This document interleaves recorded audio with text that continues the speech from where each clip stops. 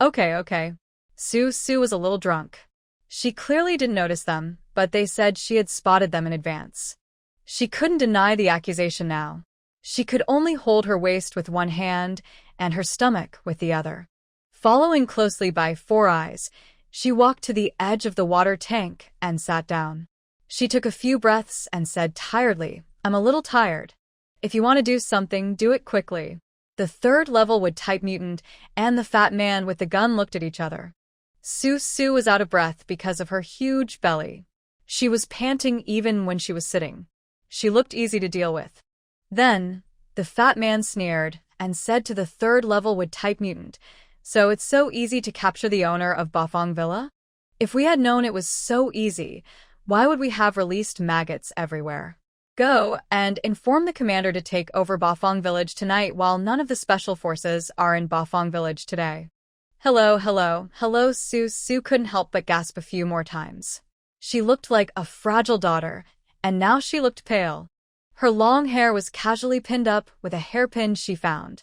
She saw the two men didn't even move their hands, and directly discussed letting Lu Yin take over Bafang Village, so she reminded them, "At least you have to fight with me, and then beat me to death, and then we can discuss the aftermath." The two men didn't move, looking at Su in confusion, not understanding why none of the special forces were in Bafang Village, and there were only a few useless superpowers in the entire Bafang Village.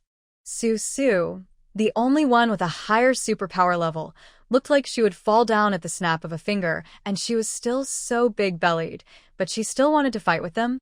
Where did Su get the confidence to fight with them? "Okay, you don't want to fight? Then I'll start." Su rubbed her chest and took a few breaths.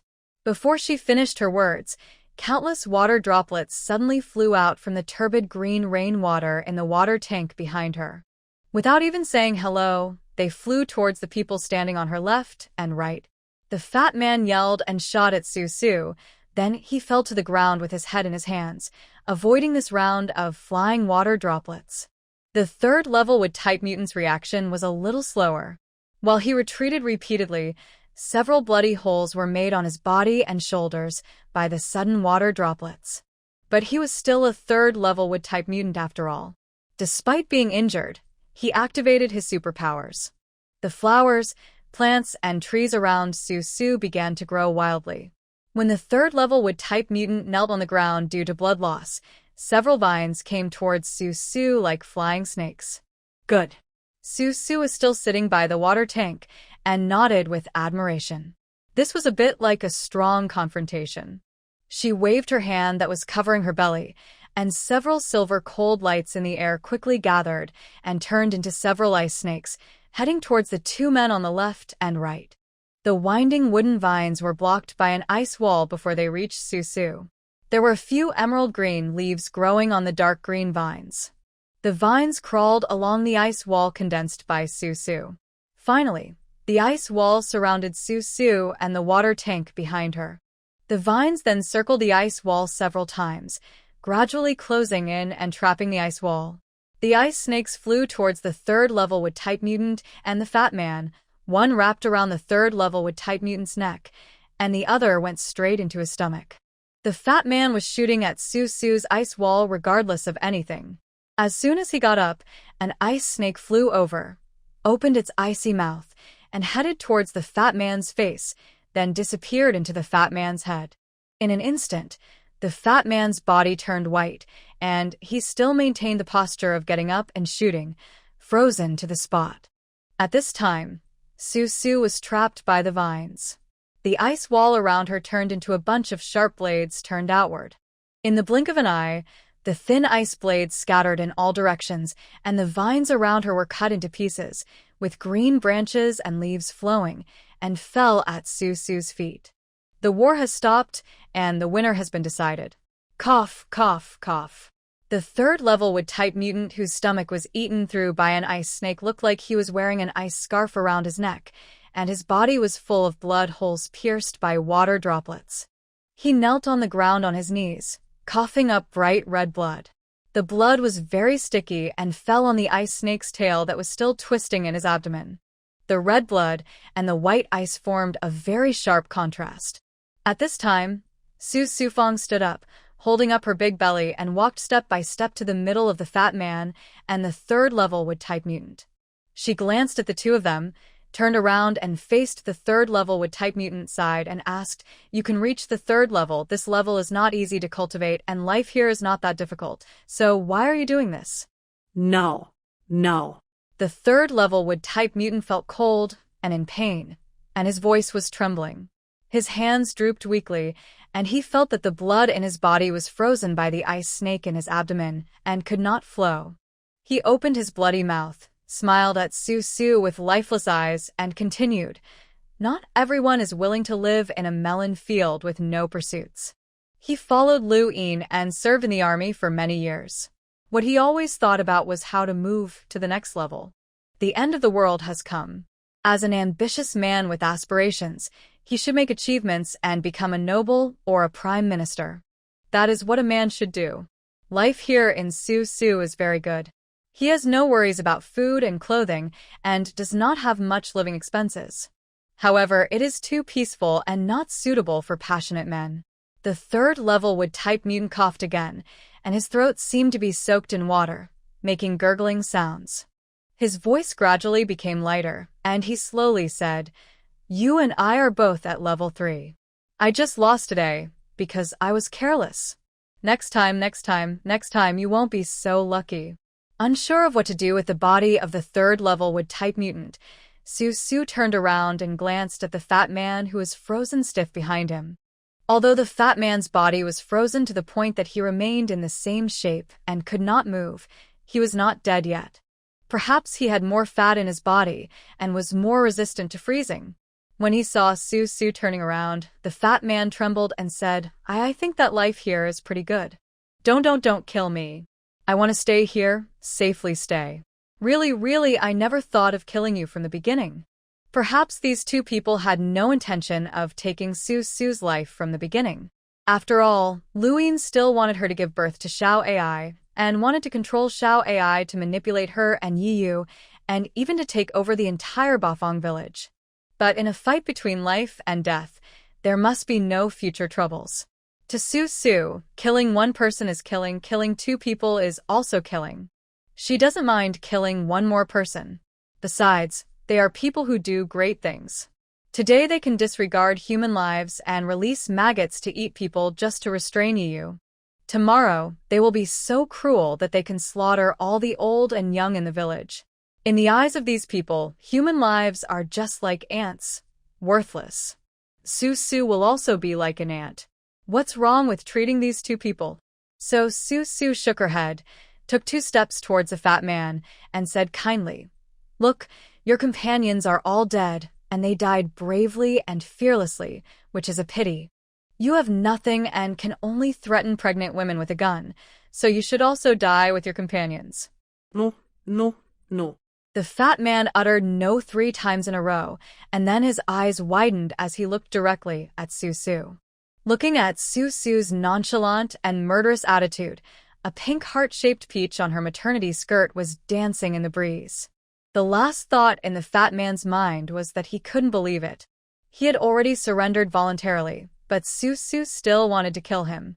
Such cruelty was not in line with her pure and weak image at all.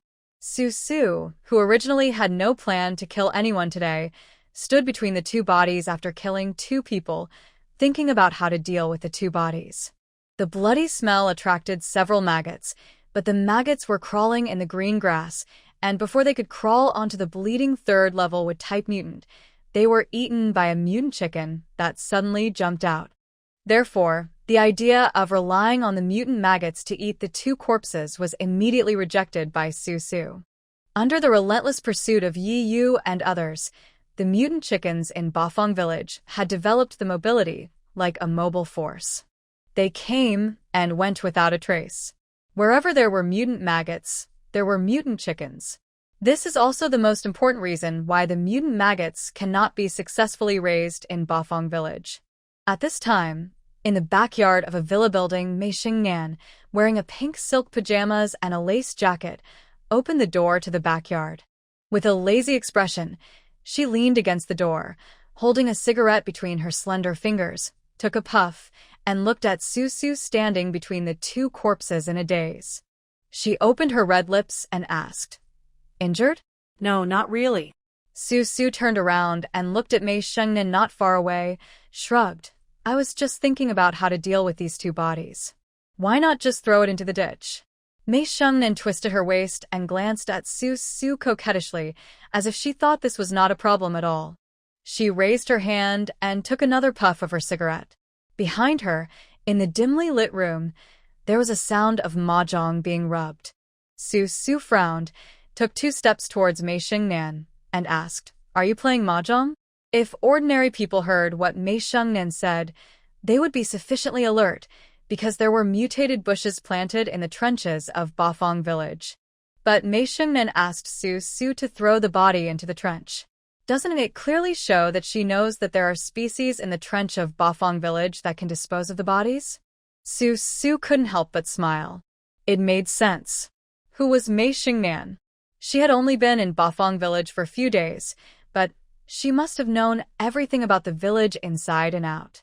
It was not surprising that Mei Shengnan knew many things that people who had been staying in Bafang village didn't know.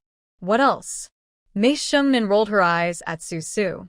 You don't let us entertain guests or play mahjong to pass the time, so what do you want us to do? Oh. Su nodded, thinking that this made sense. Just as she was about to say whether she should find something for Mei Shengnan and other women to do. For example, help the coolies with sewing and mending. Then she heard Mei Shengnan say, "Do you play mahjong? I won't. So, you want to come in and study?" This. Su thought for a moment, shook her head at Mei Shengnan and refused. "No. That thing gives me a headache." Mei Shengnan looked at Su with contempt as if she was looking at a good girl, then twisted her ace and went back to the house. Then, with a bang, she slammed the door to the backyard shut. Her expression seemed to say that Su couldn't even play mahjong and was so difficult to learn, and that they had absolutely nothing in common. I think in Bafang village, the only person who could be so disrespectful to Su is Mei Shengnan. Su stood there and smiled again. Then she held her waist, crossed the path between the two villas, and returned to the open space where the coolies ate. Along the way, the coolies greeted her respectfully. Su nodded in response and walked to Brother Abeo and Li Xiaoyu, who were cleaning up the rice and vegetable bowls. Su smiled at Li Xiaoyu with an expression that said, "I leave it all to you," then turned around, walked around the long table in front of her, and went to the villa where Su's father and mother lived. As soon as I walked in, I saw Su's mother and father sitting on either side of a table, looking at each other in silence while eating. When Su came in, Su's mother's stern face suddenly showed a hint of smile. She waved and put out the dishes and chopsticks that had been prepared long ago for Su. "Daughter, come and eat." "I have eaten." Su held on and walked slowly into the main hall. Even so, she smelled the aroma of the food and felt a little hungry, so she sat down, picked up the bowl and chopsticks handed to her by Su's mother, ate a few bites casually, and saw that Su's father had not spoken, so she asked, "Dad, are you going back to the villa to sleep at night?" "Not tonight. Abao and his friends got a small excavator from somewhere. I need to study it." "Pa, what's so good about studying excavators?" "I think you're just waiting for those vixens to come over." Su's mother followed up Su's father's words with a barrage of distortions. Su's father looked up, glared at Su's mother, then glanced at Su. He felt that he really didn't want to quarrel with Su's mother, a woman, in front of his daughter, so he put down his chopsticks, stood up, and walked out of the main room. Look at your father's attitude. No one believes him when he says he has nothing to hide. Mother Su was furious. She didn't chase him. She turned her grief and anger into appetite and ate 2 mouthfuls of rice fiercely. She complained to Su, "Why do you keep Mei Shengnan and those vixens around? They wear revealing clothes all day long and act so coquettishly, as if they are craving men. Why don't you drive them away quickly so that Bafang village can be peaceful again?" Mom. Su lowered her head to eat, and her mother kept nagging in her ear. She couldn't stand it anymore, so she said, "I've already told Mei Shengnan and the others that they are not allowed to have any ideas about my dad in the future." Mom, Mei Shengnan is actually not as flirtatious as she appears to be.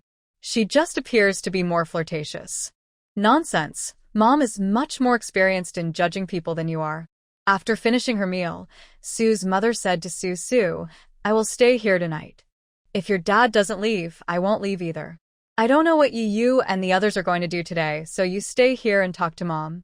Okay, I'll accompany you. Sue was very well behaved. Her mother asked her to stay here to accompany her, so she did. In fact, Sue also understood her mother. Her mother and her father had been married for a lifetime. The reason why her father had never had any gossip was mainly because other women simply looked down on Sue's father. In addition, Sue's father was a bus driver and was not a rich and powerful man. On weekdays, which woman would be willing to pay for such a man? But now it is the end of the world.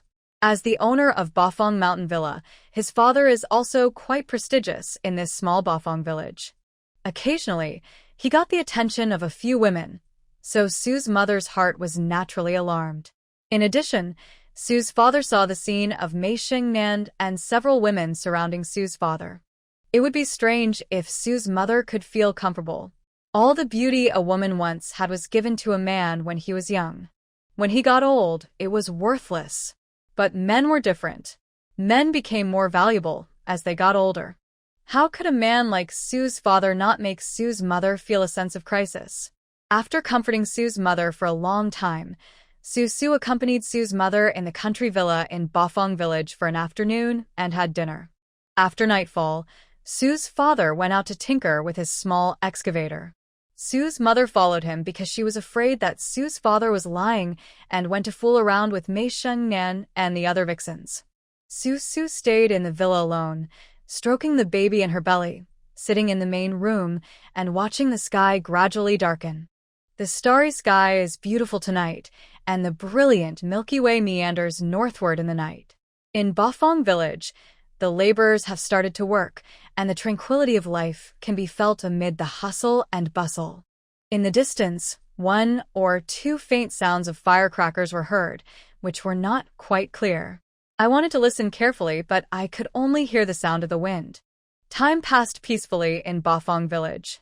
At 7:55 p.m., in the safe zone, in the trading house, another wave of maggots retreated. A tall and thin man in a black shirt was sitting in the hall with his eyes closed, as if he was performing some mysterious ritual. Next to the man, Li Ying and Wang Zijiao sat at the table, looking at the clock on the wall. Beside them and outside the trading house, there were many fully armed psychics and soldiers standing. Everything was quiet except for the maggots. Suddenly, Wang Zijiao broke the silence and said to Li Ying, "It's 7:59. Yi Yu and the others won't be here. Let's get started." "Okay." Li Ying lowered her eyes to hide the disappointment in them. If Yi Yu didn't come, they would have to take action today. The winner will be the king and the loser will be the bandit, and tonight is the only night to decide. To do big things, don't look ahead and behind, otherwise you will never accomplish anything. Then Wang Zijiao stood up. At the same time, the man in black, who was sitting cross-legged in the hall, also opened his eyes. The moment he opened his eyes, the maggots surrounding the trading house raised their scarlet mouthparts, turned around and moved towards Lu Yin. Just behind the Apple Villa district, in the streets controlled by Lu Yin, in a dimly lit room, Lu Yin, wearing a military uniform, couldn't bear it anymore and stood up. He leaned on the table, bent over, and spit out a mouthful of dark red blood. In front of his table, there was already a row of psychics standing, and several of them were carrying guns, and they pulled several hostages in from outside the door. The one-eyed Lu Yin raised his hand and wiped the blood from the corner of his mouth with his wrist. The eagle on his shoulder turned its eagle eyes and looked at the hostages who were brought in, including Xie's mother, Xie Qingyan, Fei, and a water-based mutant. One of the psychics in the row spoke up and said, "Commander, the traitor Wang Zijiao has already started to act. It's time for him to move." Lu Yin's face was grim. He straightened his back and walked forward from behind the table. "If he doesn't move, he will die in my hands sooner or later. Although there are a lot of supplies in the trading house, they can't last long. Given Wang Zijiao's character, he will not abandon the survivors. If Wang Zijiao has something to eat, those survivors who have no strengths will have something to eat. Therefore, Lu Yin didn't need to investigate deliberately to know that the supplies in Wang Zijiao's hands were almost finished. Although the psychic who could control mutant beasts in Wang Zijiao's hands was slightly more capable than Lu Yin, he could only send out 2 or 3 people at a time. Wang Zijiao was unwilling to give up so many trapped survivors.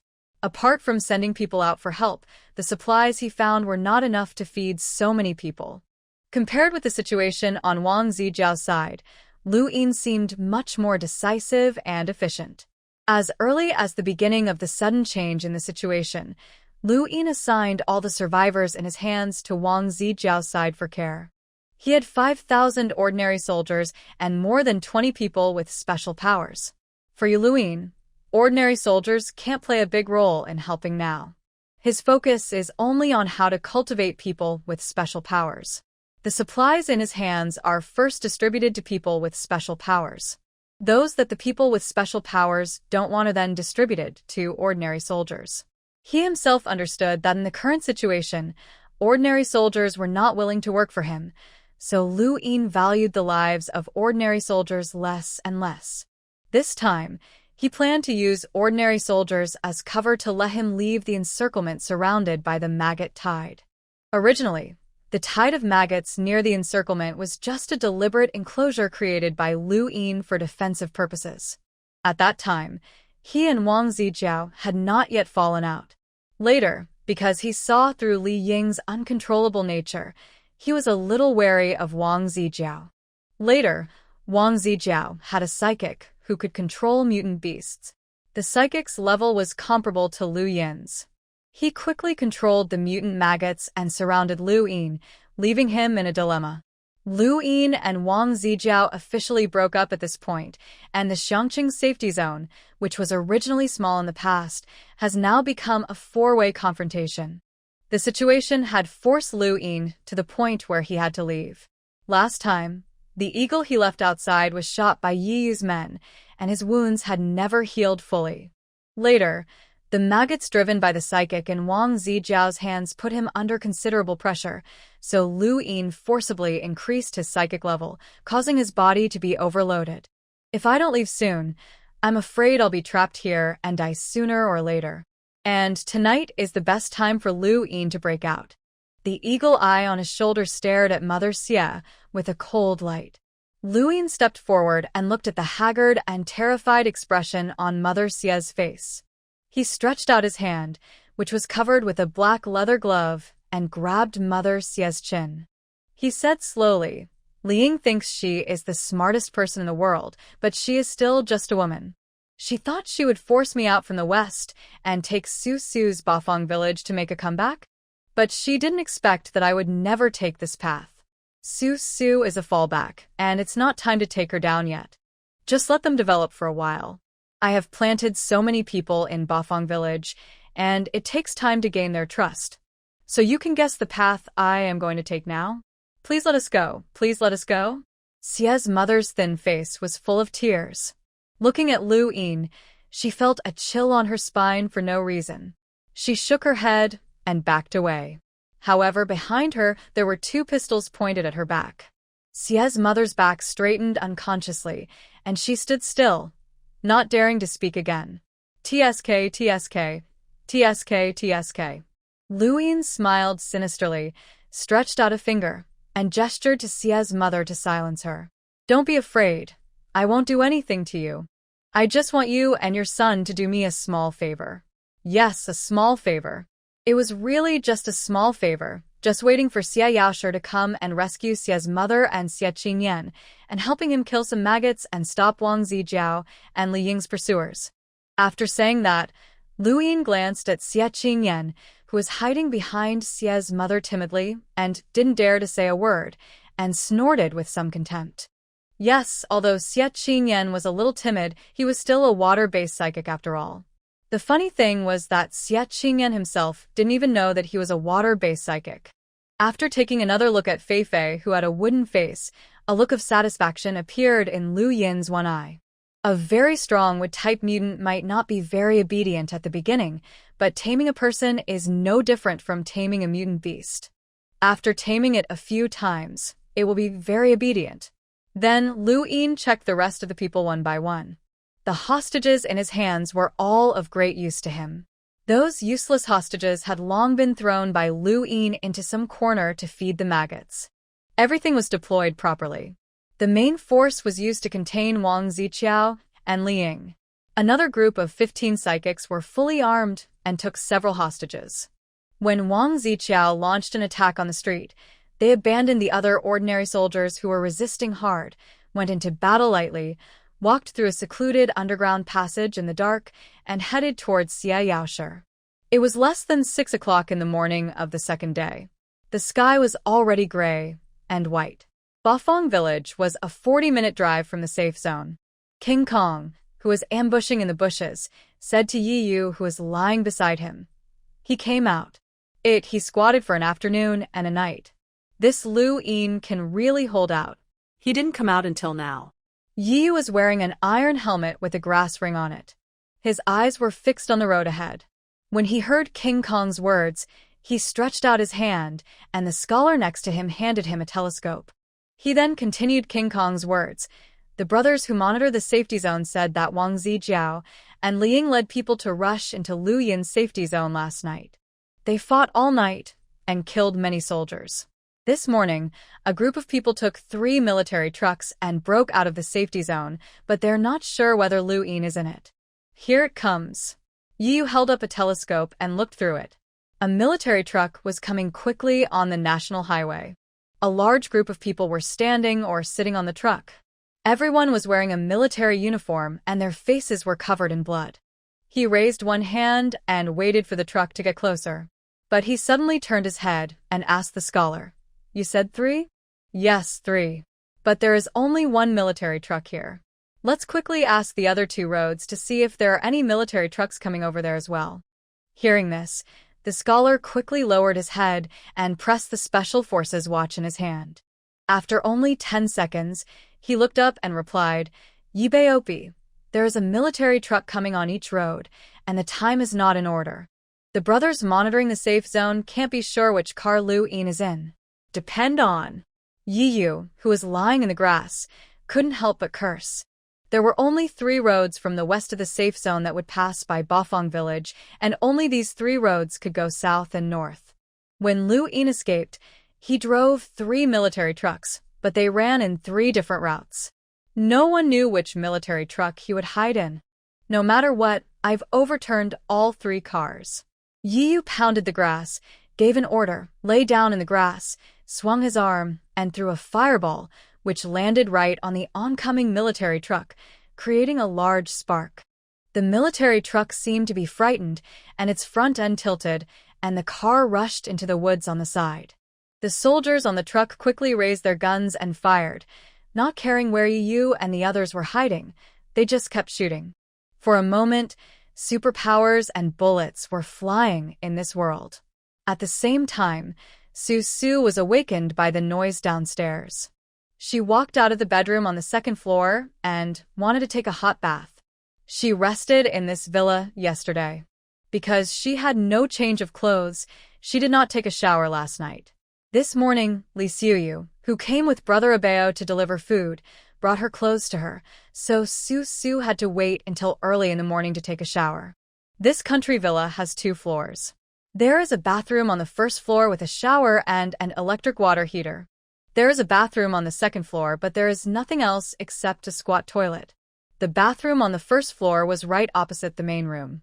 At this time, there were a lot of people in the main room, coming and going to chat with Su's father and mother, ask questions, and borrow the bathroom. It was very inconvenient. The key point was that the bathroom had a window. I don't know what the owner was thinking. The window was made of transparent glass with a gauze-like curtain hung on the glass. If someone went around to the yard, they could see the shadow of a person projected on the curtain without opening the window or pulling open the curtain.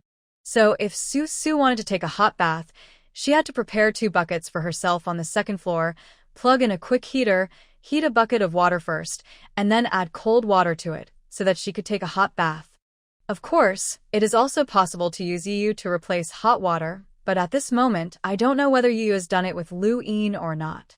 Su is just taking a shower, so there is no need to wait for Yu to come back to give her hot water. Originally, Su's father thought that after the rough outline of the wall was almost completed in the next few days, he would help Su's mother, who insisted on staying here to monitor him, and Su, who was keeping her company, to install an electric water heater on the second floor.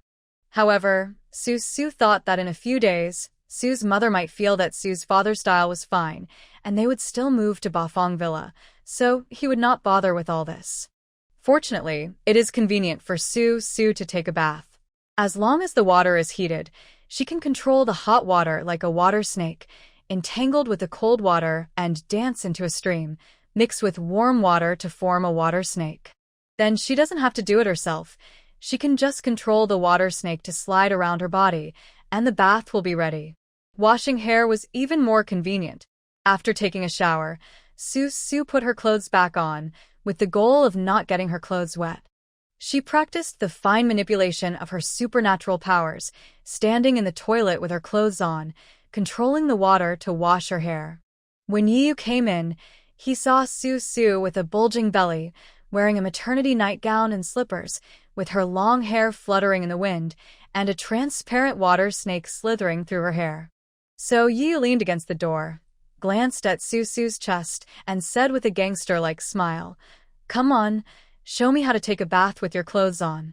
Su glanced at Yu, moved her fingers, and her long hair fell down. The water snake, carrying grease and dandruff, went back into the bucket. She ignored Yu, but just held her waist and walked out of the bathroom door. When she reached the door, Yu stretched out his hand and picked up Su horizontally. Su asked, "Kill him?" "No, I didn't find where Lu Yin is."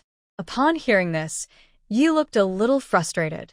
He ordered his men to overturn all the military checkpoints on the 3 roads. This was effortless, but he could not find Lu Yin among the captives. Not only was he not found among the captives, but he was not even found among the corpses on the ground. So they had no choice but to drag all the captives back to Bafang village, intending to interrogate them one by one and find out Lu Yin's whereabouts. By the way, I found a few survivors among those military cards. One of them is a girl who I said was your college classmate. She lived in the same dormitory with you in college. Who is it? Her college roommates were Bai Luo, Lianxin, and Li Xiaoyu.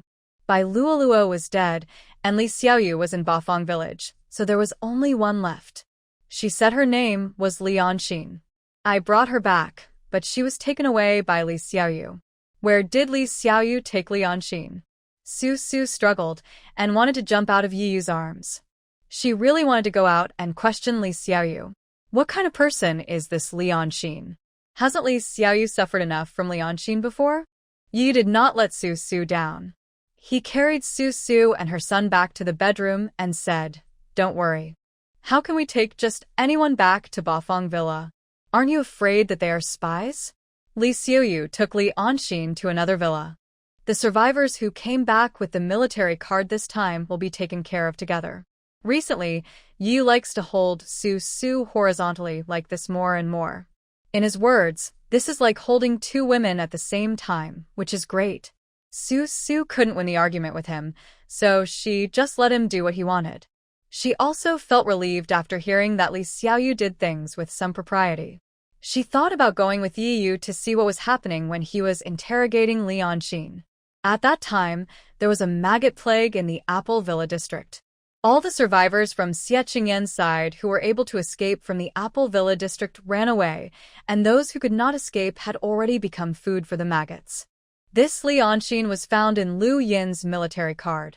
Although he was captured by Yu as a weakling, who knows whether Lianxin is loyal or treacherous? Su was anxious because she was afraid that Li Xiaoyu didn't know right from wrong. But after hearing what Yu said, Su felt relieved and said to Yu, "As soon as you left with your men yesterday, 2 people who claimed to be Lu Yin came to hold me hostage. I think some of Brother Pai's words should not be listened to. Although he is a gang leader, he is also a gang leader in a civilized society. Brother Pai's approach is to focus on how to prepare more escape routes for yourself, regardless of whether spies exist or not. This is indeed effective in a civilized society, but today's society has been destroyed to the point where there is no civilization or order at all. Spies are not bound by so many rules and regulations, and they will take action when the opportunity comes. Therefore, escape routes must be prepared, and spies must be caught. You were held hostage yesterday? Yiyu tensed up all his muscles when he heard this. He touched Su all over and asked nervously, "Are you injured anywhere? Let me see. Take off your clothes." Stop it. Su pushed Yiyu and slapped him. She laughed twice, adjusted her attitude, and said to Yiyu, "Do you understand what I said to you? What's the meaning?" Yiyu felt it was boring not to let him make a fuss. He turned around and lay down beside Su's feet. He stretched out his hands to hold one of Su's feet and began to rub her. After a while, Yiyu saw that Su didn't say anything but just stared at him with anger in her eyes. Yiyu thought about it, put Su's foot on his chest, and said, "You want me to solve this for you? Okay, I'll arrange it tomorrow." All the people in Bafang village will be arrested one by one in this small dark room and locked up for trial. They won't be released until they are proven innocent. You are creating a terrifying atmosphere in Bafang village. Su kicked Yiyu hard and said irritably, "If an innocent person is interrogated by your methods, he will no longer be innocent even if he is innocent. Then the whole Bafang village will be in a panic. Is that fun?" Su felt that Brother Pai and Yiyu were at two completely different extremes in how they dealt with the spies in Bafang village. One advocated ignoring them, while the other advocated a thorough investigation. Both of them seemed a bit unreliable. But if you ask Su, she doesn't know what to do. The word spy is not written on the spy's face. Who knows how many spies are still in Bafang village? Or how many people are becoming spies? Or how many spies are on the way, preparing to infiltrate? For a moment, Su thought about these messy things and felt a little irritated. Now that she was pregnant with Xiao AI, her brain was not enough. She thought so hard that her head hurt. She simply stopped thinking about it and then frowned and asked Yiyu, "Is Lu Yin still in the safe zone?" "I don't know." The people monitoring the safe zone said that Li Ying and Wang Zijiao have successfully entered the blocks where Lu Yin is staying and have begun to collect prisoners and receive supplies. This time, Yiyu and others also captured some prisoners. The soldiers on the 3 military trucks hardly put up any resistance, so Yiyu captured a lot of prisoners this time. Together with the survivors such as Li Anxin, there were a total of soldiers from 2 large military trucks. Earlier, after capturing the captives outside Bafang village, Yiyu and the others asked a few questions and found out that long before Li Ying and Wang Zijiao rushed in, Lu Yin had ordered them to hold off the enemy if they could, and if they couldn't, they should follow Li Ying and Wang Zijiao's wishes and run west. Su was lying on the bed, listening to what Yiyu said, frowning slightly, and said, "Didn't Li Ying say that Lu Yin still has Xie Qingyan and Xie's mother in his hands? I guess Lu Yin is going in the direction of Xie Yaoshi." The place where Xie Yaoshi was located was right in the center of the Maggot tide. In Li Ying's opinion, Lu Yin would never be able to enter the area where the Maggot tide was most rampant. He was now seriously injured, and it was difficult for him to drive the eagle on his shoulder, let alone control the Maggot tide. So Li Ying thought that if Lu Yin wanted to run, he would only run to the west where there were the least maggots. She and Wang Zijiao led their men and divided their troops into 3 groups to attack the blocks occupied by Lu Yin from the east, south, and north directions, with the intention of forcing Lu Yin to run west.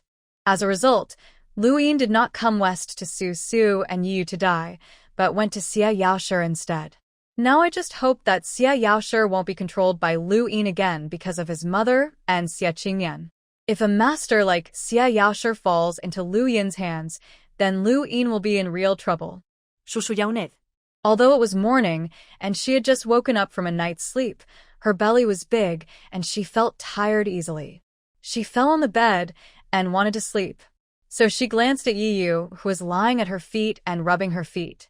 She shrank her feet that were swollen like big buns, propped up her elbows, sat up with difficulty, and said to Yu, "You are also tired all night.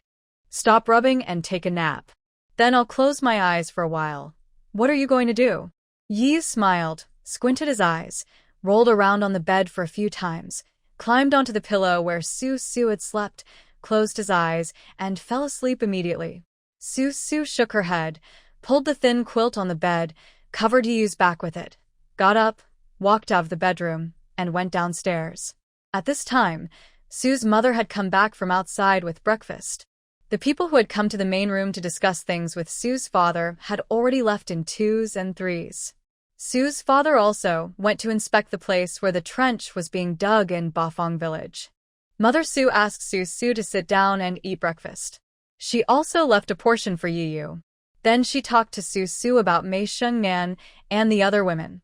"You haven't seen that the ratio of men to women in Bafang village is so small. Those vixens walk around in the yard in pajamas every day. Isn't this clearly seducing men? Su Su, it's time to take care of these women." "Oh, Mom, I'll let Li Xiu handle this matter, so don't interfere." Su Su sat at the small square table, eating breakfast while dealing with her mother. She knew that a neighborhood auntie like her mother probably couldn't hold back her desire to find trouble with Mei Xingnan and the others, so Su Su naturally wouldn't let her mother care about Mei Xingnan and the others. She has so many people under her control now. After looking around, among all the women, only Li Xiuyu has a relatively clear and fair mind.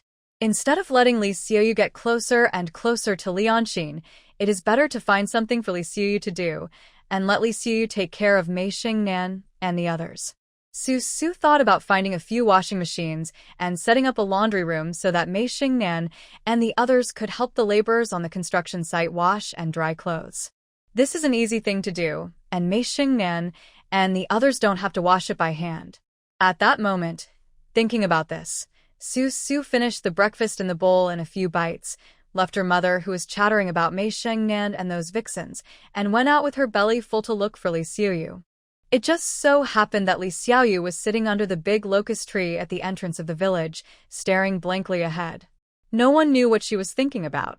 There was no one else in front of her, but she was looking intently.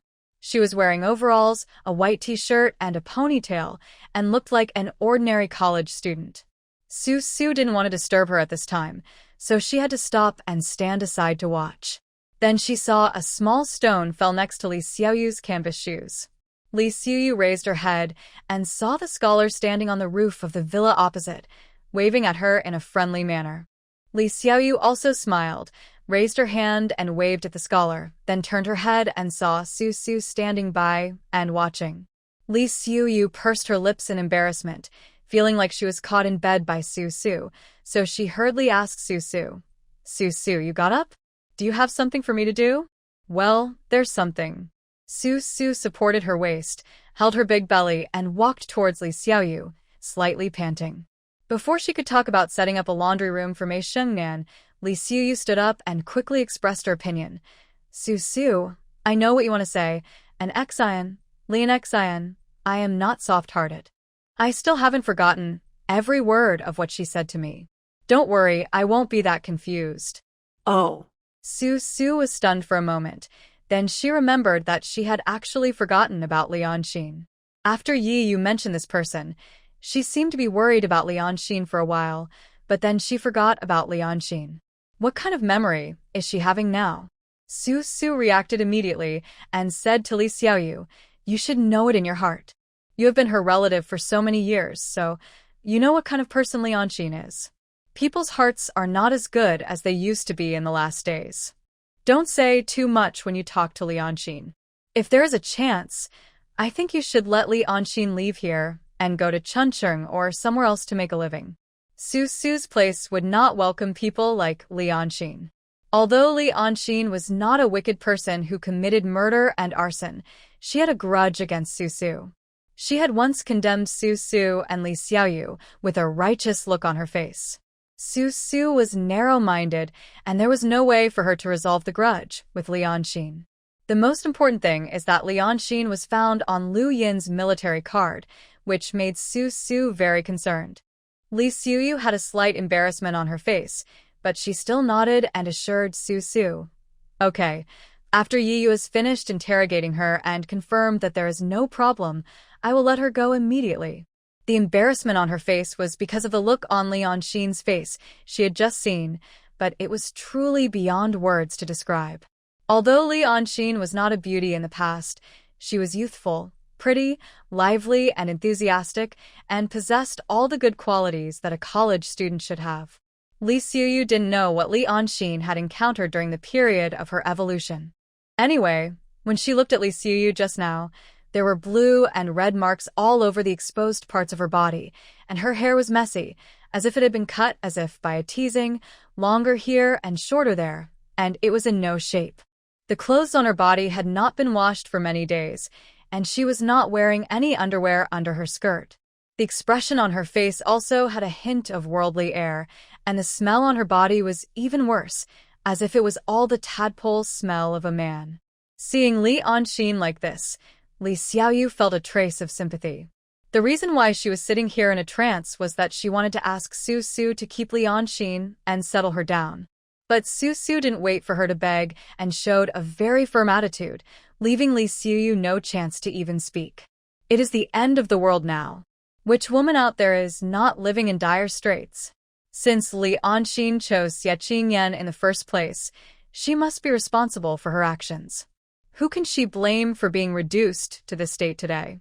Li Xiaoyu herself understood that from the very beginning, she and Li Anxin chose two teams, and their life experiences had been different since then. Su Su had given Li Anxin and others a chance.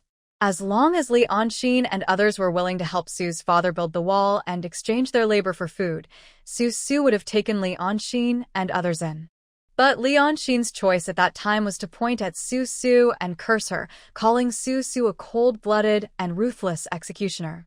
So now if Su Su is asked to take Li Anxin in, it would be because she has a good heart. If she doesn't, no one can say that it is Su Su's fault.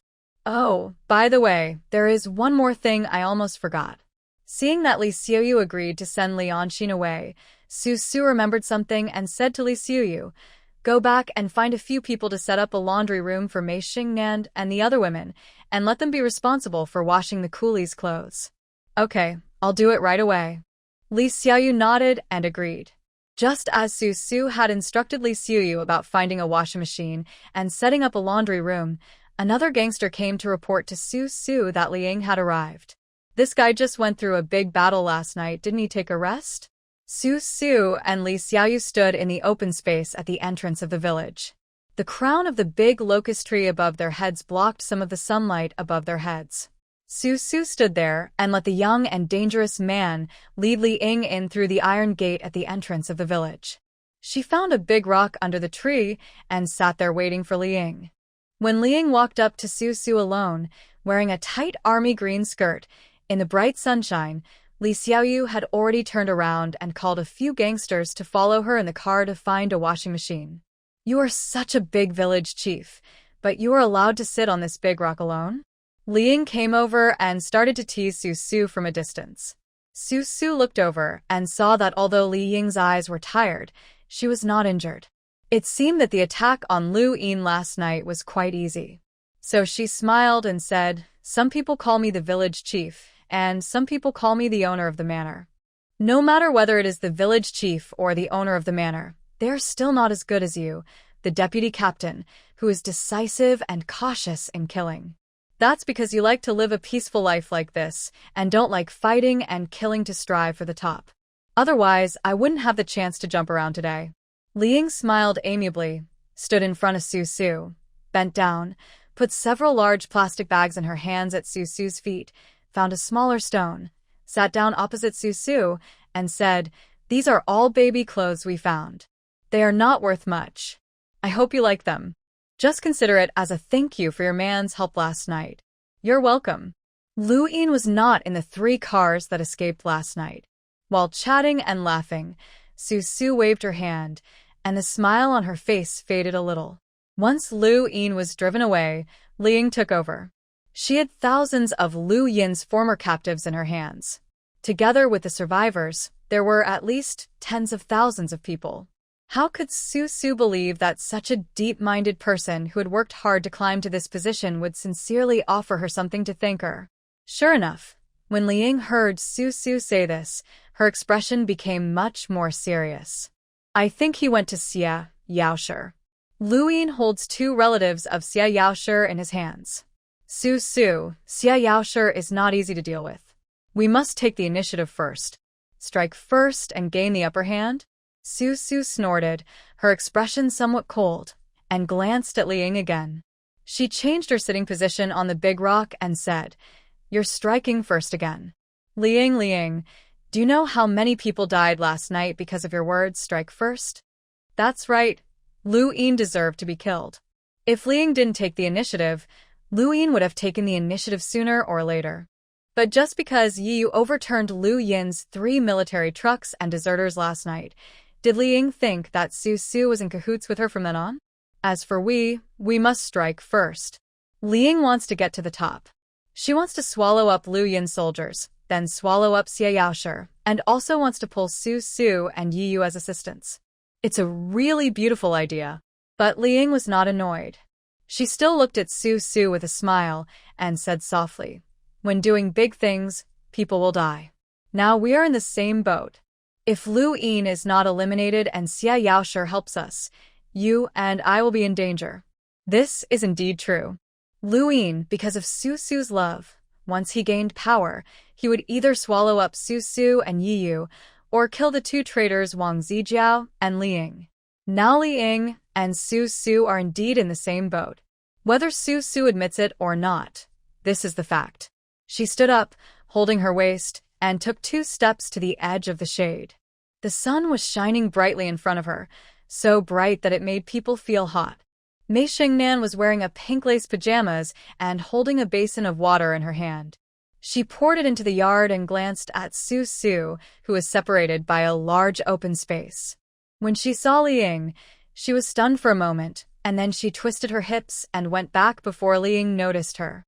Liang still noticed that Su Su's Bafang village actually accepted such a person. Shengnan's dress showed that she was not a decent woman. She snorted with contempt, and seeing that Su Su had his back to her and remained silent, she stood up, smiled, and clapped her hands, saying, "This man, if he survives in the end times, he will never have a peaceful life. If you don't kill me today, I will swallow you up tomorrow. No one can believe it. If you don't kill Xie Yaoshi today, do you want to wait for Xie Yaoshi to grow stronger and be led by Lu Yin to kill you?" Liang had stayed in the Apple Villa district for some time and had a rough understanding of Xie Yaoshi's team. She used to have a good relationship with Su Su's team, but times had changed and people's identities and positions were different. It was time not to think about the revolutionary friendship they once had. Being hesitant and fussy was just a woman's kindness. Su Su turned around and looked at Liang for a long time. Suddenly, she laughed and sneered. "You seem to be a smart person. How come you feel like you are on top of the world now that you have more than 10,000 people under you?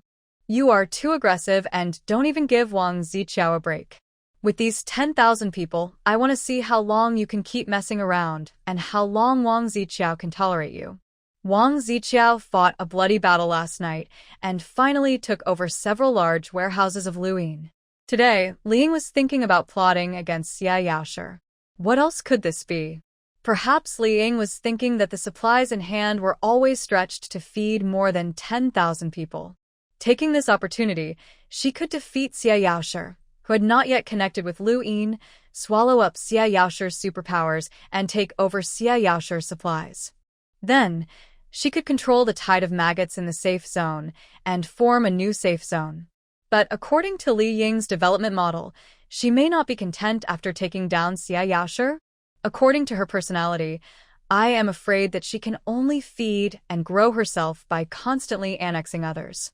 Is this kind of development healthy? In fact, it can't be said to be unhealthy. After all, in ancient times, when warlords were fighting for power, most countries also fought for resources through constant wars. Su Su didn't want to be led by Liang. It was true that she wanted to kill Lu Yin, but she didn't want Liang to use her as a gun under the pretext of killing Lu Yin, and she didn't want to help Liang get to the top. The two could not reach an agreement, and Liang did not force them. She just said that there was a long time to come, and the matter could be planned slowly. Then she smiled and said goodbye to Su Su, and turned back to her own territory.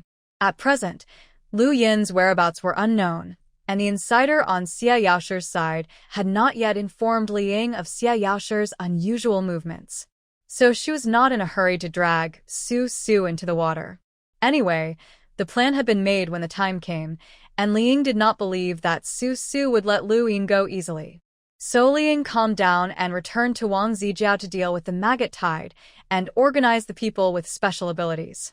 Wang Zijiao insisted on keeping ordinary people, so Liang also wanted to put these ordinary people to good use and not let them become parasites. She followed the example of Su Su. Ordinary women had to use their bodies to comfort the men fighting outside for free. They were responsible for washing clothes, cooking, and cleaning the place for the elderly and children. The young and strong ordinary men had to pull up barbed wire to enclose the safe zone. 2 days passed peacefully.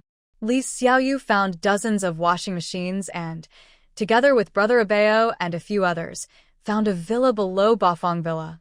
After some tinkering, they turned the upstairs and downstairs into a laundry room. They also connected a water pipe from Bafang Villa so that clean water was always available in the laundry room. Shengnan and others were assigned to be in charge of the laundry work in Bafang Village from then on. All the laborers in Bafang Village could put the clothes into a bucket, write their names on the bucket, and send the bucket full of clothes to the laundry room so that Shengnan and others could wash them in the washing machine, and then everyone could take the clothes back to dry them by themselves. This is not a tiring task. You just have to bend down to put the clothes into the washing machine, turn the button on the washing machine, wait for the washing machine to finish washing, and then take the clothes out and put them in the bucket. This is very consistent with the lazy and gluttonous character of Shengnan and other women. It was so easy that Zhou Xiaolin and others became more and more disgusted with Shengnan and her group of vixens. Except for Li Xiaoyu, who handled things impartially, no one else who came into contact with Shengnan and her group of women on a daily basis liked Shengnan. Everyone's opinions about Shengnan and the other women were gathered together, and some of them were heard by Su Su through various channels. However, Su Su, who seemed normal and sensible on weekdays, was particularly tolerant when it came to Shengnan. She just let Shengnan do whatever she wanted, except for receiving customers. In the afternoon, Zhou Xiaolin brought Qinyu to complain again, saying that Shengnan and her gang of vixens were washing clothes in the laundry room in their pajamas. The water wet their lace pajamas, and people could see that they were not wearing any underwear inside. This happened in broad daylight, which was really not decent. Su Su felt a headache after hearing this. She sent Zhou Xiaolin away and planned to go see Shengnan. However, she had just walked out of the villa where Su's father and mother lived and saw Chu Xian and Brother Pai walking towards them. Looking at Chu Xian's attitude, he was begging for help and was about to kneel down to Brother Pai. Seeing Su Su from a distance, Chu Xian quickly left Brother Pai behind and ran to Su Su. He bowed to her with both hands and said with a sad face, "Su Su, please save me. We are such a good friend. How can you be so cruel and deliberately cut off my food supply? You can't do this, Su Su, Sister Su." Su Su ignored Chu Xian, walked around Chu Xian who was jogging up, and walked towards a car parked on the side with her big belly. Brother Pai on the opposite side had a happy smile on his face. Chu Xian quickly turned around and jogged to catch up with Su Su, crying falsely, Sister Su, Miss Su, you are my dearest sister. I have hundreds of superpowers and thousands of ordinary people who are about to starve to death in the maggot pile. You have chickens running all over the village. Kill a few of them for me. I will be very grateful. Why would I kill chickens? Su Su looked at Chu Xian with a look of Buddha, has mercy on me. She stopped and turned to look at Chu Xian. If my mother's treasure is stolen one day, I will rely on these chickens to feed my family. I won't kill them. I want to keep them for eggs, and then I can start a chicken farm. Hearing this, Chu Xian was stunned, and then he realized that Su Su was mocking him. So Chu Xian's face was full of grief and indignation. He straightened his back, chest heaving, and said, Who? Who is so bold as to dare to steal the treasure of my goddess Su? If I meet her, I will definitely not let her go. Some time ago, we caught a few thieves in our villa. Weren't they sent by you? Brother Pai came up from behind Chu Xian with a stifled smile on his face and said to Chu Xian, "A few days ago, we returned these thieves to you. At that time, you had an expression on your face that said, 'How could I be so careless and exposed?' Now, you look like you don't recognize these thieves anymore. This.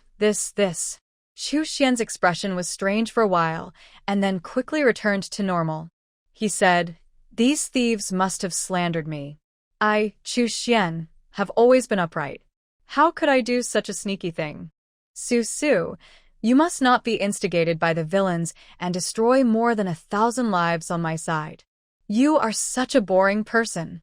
Su looked at Chu Xian's sincere expression, which was more sincere than pearls, and felt angry. What was the point of reasoning with such a scoundrel?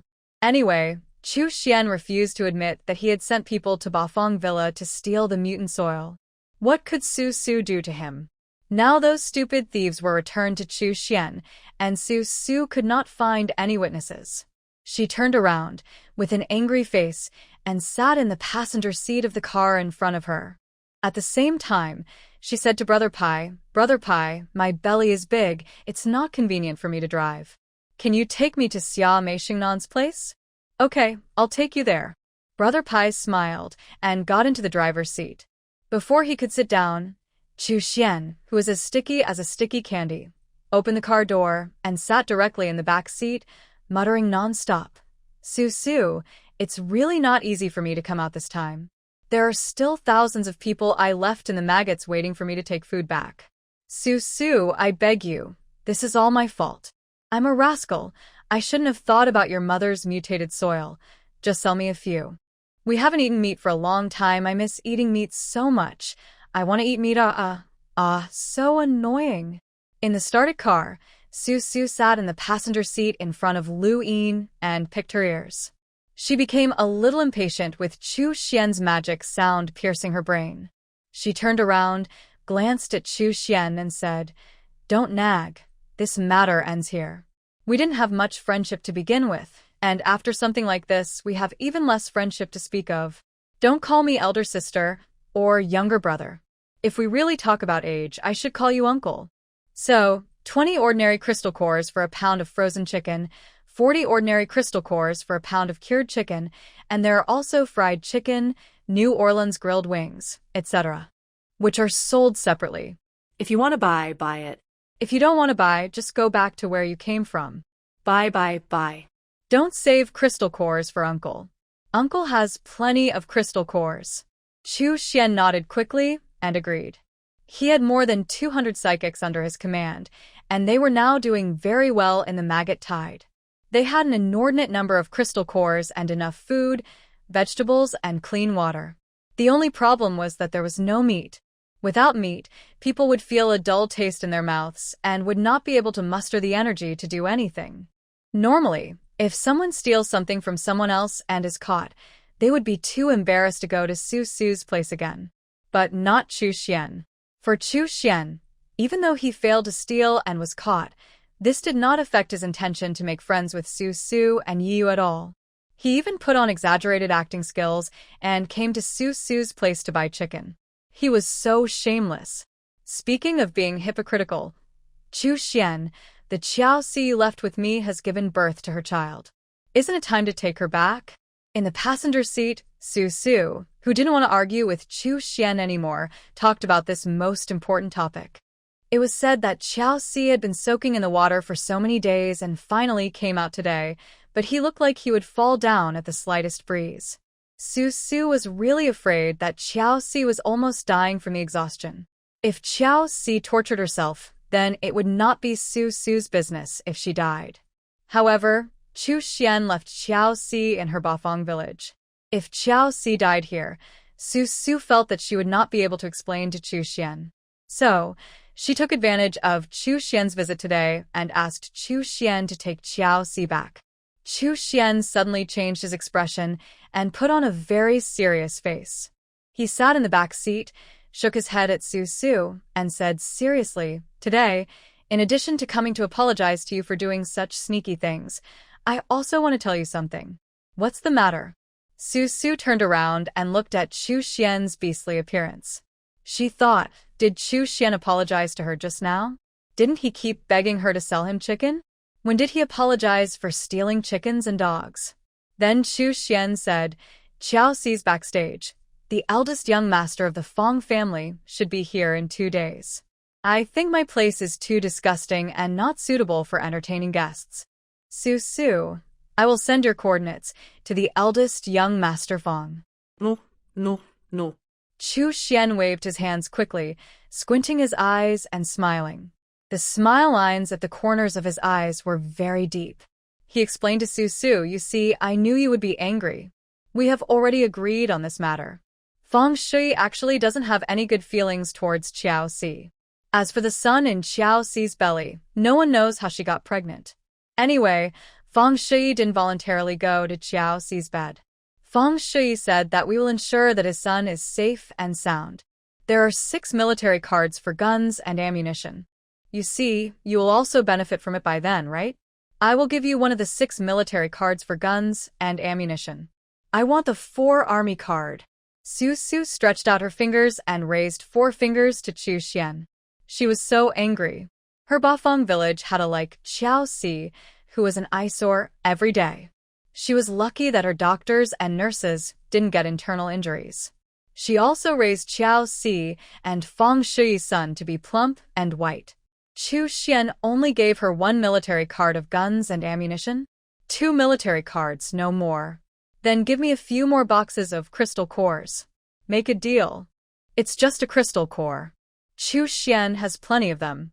He is surrounded by a tide of maggots, and the crystal cores are almost piled up into a mountain. They are not worth much. Brother Pai, who was sitting in the driver's seat, secretly gave Su Su a thumbs up at an angle where Chu Xian couldn't see. It was effortless for him to take the guns and ammunition from Chu Xian's 2 military trucks, plus a few boxes of crystal cores. That was great. After the deal was done, Su Su now felt that Chu Xian was much more pleasing to the eye. Not only did Chu Xian become much more pleasing to the eye, but when she thought of Xiao Silai, Su Su no longer found it weird. Anyway, it was okay to act like that. No matter how much she acted like that, there was always a good man willing to pay for it, and that was the most important thing. On the way to the laundry room, passing by Xiao Xi's residence, Su Su drove Chu Xian out of the car and asked him to go see the financial sponsor. She chatted with Brother Pai all the way and drove to the door of the laundry room. Thinking about how Chu Xian was forced to run out of the maggot tide today, it must not be difficult for Chu Xian to escape from it. Chu Xian can come and go freely, so there is no need for Xie Yaoshi to stay in the maggot tide. It's just that Chu Xian mixed in the maggot tide to get more crystal cores. What is Xie Yaoshi staying in there for? For Xie Mu and Xie Qingyan? Thinking of this, Su Su sneered unconsciously. Liang always said that she was a big burden and a drag. No matter how big a burden Su Su was, she was not even 1/10 of Xie Qingyan and his mother. After getting off the car, Su Su walked to the yard of the laundry room. Before she even entered the door, she heard the sound of dozens of washing machines running in the laundry room. The sounds intertwined together, just like thunder. Along with the thunder, there was the sound of mahjong being rubbed, and occasionally there was a woman's surprised cry, "Gang Shanghua." Oh, I'm confused. What bad luck. Try again. Su Su lowered her head and looked at the yard filled with buckets of various colors, divided into 2 camps, one for washed clothes and the other for unwashed clothes. After a while, a man came out with a bucket of washed clothes.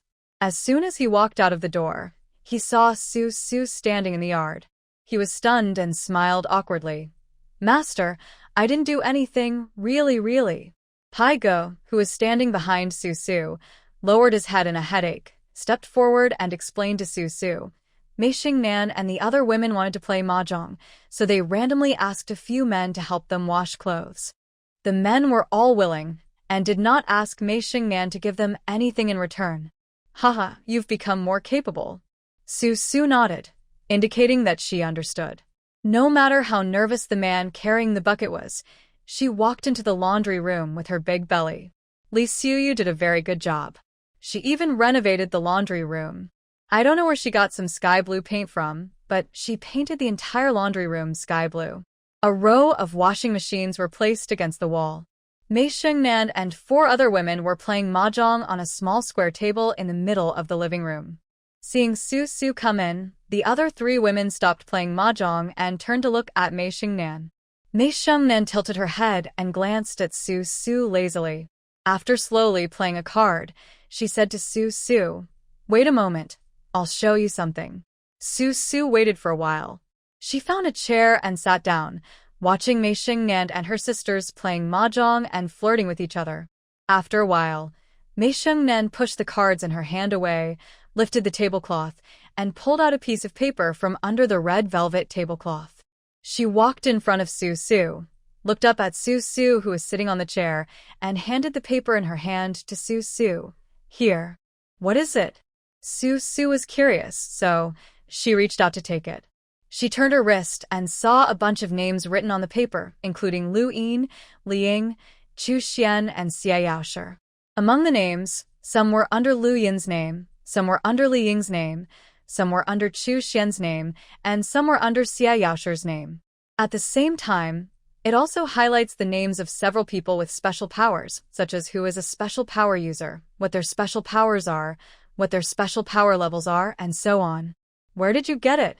Su Su shook the paper in her hand and looked up at Mei Shengnan with a gleam in her eyes. Mei Shengnan sneered, her nail-painted fingers softly pressed against her collarbone, and her slender figure in lace pajamas moved, saying disdainfully, "If you hang out with men, you'll know everything. It's useless for me to have it, so I'll give it to you." "How many crystal cores?" Su Su habitually wanted to count the crystal cores for Mei Shengnan, but Mei Shengnan immediately spat at Su Su and said coldly, "You're using crystal cores to buy this thing. Aren't you deliberately insulting me? I just saw that you were pregnant, and it wouldn't be easy for you to be attacked by someone, so I was just being kind." Ha ha ha ha ha. The 3 women at the card table immediately laughed at Mei Shengnan. Su Su couldn't help laughing. She guessed that it might be because she was attacked by the 3rd-level wood-type mutant and the fat man that day, and Mei Shengnan happened to see it, so Mei Shengnan made this thing specially for her. Some things may be very troublesome for many people. For example, Su Su has been worried and wants to find out who is the spy and who belongs to whom. Brother Pai can't do it, you can't do it, but Mei Shengnan can do it. Sometimes women from all walks of life have faster sources of information than an orthodox intelligence department. The fact is, as Mei Shengnan said, if you roll around with a group of men, you will naturally know everything. After Su Su finished laughing, she looked at Mei Shengnan again and suddenly asked, "What kind of injustice have you suffered?" Mei Shengnan's smile froze and she snorted, "Does it count if I played a few games of mahjong with a bunch of men?" It was while playing mahjong that several people started chatting intentionally or unintentionally.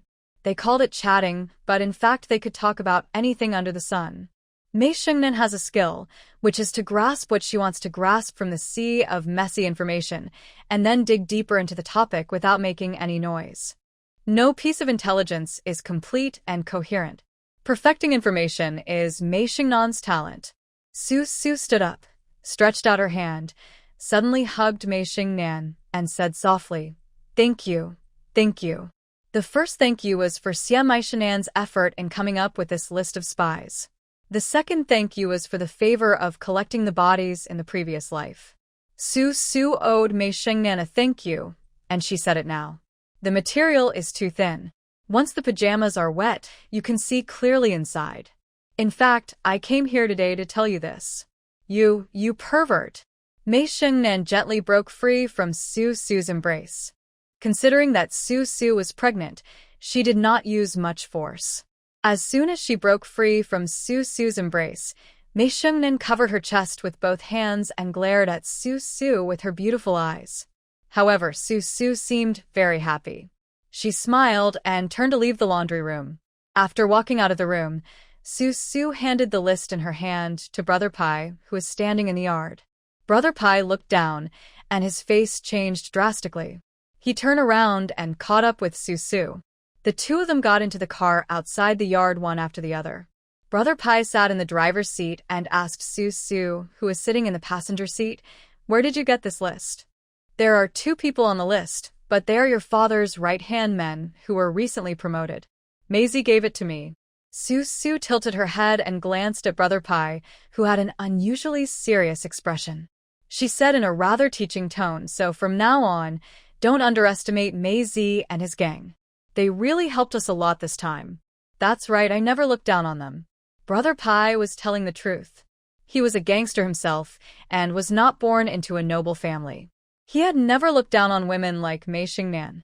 However, because he now relied on Su and Yu to make a living, Brother Pai was much more self-disciplined than when he was a gangster. He never got close to Mei Xingnan. Now he knew that Mei Xingnan was of great use, so Brother Pai would discipline his gangsters and teach them to be more polite to Mei Xingnan and the other women. After driving for a while, Brother Pai looked ahead and saw Gobatian carrying 2 buckets of clothes coming out of the house where Xiaoxi lived. He asked Su beside him, "What do you think we should do with those spies sent by Lu Yin? Now that Lu Yin has been beaten by Li Ying and his whereabouts are unknown, we might as well just kill those people." "What a pity." Su rolled down the window on the passenger seat, looked at Gobatian, who was getting closer and closer, and said to Brother Pai beside him, "Since Lu Yin sent these people to lurk, they will definitely be of great use in the future. Keep a close eye on them. Maybe we can find Lu Yin from them?" As they were talking, the car from Bafang village was moving slowly and had already arrived beside Gobatian. Su smiled, looked out of the car window, and asked Gobatian, "Go do the laundry?" Yes. Gobatian felt a little embarrassed and put away the 2 buckets in his hands. Strictly speaking, they were just renting in Bafang village and were not considered residents of the village. But today, Xiaoxi took out all the clothes they would use in the summer and asked him to take them to the laundry room to wash them. Gobatian didn't want to disobey Xiaoxi's order, so he carried the 2 large buckets of clothes while thinking about how to tell Mei Xingnan and the other women. Unfortunately, I met Su on the way to the laundry room. His action of collecting the bucket actually seemed to be somewhat of an attempt to hide one's mistake.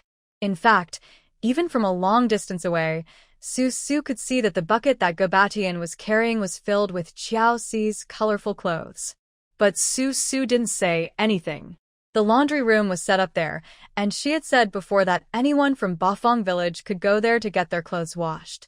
Although Xiaoxi was not from Bafang village, she also paid the rent with the crystal core, so of course she could take her clothes to the laundry room to wash. "I just happened to meet you here, so I wanted to talk to you. Isn't there a wood-type psychic among you? The vegetable garden in our Bafang village has been growing too slowly recently. I wonder if your wood-type psychic can come out and help?" Su narrowed her eyes slightly, with a hint of smile, looking at Gobatian outside the car window. Chu Xian said that feng shui would soon come from Chuncheng, and people like Gobatian would not be able to stay in her Bafang village for long, so she would naturally squeeze them as much as possible. In addition, Su's mother has been keeping an eye on Su's father these days, and has no time to take care of her mutated soil. Su naturally thinks about finding a wood-type mutant to ensure the output of grain and vegetables. "No problem. That's absolutely no problem." Gobatian agreed immediately. He was the wood-type mutant among the 8 bodyguards. His ability had already reached the 2nd level, and he was about to reach the 3rd level. He also wanted to practice his ability more so that he could cross the threshold of the 3rd level as soon as possible.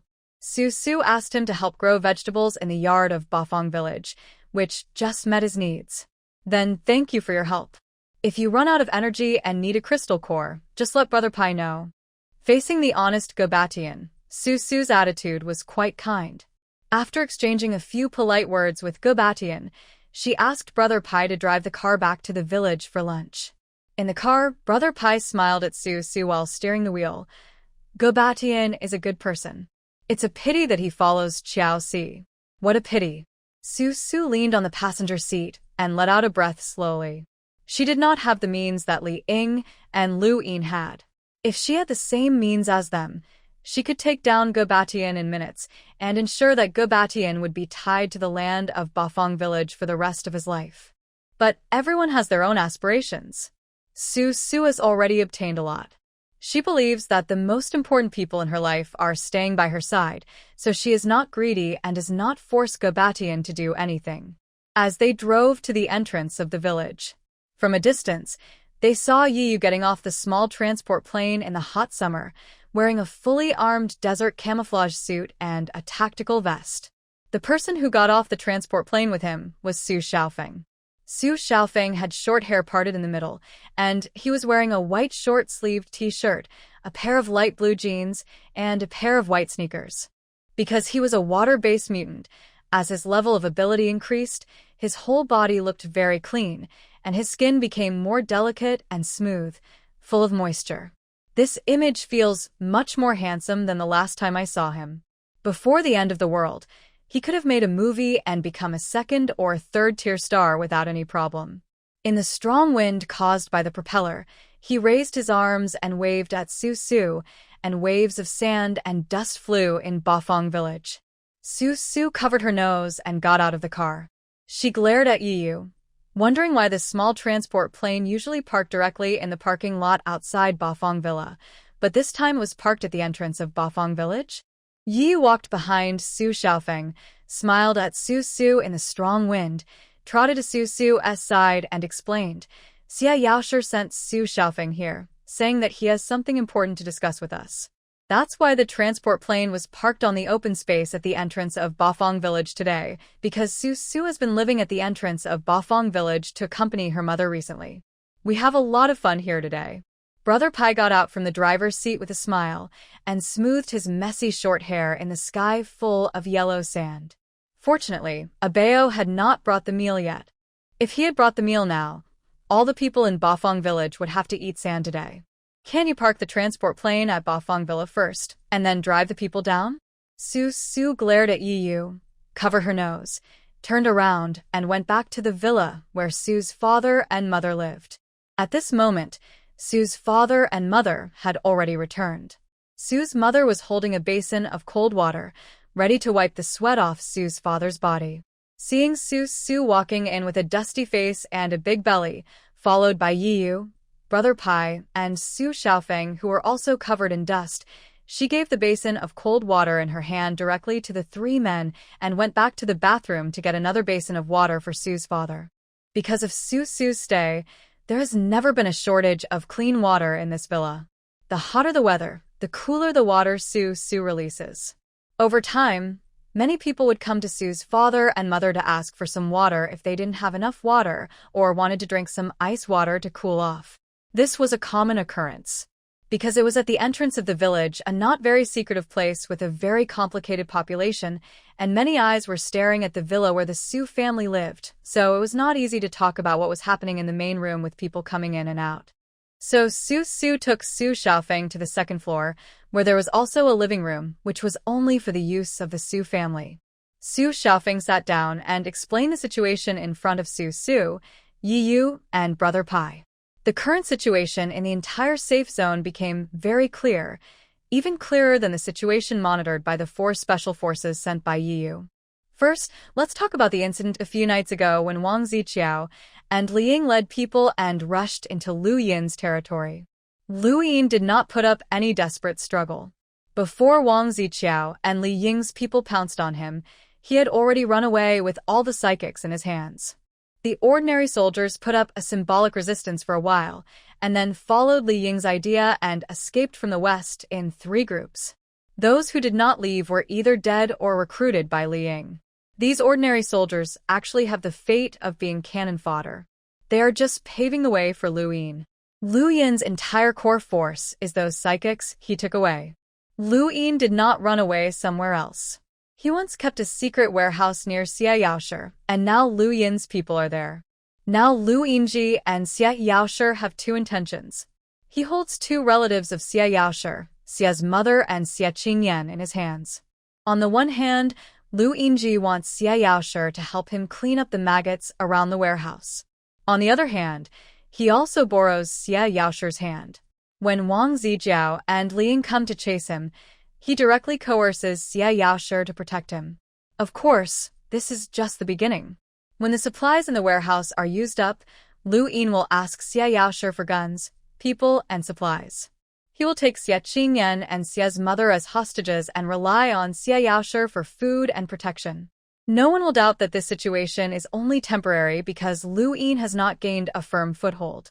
If Lu Yin has gained a firm foothold and recovered from his injuries, when he counterattacks Wang Zijiao and Liang, he will definitely force Xie Yaoshi to be the vanguard. Just a few days ago, Liang came to me and wanted to join forces with me to take the initiative against your captain Xie. Su Su sat opposite Su Xiaofeng. Looking at the anger on Su Xiaofeng's face, she squinted her eyes and smiled, and asked again, but I refused. So why did Xie Yaoshi send you here this time? Borrow a sniper. When Su Xiaofeng said this, a flash of anger flashed across his face. He looked at Yi Yu, who was sitting on the armrest of Su Su's sofa, and explained, as you know, we are all superpowered people who rose from civilians. Even if we were given a sniper rifle, we wouldn't be able to use it. So, our captain wants to borrow your sniper. We are responsible for sniping, and you are responsible for luring Louis now? Su Su tilted her head to show that she was very interested in the matter. When she saw Su Xiaofeng nodded solemnly, she tilted her head and looked up to ask Yi Yu beside her, will you do it? Dry. Yi Yu agreed immediately. Last time he lay in ambush for a whole night but failed to catch Lu Yin. This time someone would help lure Lu Yin out, so he would do it in vain. Okay. Happy cooperation. Su Su shrugged and nodded to Su Xiaofeng, and they reached a preliminary cooperation intention. The plan brought by Su Xiaofeng was much better than the strike first plan given by Liang. Yi Yu and others did not need to take any risks, they could just hide aside and shoot from behind. Furthermore, Su Su felt much more comfortable cooperating with Xie Yaoshi than with Liang. When cooperating with Liang, she always felt that she was being calculated by Liang, and no matter how she thought about it, she felt uncomfortable. After the cooperation intention was reached, Yi Yu and Su Xiaofeng discussed the details. Su Su and Brother Pai then withdrew and walked down to the second floor. In the narrow corridor, Su Su listened to the faint whispers coming from the house. She stopped on the steps, stroking her belly, and said to Brother Pai, once Lu Yin dies, don't keep his spies. Throw them directly into the trench to feed the bushes. Hearing this, Brother Pai was stunned. There was a nonchalant expression on Su Su's profile, as if he had just mentioned a trivial matter of eating and drinking. With just such a casual order, several lives were destined to feed the mutant bushes. He unconsciously developed a sense of confidence with Su Su. It was a pity that Su Su, with her ruthless nature of killing people, did not get involved in gangs or become a gang boss.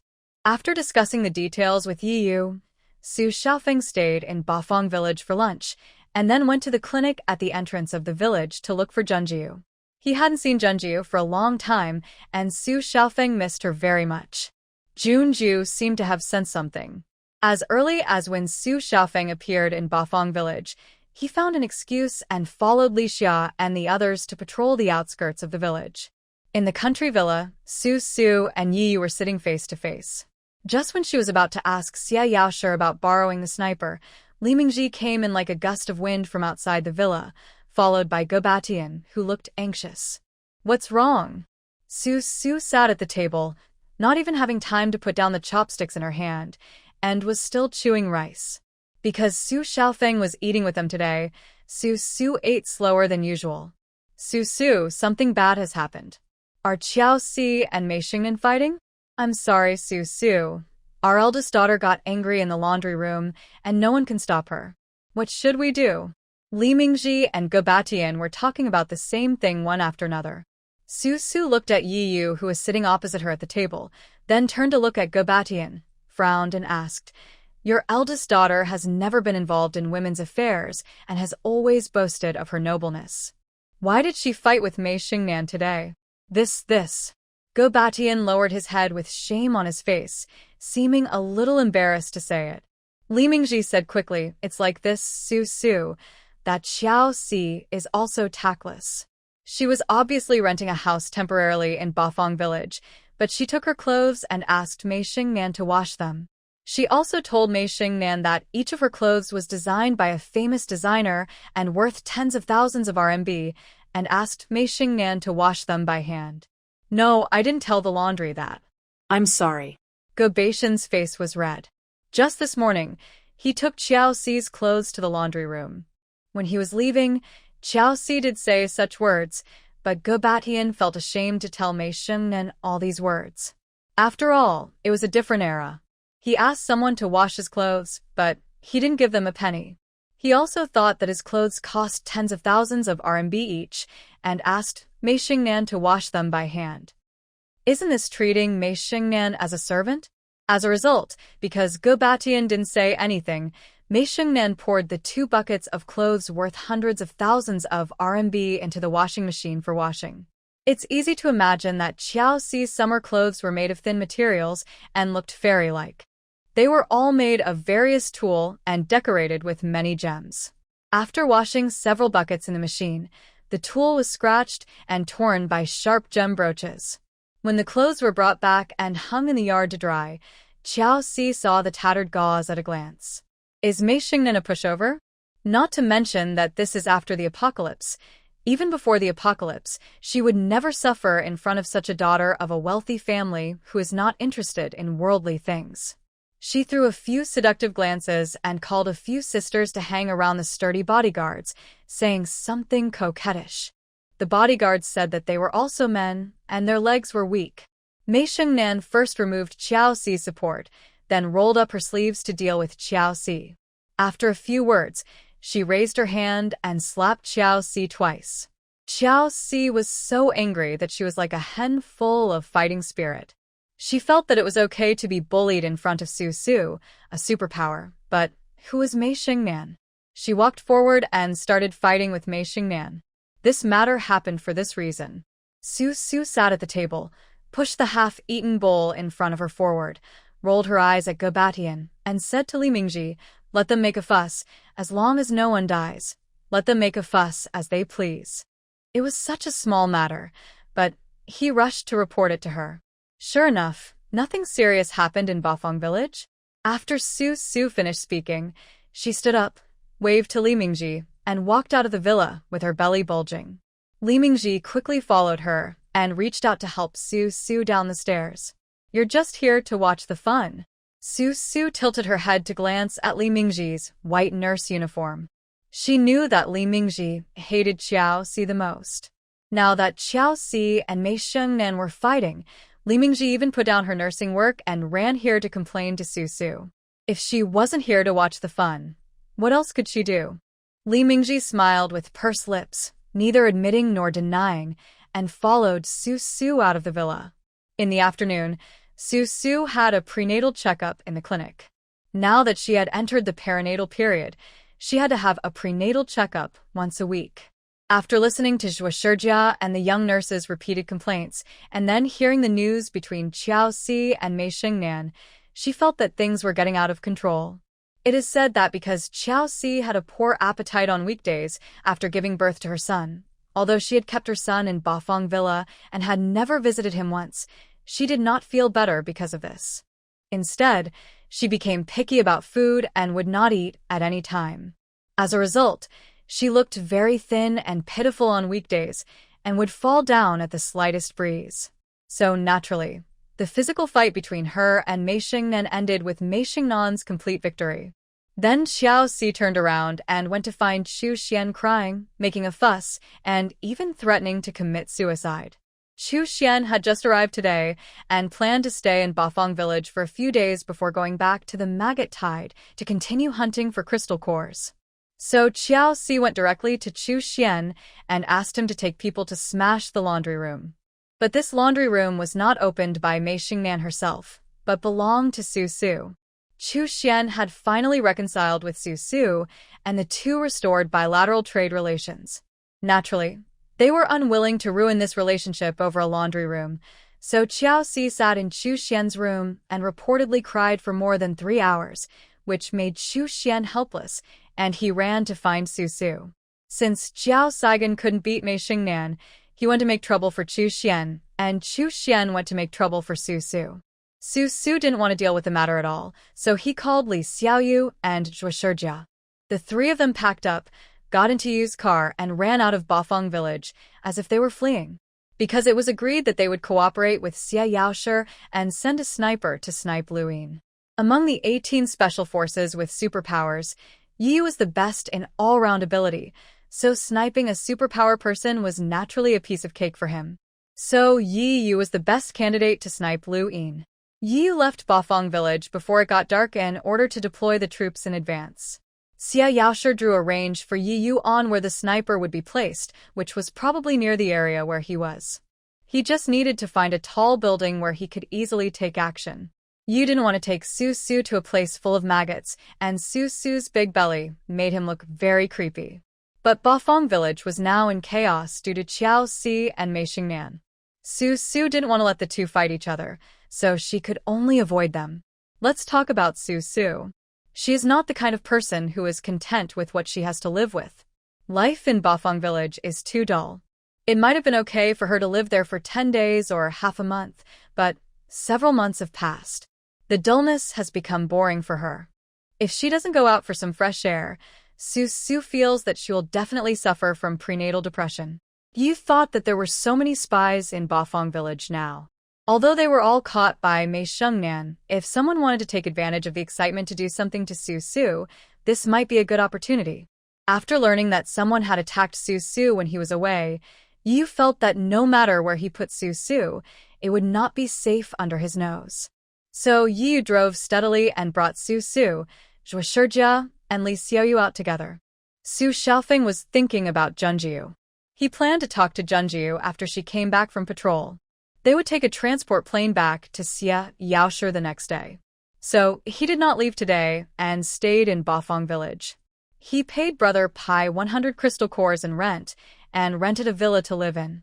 Yi left 13 members of his 18-member special power team to guard the entire Bafang village and 4 teammates to monitor the entire safe zone. He took Su Su and the other 2 to the edge of the safe zone, and along the national highway in the safe zone, they searched for a place that could easily get close to Xie Yaoshi's area in the evening. The car lights shone brightly on the road ahead. The cars on the road were parked in a mess. Occasionally, 1 or 2 zombies were staggering on the road. Yi drove around them and had no intention of cleaning up these zombies. He was in a hurry and didn't want to kill these zombies because he didn't want to get out of the car to get the crystal core. Surrounding the large safe zone that Lu Yin had established before, the maggot tide radiated outward for several miles, so the road that Yu took Su Su and others to take was one that Su Su had never walked before. He tried his best to avoid places where maggots were rampant, and only walked on roads that were flat, not bumpy, and not dangerous. So it took them more than 2 hours to enter Xiongqing.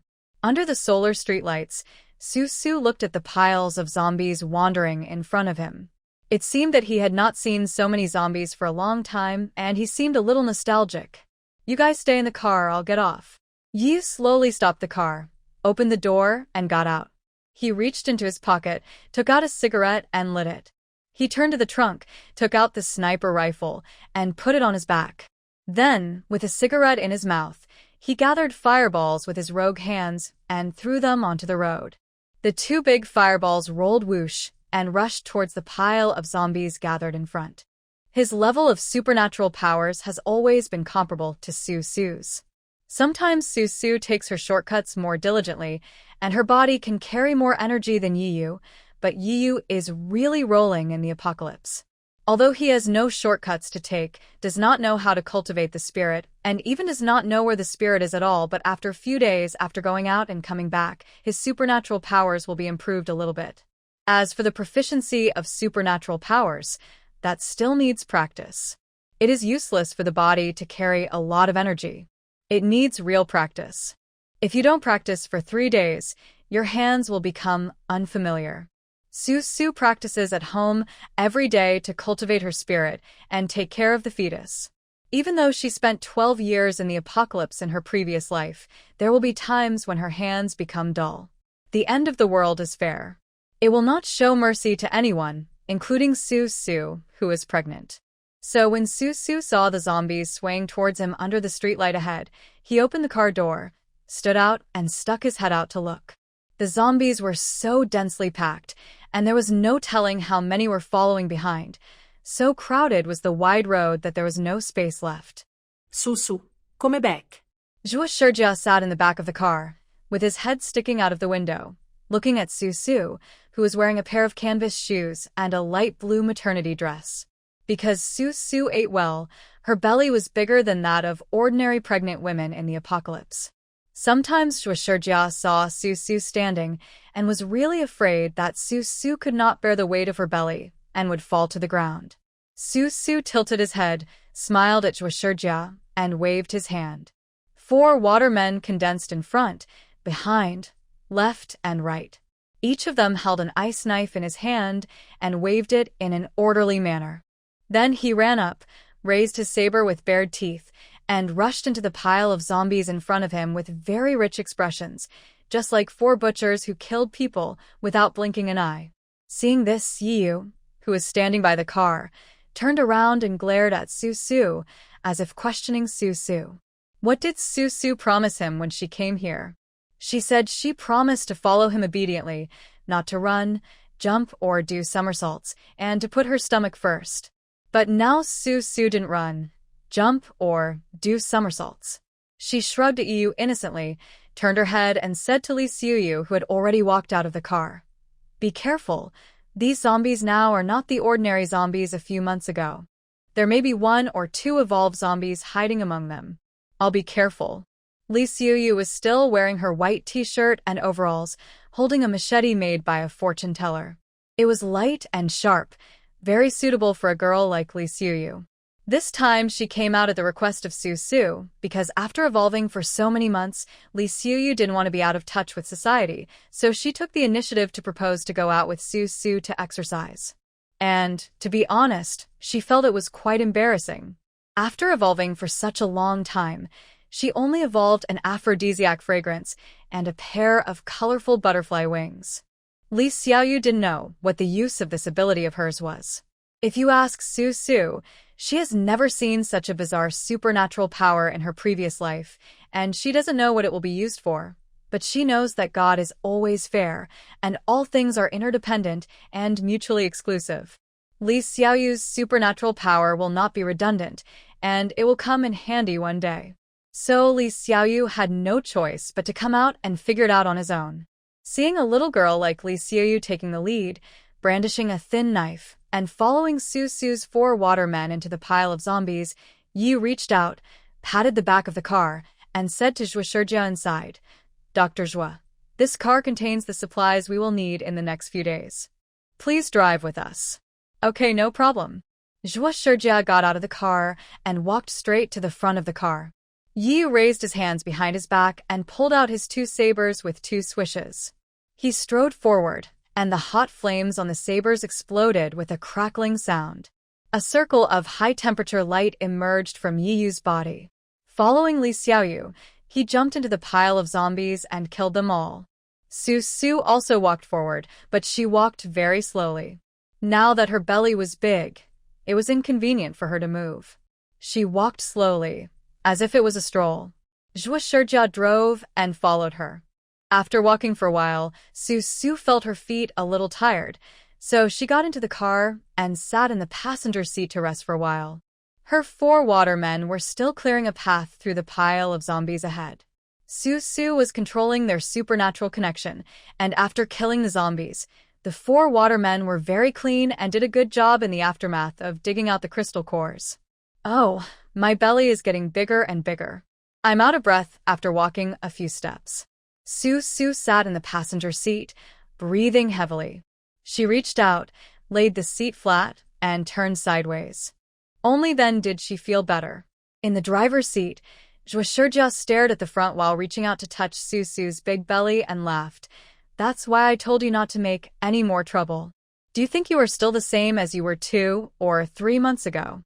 With such a big belly, you will be in trouble if you move." It was not like this in Su's previous life when she was pregnant with Xiao AI. At that time, she ate less and had little nutrition. When her belly was more than 7 months pregnant, it was smaller than it is now, and she didn't breathe so hard when walking. But in her previous life, Su's legs were always cramping. It happened almost every night in the late pregnancy, and sometimes she really wanted to chop off her legs.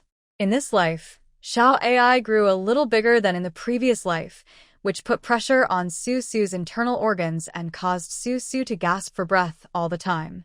But at least her legs didn't cramp anymore, which Su still thought was pretty good. Don't eat too much. Xie Yaoshi turned around and drove slowly forward while glancing at Su, who was lying on the passenger seat. I feel that your pelvis is not big. If the fetus weighs more than 8 kilograms, it will not be easy to give birth naturally. Under the current conditions, of course, you should try to give birth naturally, so you should control your diet a little bit on weekdays. How can I control this appetite? Su was also distressed. Despite her petite figure, she had to eat from a large bowl. Often, after finishing a bowl of rice, she would feel hungry again within 2 hours before mealtime.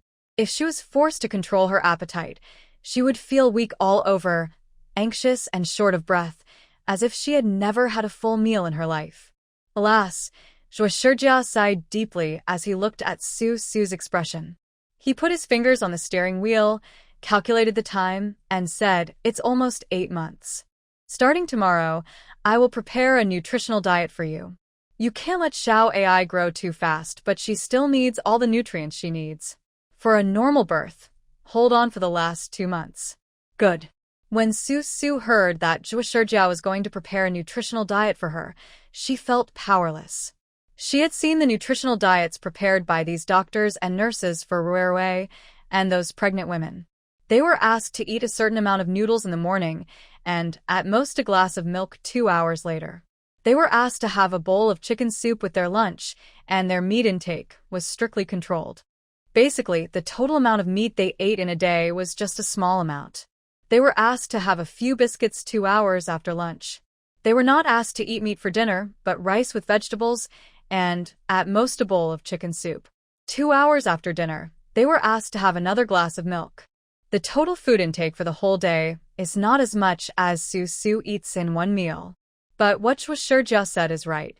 Now is the end of the world. Even if medical equipment is complete, we should still insist on natural childbirth if possible. This way, the chances of the mother and child being infected with the doomsday virus will be much lower. In addition, natural childbirth will help the mother recover faster, as she will be able to walk around after giving birth. The water in the baby's lungs will be squeezed out through the birth canal, which is beneficial to the baby. As the two discussed the topic of natural childbirth, gradually the number of zombies ahead seemed to be insufficient. Soon, the 4 watermen, Li Xiaoyu and Yiyu, had almost cleared the road ahead. The sky gradually darkened. Yiyu turned back and drove for a while before finding a building. He planned to rest in this building tonight. This place is about an hour's drive from the safe zone originally established by Lu Yin. There are many shopping malls and tea shops among the high-rise buildings. Before the end of the world, this was a tea street, and all the tea transactions in Xiangqing were held here. Father Su loves tea. When he is bored in his spare time, he makes himself a pot of tea and lies in a rocking chair with his eyes closed to take a nap. He says this is the most leisurely and comfortable time in his life.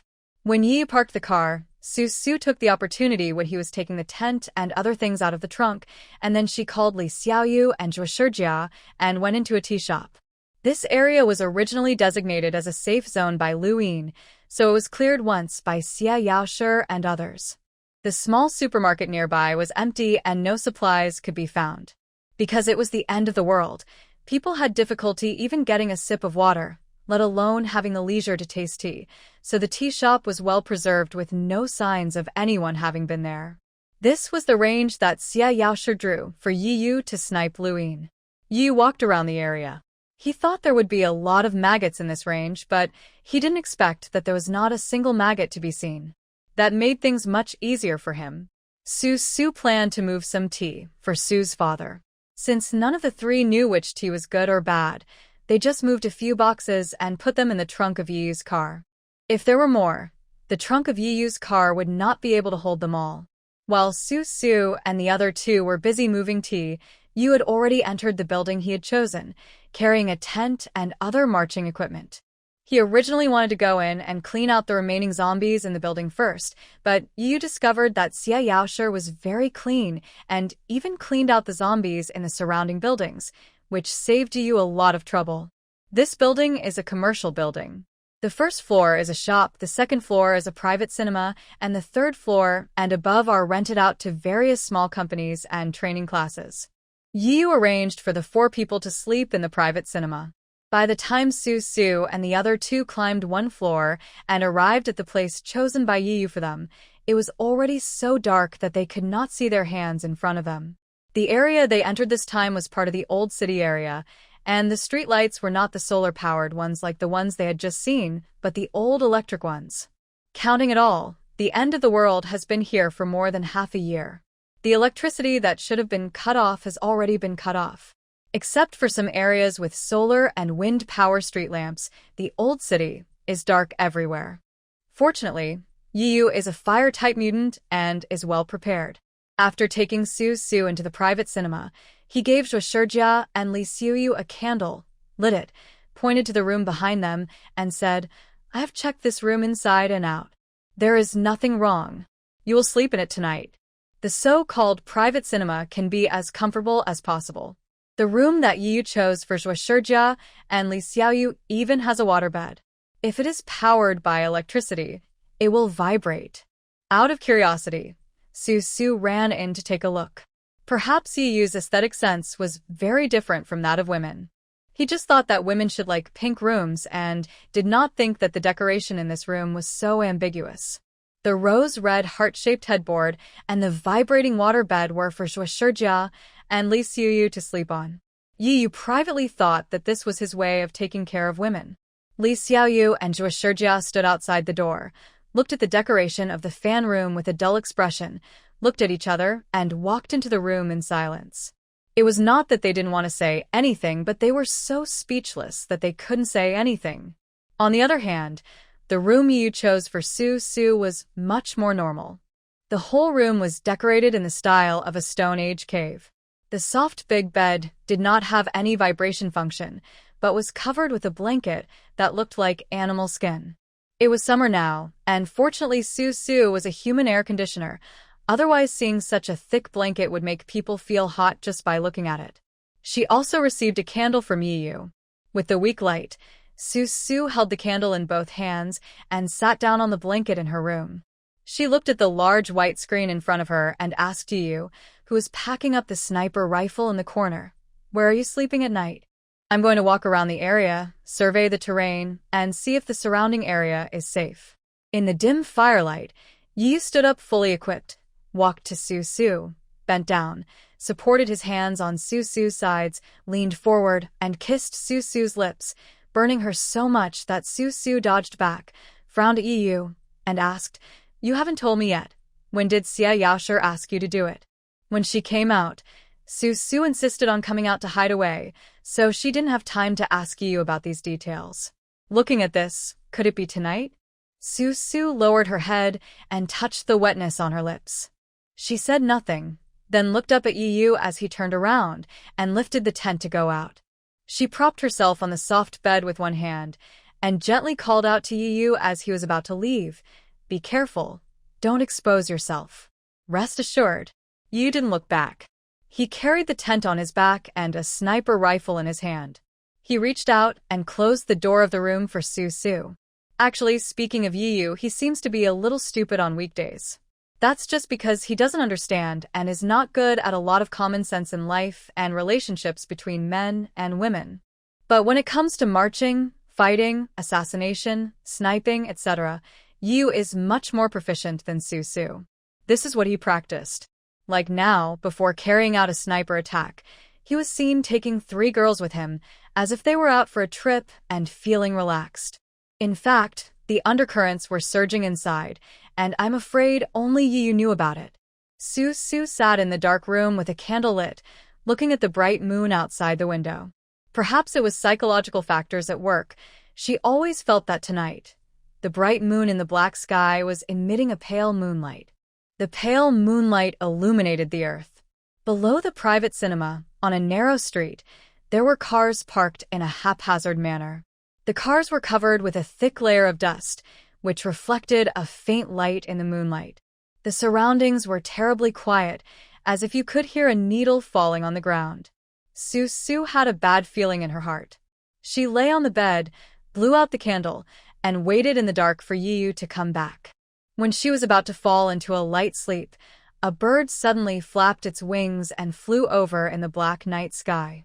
Under the pale moonlight, it circled around the area several times. In the quiet darkness, Su suddenly opened her eyes, with silver light shining in them. Where did this bird come from in such a quiet world? It was weird just to think about it. She got up quietly, with her belly sticking out, and walked barefoot to the window. Through the curtains, she looked up into the sky. It was a bright red mutant bird, a bit like a lark, but with a very long tail. It seemed to be inspecting the area with a purpose, then slowly flew away and went to inspect another block. Everything in the room seemed eerily quiet. On Su's bulging belly, there was a small bump that moved back and forth inside her belly. It seemed as if Xiao AI was protesting to her mother, "It's time to go to bed. Why is she still getting up and making trouble?" Su lowered her head, reached out her hand to touch the small raised bump under the thin fabric, and rubbed it soothingly. She ignored the little baby making a fuss in her stomach and just kept her eyes on the tall buildings surrounding the open space. Suddenly, she discovered that when Yiyu tried to hide himself, the energy fluctuations all over his body were actually restrained so well that even she didn't know where Yiyu was hiding. What followed was endless silence. Su leaned against the window, looking out through the gap. She waited for a long time, but no sound was heard. It was as if the bird that had just flown away was just an ordinary mutant bird that occasionally passed by. She yawned, walked back to the bed, and wanted to lie down and continue sleeping, but she heard the sound of a bird flapping its wings again. This time it was not the mutated lark from before, but Lu Yin's eagle. "Here we come." At that moment, Su felt extremely refreshed, and she felt that her blood was boiling.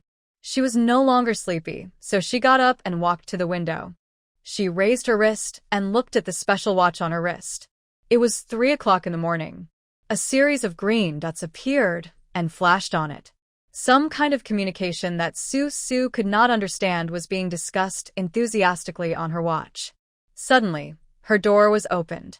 Su was horrified, with an expression of "I'm afraid" of a ghost on her face. In the darkness, the door was getting bigger and bigger. Just next to the door, there was a still photo from the TV series The Ring. Su looked at the still photo from the TV series The Ring. Just when she was about to pour water on Sadako's head behind the door, Yiyu's head popped out from the... "Are you acting, Sadako?" Su widened her eyes and looked at Yiyu, who was still a little confused. Maybe Yiyu didn't find her in bed and was looking for her, but suddenly heard her standing by the window and talking. Yiyu pushed the door open a little wider, patted his chest, exhaled a long breath, and said to Su, "I was so scared that I thought you were missing." Bah. Su rolled her eyes at Yiyu, walked back to the bed and sat down, looking up at Yiyu, who came in. "Isn't Lu Yin coming soon? How come you have time to come back to see me?" "It's coming soon, but not for the time being." Yiyu walked to Su's side, bent down, raised his hand and touched her belly with a look of heartache. "I just worry about you, so I came to see you. I'll go do something later. Before I come back, tell Dr. Zhua and Li Xiuyu that no one can go out, turn on the lights, and don't talk too loudly." Good. Shushunari. There were birds in the sky watching every move on the ground. If there was any disturbance, Lu Yin might not come this way. By then, not only would Yiyu's deployment be destroyed, but Xie Yaoshi would also be alerted. "After we finish tomorrow, I'm afraid we'll have to drive back." In the darkness, Yiyu's voice was deliberately low, and he sounded rather annoyed. He said to Su, "I originally thought that we would take the transport plane that sent the meat back, so that you and my girl could also experience the feeling of riding a transport plane, but the transport plane is out of kerosene." Ah? "What should we do?" "Let's burn gasoline." Su deliberately acted cute, trying to ease the ominous feeling in her heart. She didn't know how to tell Yiyu, but she always felt that something big would happen tonight. TSK, Airplanes can't use gasoline. 예유시미let. In the darkness, he raised his hand and touched the top of Su's head. At this moment, he actually felt that Su was very cute. Seeing that Su didn't say anything and didn't wave his hand away like in the past, Yiyu's Iron Man's heart softened instantly. He withdrew his hand that was rubbing Su's head and held Su's big belly with both hands. He lowered his head and kissed her through her clothes and belly. He said softly with a gentle expression, "Let's take the car. Dad drives very steadily, right? Just be good and don't make trouble. Dad will go to do something. After he is done, he will come back to sleep with you." Sleep? Su couldn't help laughing when she saw such a big man with a strong body saying such childish words. Xiao Ai was very fond of Yiyu's tricks and immediately settled down in Su's belly. Originally, she was about to make a scene because Su didn't sleep, but now she was as obedient as a little white rabbit, quietly waiting for her father to come back and sleep with her. "Just go quickly, don't worry about us. I can protect myself." Su hurried Yiyu away, fearing that Yiyu would be nagging here. She didn't know when Lu Yin would come over. She pushed Yiyu out of the door in a few seconds and fell asleep. Since Yiyu didn't allow them to light up and couldn't make any noise, what else could they do if they didn't sleep? She fell asleep peacefully and slept for about 2 or 3 hours. When it was dawn, Su woke up again and knocked on the doors of Xie Yaoshi and Li Xiuyu. She told them to try not to make any noise today and not to go downstairs for activities. Then, a car drove over to the quiet open space outside the private cinema. Xie Yaoshi and Li Xiuyu were still sitting on the vibrating waterbed, their faces showing dazed looks as if they had just woken up. Su hurried back to her room, opened the curtain by the window a little, and looked out. She saw a survivor's vehicle, which looked like it had just emerged from a tide of corpses. There were still many dead bodies of white maggots on the body of the vehicle, and as the vehicle sped along, the dead bodies of the maggots fell off the body of the vehicle. The car was running so fast that it was impossible to tell who was inside it. In the blink of an eye, it had sped across the open space and arrived at another block. After a while, a few zombies came over from other blocks, staggering towards them aimlessly. Behind Su, Li Xiaoyu had already packed up and brought Su a big steamed bun. The bun was steamed by Su's mother and the gang, using flour stored in a farmer's home. Su, there are zombies. Should we kill them? Li Xiaoyu asked. No need. Su glanced at Li Xiaoyu and instructed again, don't move anything. Go and lock the door of the theater. Good. Li Xiaoyu nodded, biting a big steamed bun in his mouth, and went to lock the door. About 10 minutes later, the car that had left drove back, attracting a long line of zombies. Li Xiaoyu locked the door and walked back. He imitated Su and looked through the window. He asked in a curious voice, Su, what does this car want to do? I guess they're setting up the scene. Su stared at the car. After leading a bunch of zombies back, he went to another place and explained to Li Xiuyu. Lu Yin took Xie Yaoshi's relatives and forced Xie Yaoshi to do things for him. He must have let Xie Yaoshi clear the way for him so that Lu Yin can escape from the maggot tide smoothly. However, it would not be easy for Xie Yaoshi to lure Lu Yin out. Lu Yin had served in the army for many years, so how could he show up so easily?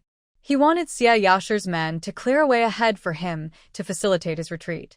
Once they retreated to a safe place, Lu Yin would be like a tiger returning to the mountains, and Xie Yaoshi might not be able to find any trace of him.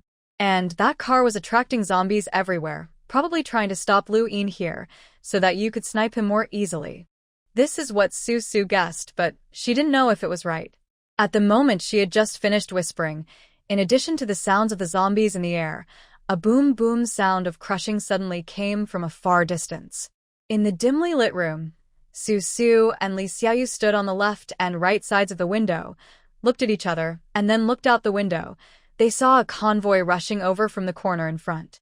In the front were many vehicles of survivors, followed by 2 military jeeps, followed by a camouflaged armored vehicle, and finally a few more military jeeps, and behind the military jeeps were a few more vehicles of survivors. The queue was a very long one.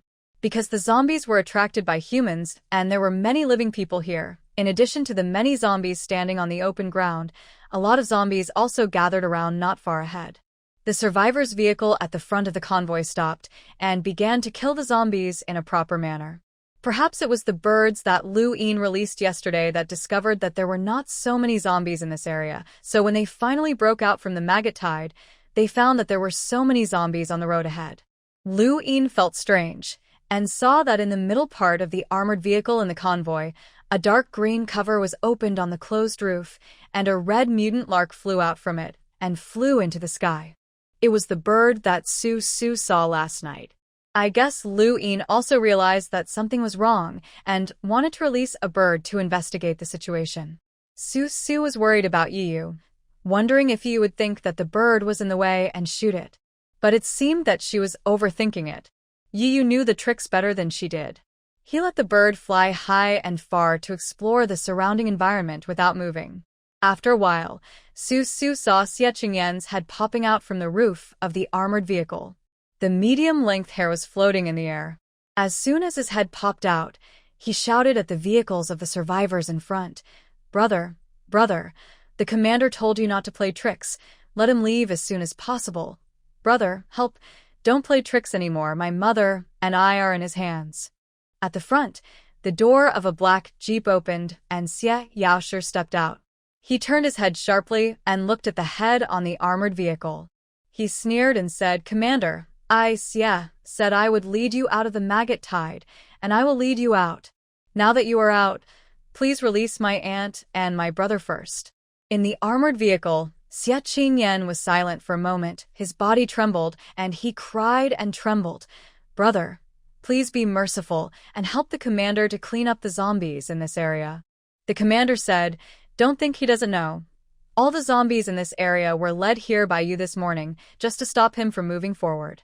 Brother, please don't hurt us, and quickly stop the car in the front from attracting zombies. This Xie Yaoshi was clearly saving him and his mother, but he said Xie Yaoshi was harming them? Xie Yaoshi might just let Lu Yin take Xie and his mother away, just to fulfill Lu Yin's wish? Isn't this harming Xie Yaoshi and his mother? Su shook her head behind the window, thinking that Xie Yaoshi would be dragged to death by Xie and his mother in this life.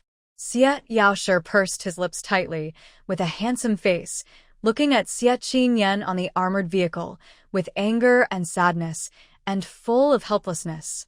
He was trying to save himself, but he couldn't be cruel and ignore the lives of Xie and his mother.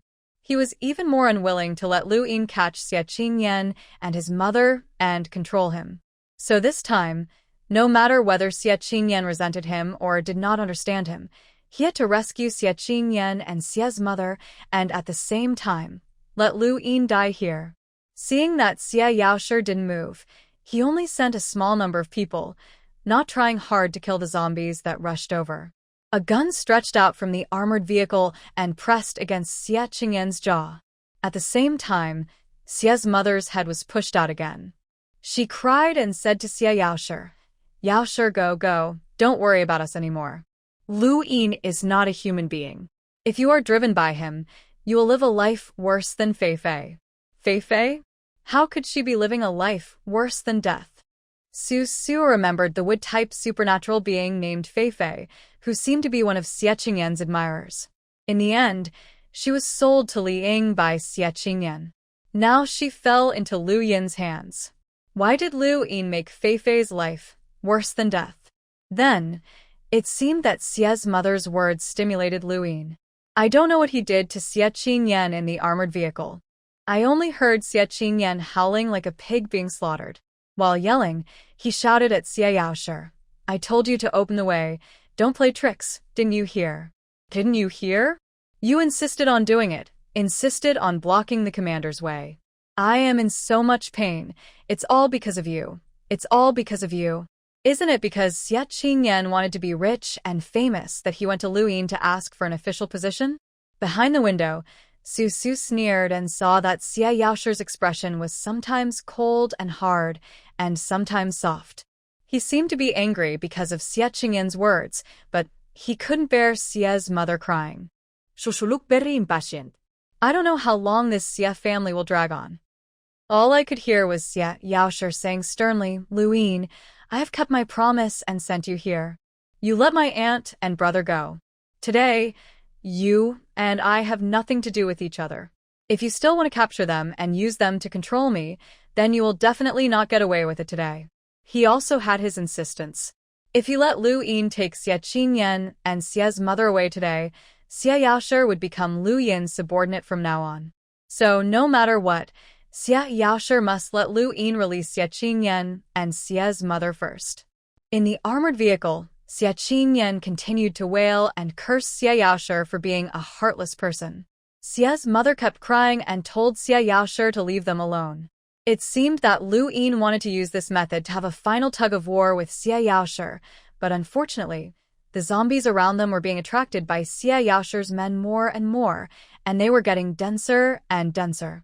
If they were not careful, it would turn into a small zombie tide. In the sky, the mutant lark flew back and forth, chirping, as if reminding Lu Yin that if he didn't leave, a large group of zombies would be coming. By then, he would have just emerged from the tide of maggots, but would have to return to the tide of zombies again. Susu's ominous feeling in her heart became stronger and stronger. She was behind the window, and she really wanted to smash Lu Yin's armored vehicle. At this time, why was Xie Yaoshi still hesitating? She was afraid that a wave of zombies would really come soon. She and Yi Yu and others had to leave before the zombies came.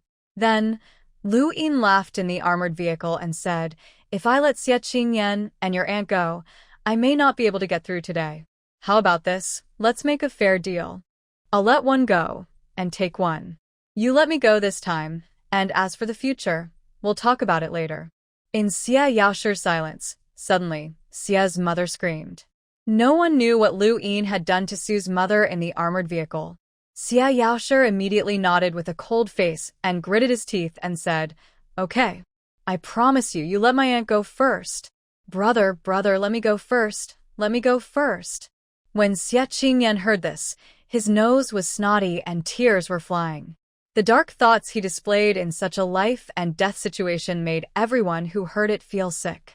Xie's mother was shocked and had tears on her face. She turned her head in disbelief to look at her son, whom she loved so much.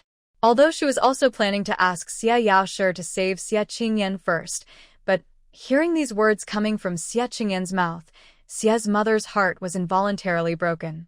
Xie Yaoshi also turned his eyes away in disgust and insisted, Let my aunt go first, and I'll let you pass. Impossible. 3 words came out from the armored vehicle. It seemed that everyone knew that Xie Qingyan was a. Even Lu Yin knew it. To Xie Yaoshi, Xie's mother was more valuable than the weird Xie Qingyan. If Xie's mother was released, Xie Yaoshi would turn against him and kill Lu Yin, regardless of Xie Qingyan's life or death. It was entirely possible. Go, child, go. Mother Xie's thin face was filled with heartache and regret. She shed 2 strings of hot tears, looked at Xie Yaoshi in front of her and smiled with a pale face. Yaoshi, you are a good child, and it is Auntie who has dragged you down. I'm sorry. Last time, it was Auntie who shouldn't have thought only of Qingyan's life. Auntie didn't consider you, and gave herself to Chu Xian. Now Auntie has fallen into Lu Yin's hands. It's Annie who has dragged you down. As she spoke, there was a sense of determination in her eyes. Before Xie Yaoshi could react, Xie's mother screamed madly, opened her mouth and bit it, and a large mouthful of blood spurted out of her mouth. It looked like she had bitten her tongue to commit suicide. Xie Yaoshi widened his eyes and was stunned for a second. Everyone around him was stunned for a second. They saw Xie Qingyan on the armored vehicle was sprayed in the face by Xie's mother's blood. He turned his head in shock and saw his own mother spitting blood from her mouth. At that time, Xie Qingyan screamed in fear, and at the same time, Xie Yaoshi moved, throwing out an electric spark, which rushed straight to the armored vehicle.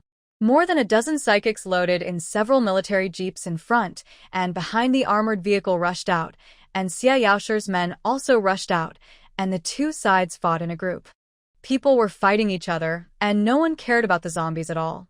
It was just because the psychics would often launch large-scale attacks against each other, and the zombies couldn't get close for the time being. Seeing this from the window, Su was so angry that she threw down the curtains and turned around a few times in the dimly lit room. There was no need to look at the situation. It was sure that there would be a tide of zombies. Okay. Of course, she also supported Xie Yaoshi and Lu Yin in a head-on confrontation, but Xie Yaoshi was really too slow. If he had taken action earlier instead of bargaining with Lu Yin, the number of zombies gathered would have been less. Now Xie Yaoshi failed to save the person he wanted to save, and he waited until Xie's mother bit her tongue to commit suicide before he took action. He wasted so much manpower and material resources, and the result was such a failure. Xie Yaoshi should also reflect on the biggest mistake he made in planning this action. In the open space, Xie Yaoshi's electric sparks did not actually cause much damage to the armored vehicle.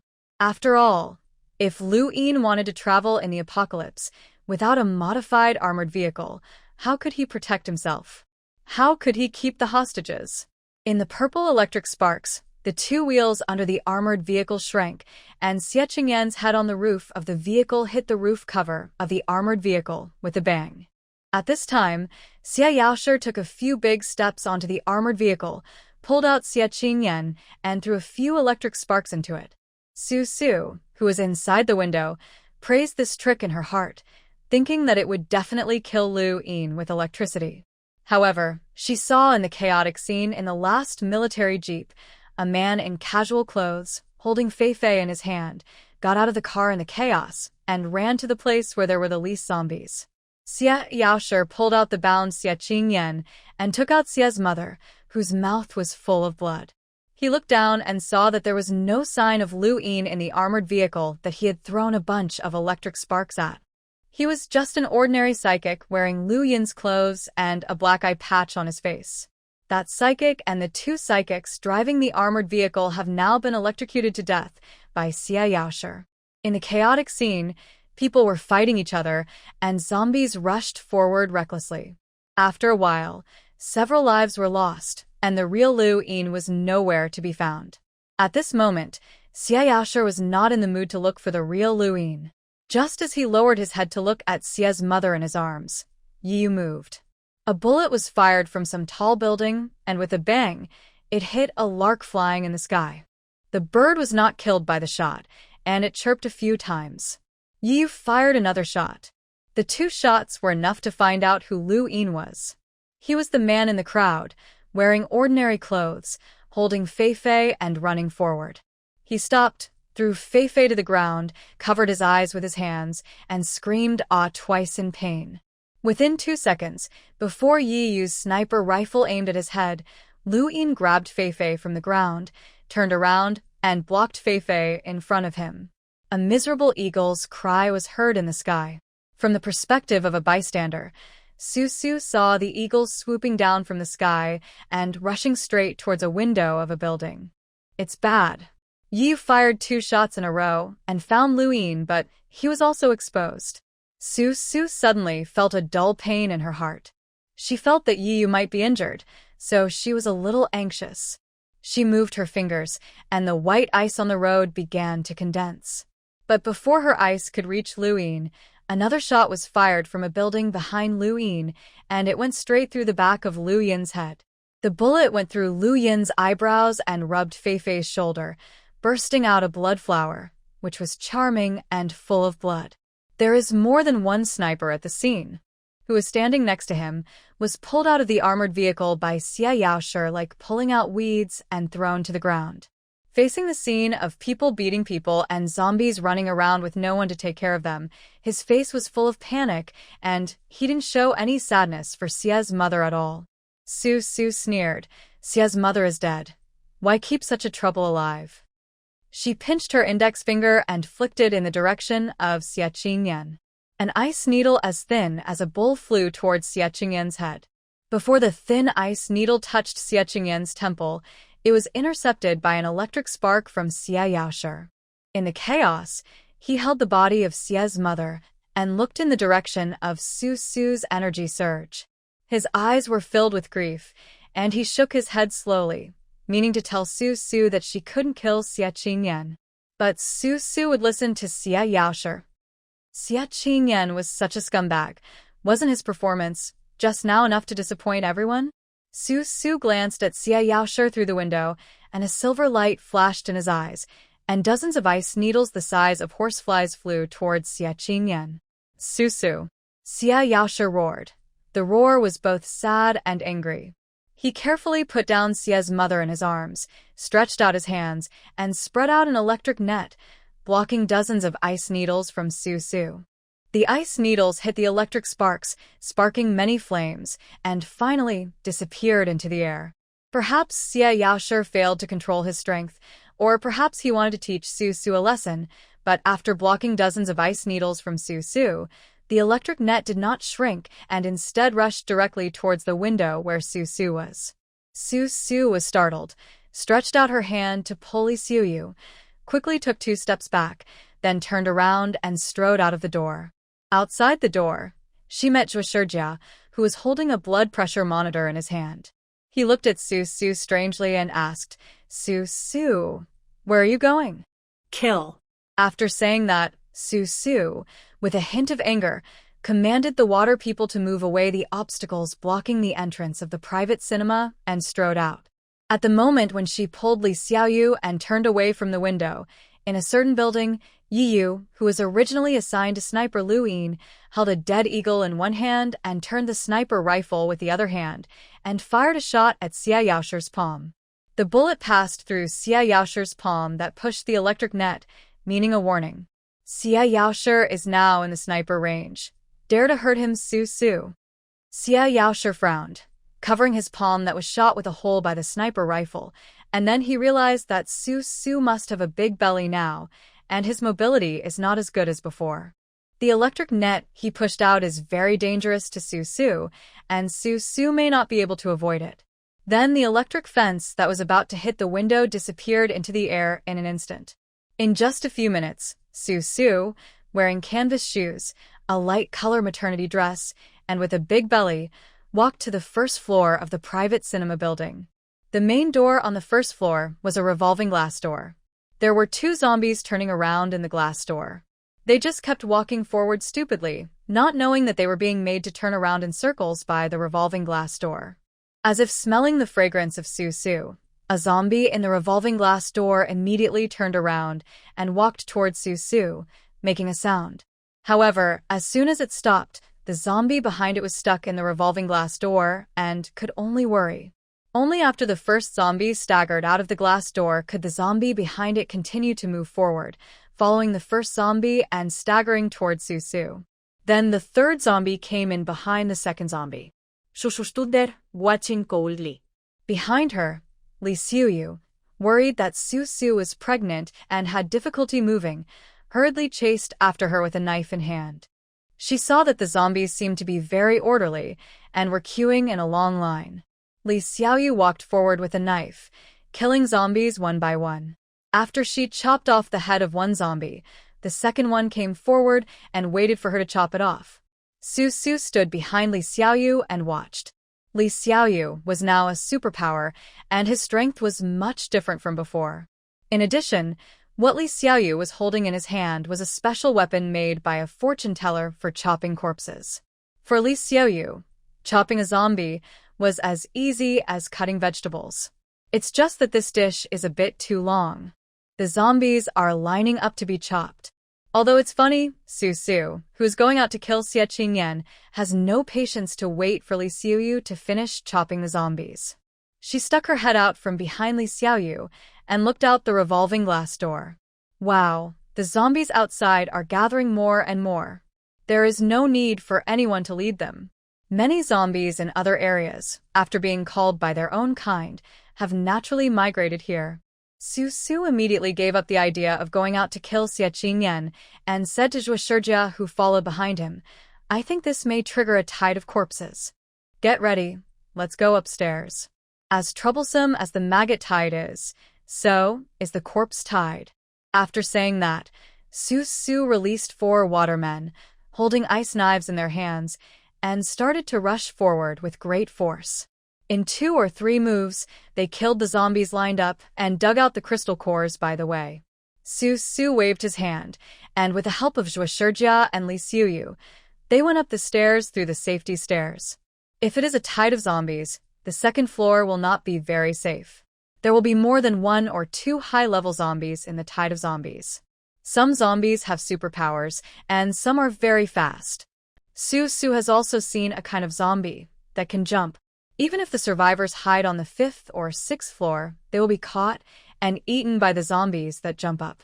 So when they reached the 2nd floor, at the door of the private cinema, Su asked Li Xiuyu to go in and take out their food and clothes, and then climb the emergency stairs directly to the 7th floor. The 7th floor is a professional dance school. In addition to a reception hall, there is a dance classroom with a very wide view. During the day, there is no need to turn on the lights and the classroom is very bright.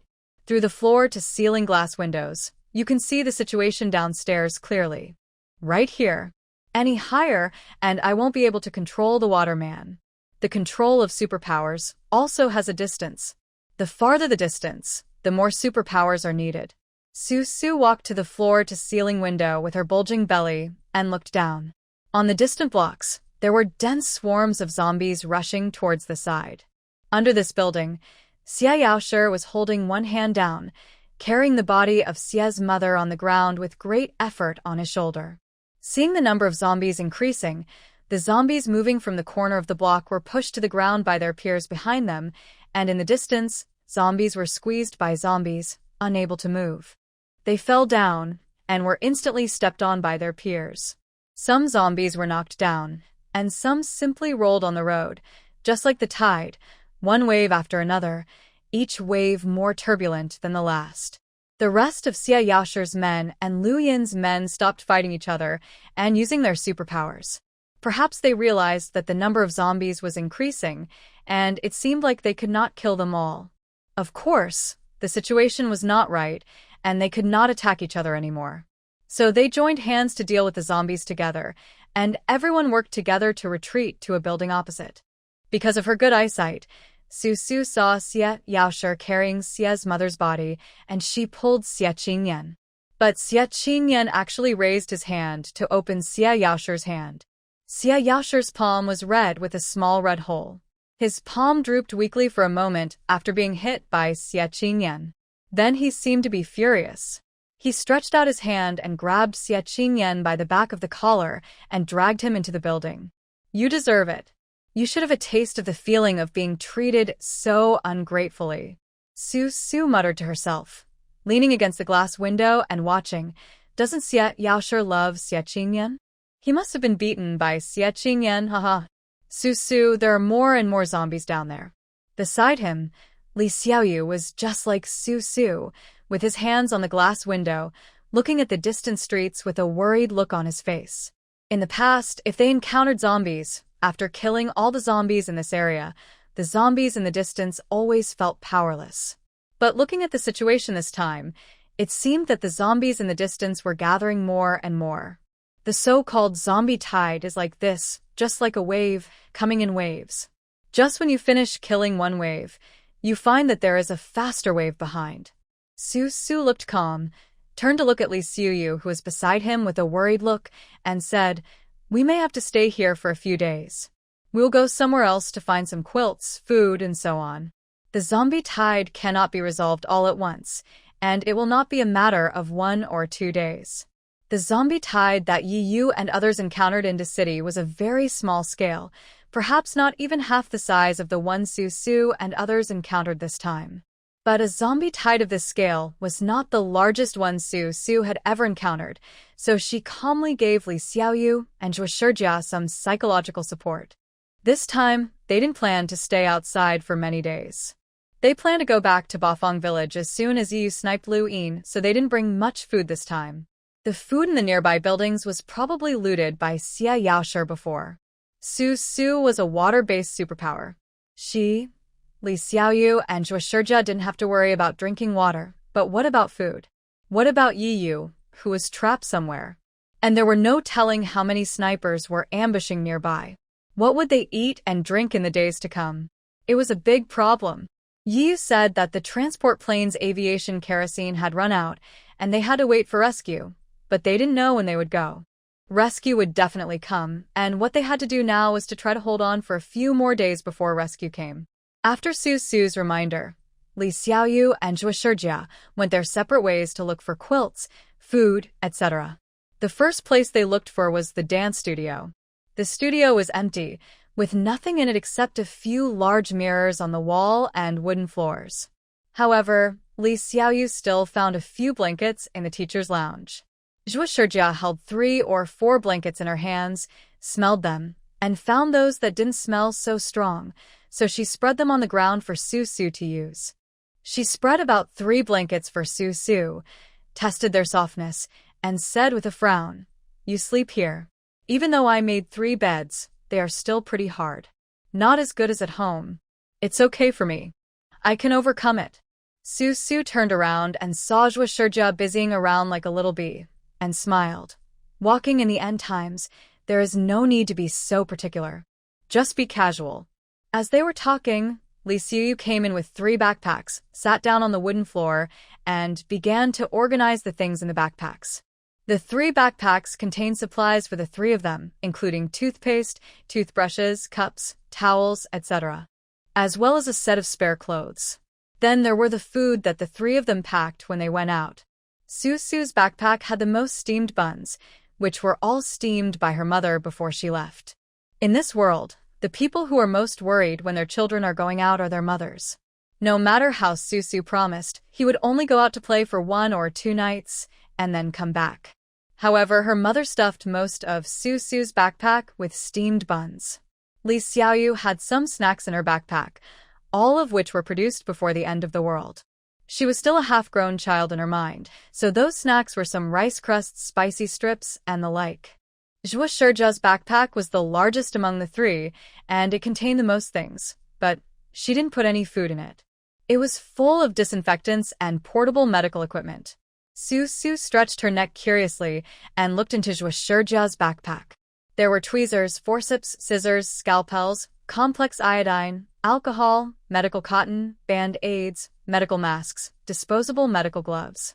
These are all the supplies we have.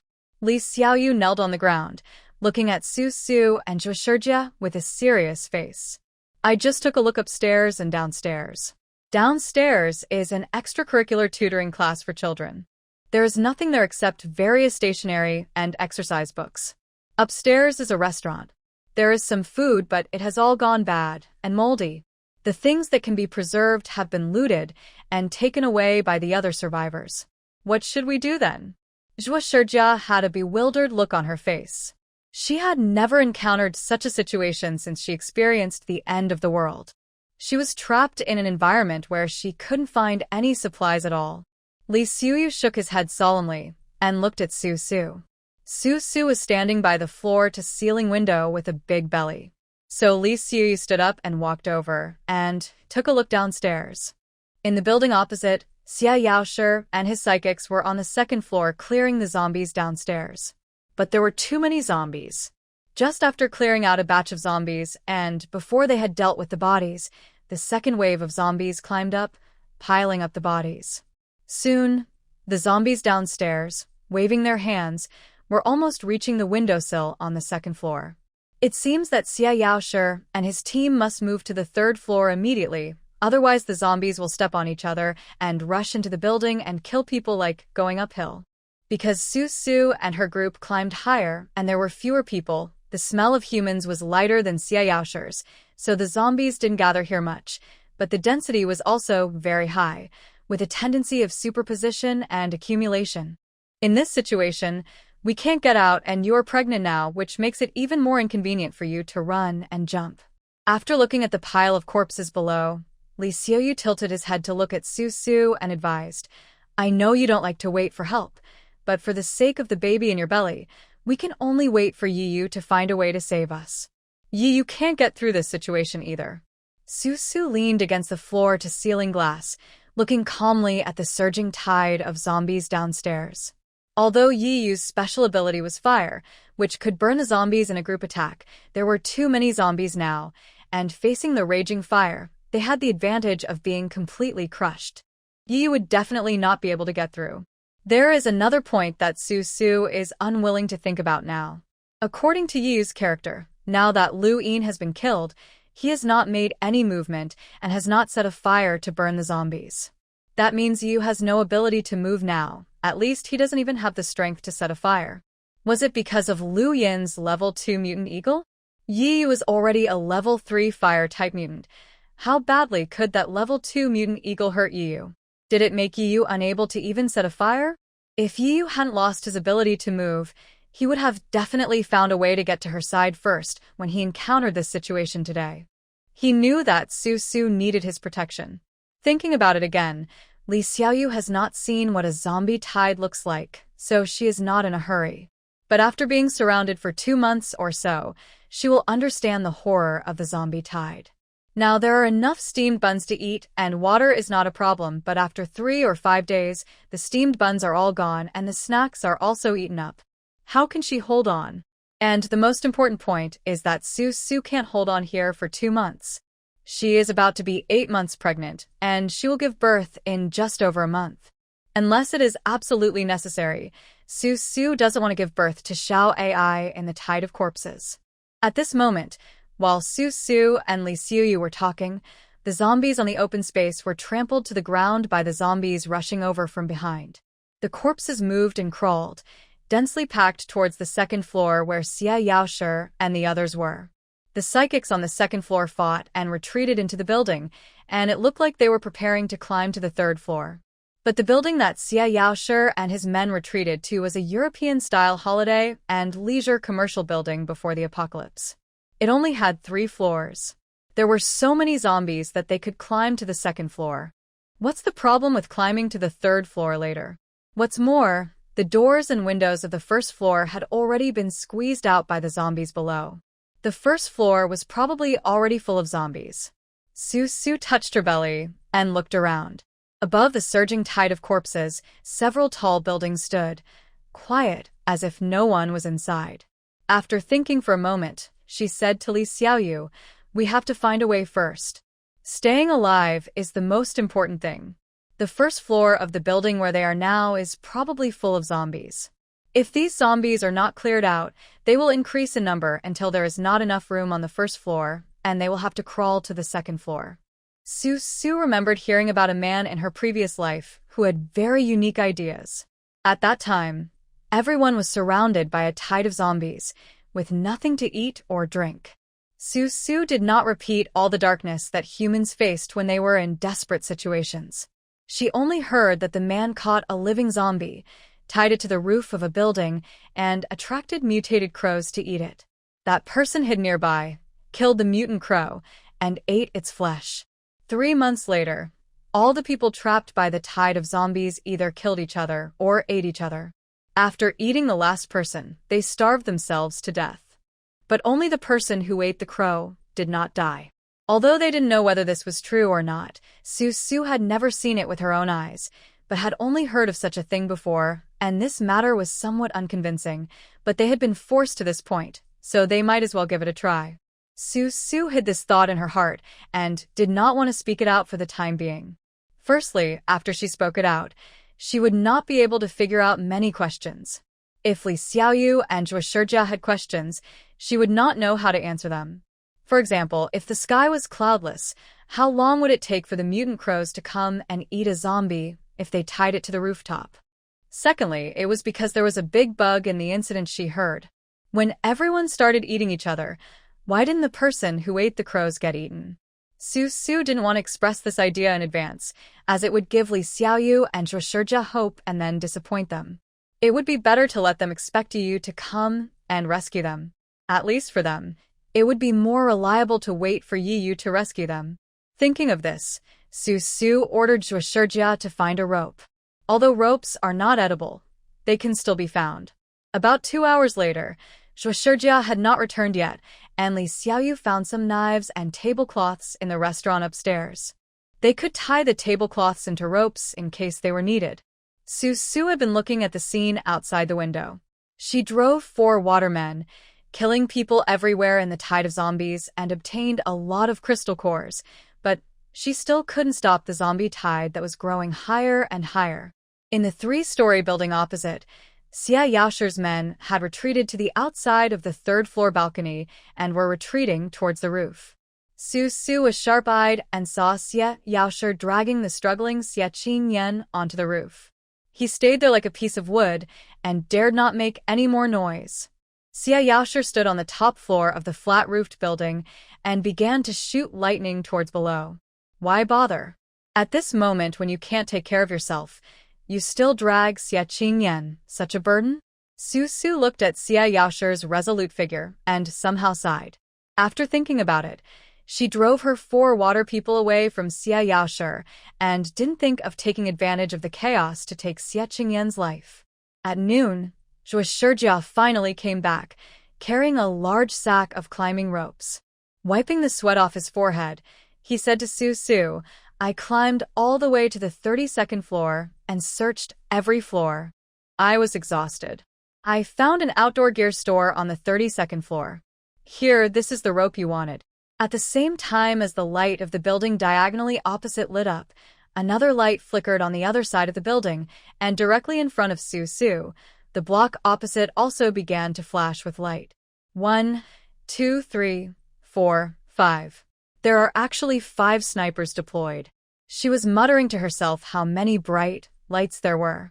At that moment, Su didn't know why, but she felt a little excited inside, and her eyes were a little hot. Just when she thought she was isolated and helpless, there were actually many people around her watching her, including Yu and Yu's teammates. She smiled, supported her waist, stood up with some difficulty, walked to the window with her big belly, and patted the window to show that she was in good condition, and asked Yu not to worry.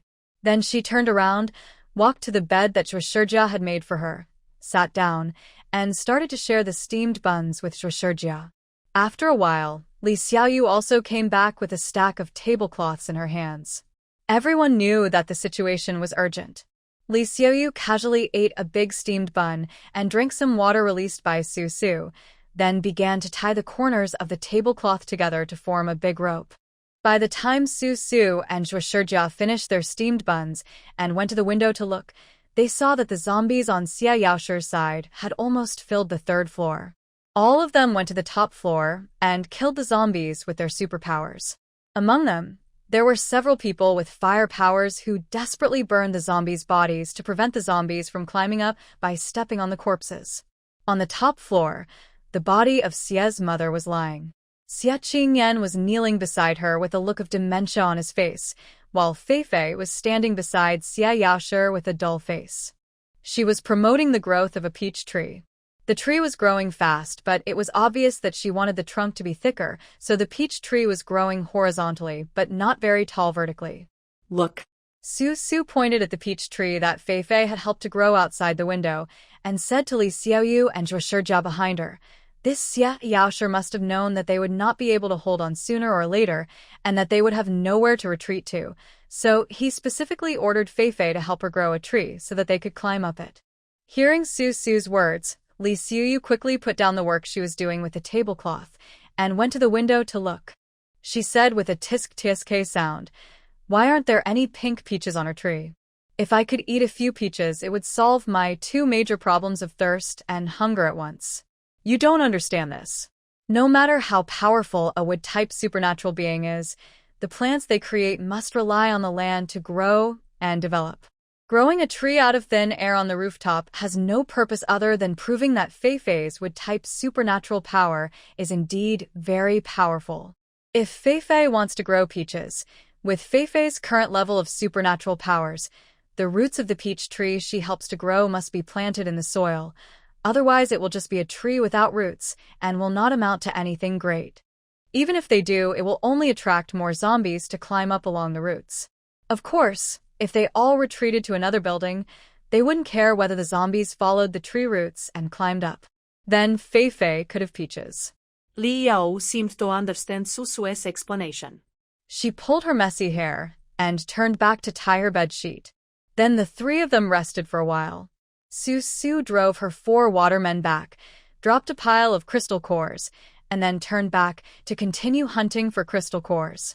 In the afternoon, Li Xiaoyu went downstairs and, following Su Su's instructions, caught a living zombie, tied it up with a bedsheet, and threw it outside the door of the dance studio. He planned to rest tonight and start climbing the stairs tomorrow to tie the zombie to the roof. Although Su Su did not tell Li Xiaoyu and Xie Yaoshi what she was going to do with the zombies on the rooftop, Su Su always had her own ideas, so Li Xiaoyu and Xie Yaoshi just followed Su Su's instructions. At night, they ate steamed buns again. None of the three complained. After eating the steamed buns, they lay down to rest. No one knew what would happen tomorrow. They had time to rest, so they tried to rest as much as possible. Otherwise, if they encountered an emergency tomorrow and their spirits were not in good condition because they did not rest well, what would they do? The night fell little by little. In the sky, there was a big and white moon. The silver moonlight shone in from the window, making the whole dance studio bright. Su Su half sat on the bed, leaning against the mirror. The mirror reflected the moonlight on the wooden floor, making the whole space look extremely beautiful.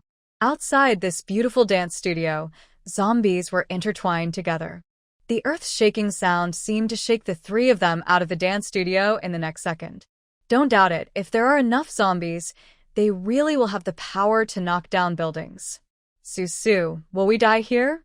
On Su Su's left, Li Xiaoyu was lying on a blanket, asking softly, with a calm expression. Su Su did not answer. She did not know whether she should tell the truth or not. While she was silent, Xie Yaoshi on her right closed his eyes, turned over and said very rationally with his back to Su Su and Li Xiaoyu, "What depressing words are you talking about? Tomorrow morning the zombies might have retreated. We don't have much meat on us, and it's not worth it for them to keep following us around." Susurriman silent. She thought that although Xie Yaoshi and Li Xiaoyu had never shown any signs of panic, they must have known in their hearts that this situation was something they had never encountered since the end of the world, and that the situation was probably very dangerous. Because she couldn't lie down, Su Su could only lean against the mirror. Just as she was feeling melancholy, a circle of fire suddenly lit up in the building diagonally opposite the wide floor-to-ceiling glass window. It was a medium-sized circle of fire that was facing her eyes and did not go out for a long time. That was Yiyu. Yiyu was just diagonally opposite her. Su Su sat up straight, looking at the long-lasting fire circle, and wanted to ask if he had anything to eat. Before leaving, Su's mother was only busy stuffing steamed buns into Su Su's backpack. When Yiyu left, he only carried a marching backpack and a tent, and at most a sniper rifle. It had been a day and a night. Had he eaten anything? Su Su supported his waist and stood up. Li Xiaoyu and Xie Yaoshi also stood up hurriedly. The three of them walked closer and saw that there was a rope tied to the back of the crossbow on the glass. The rope was connected to the opposite side in the distance. A small green bundle was slowly pushed out from the center of the fire circle.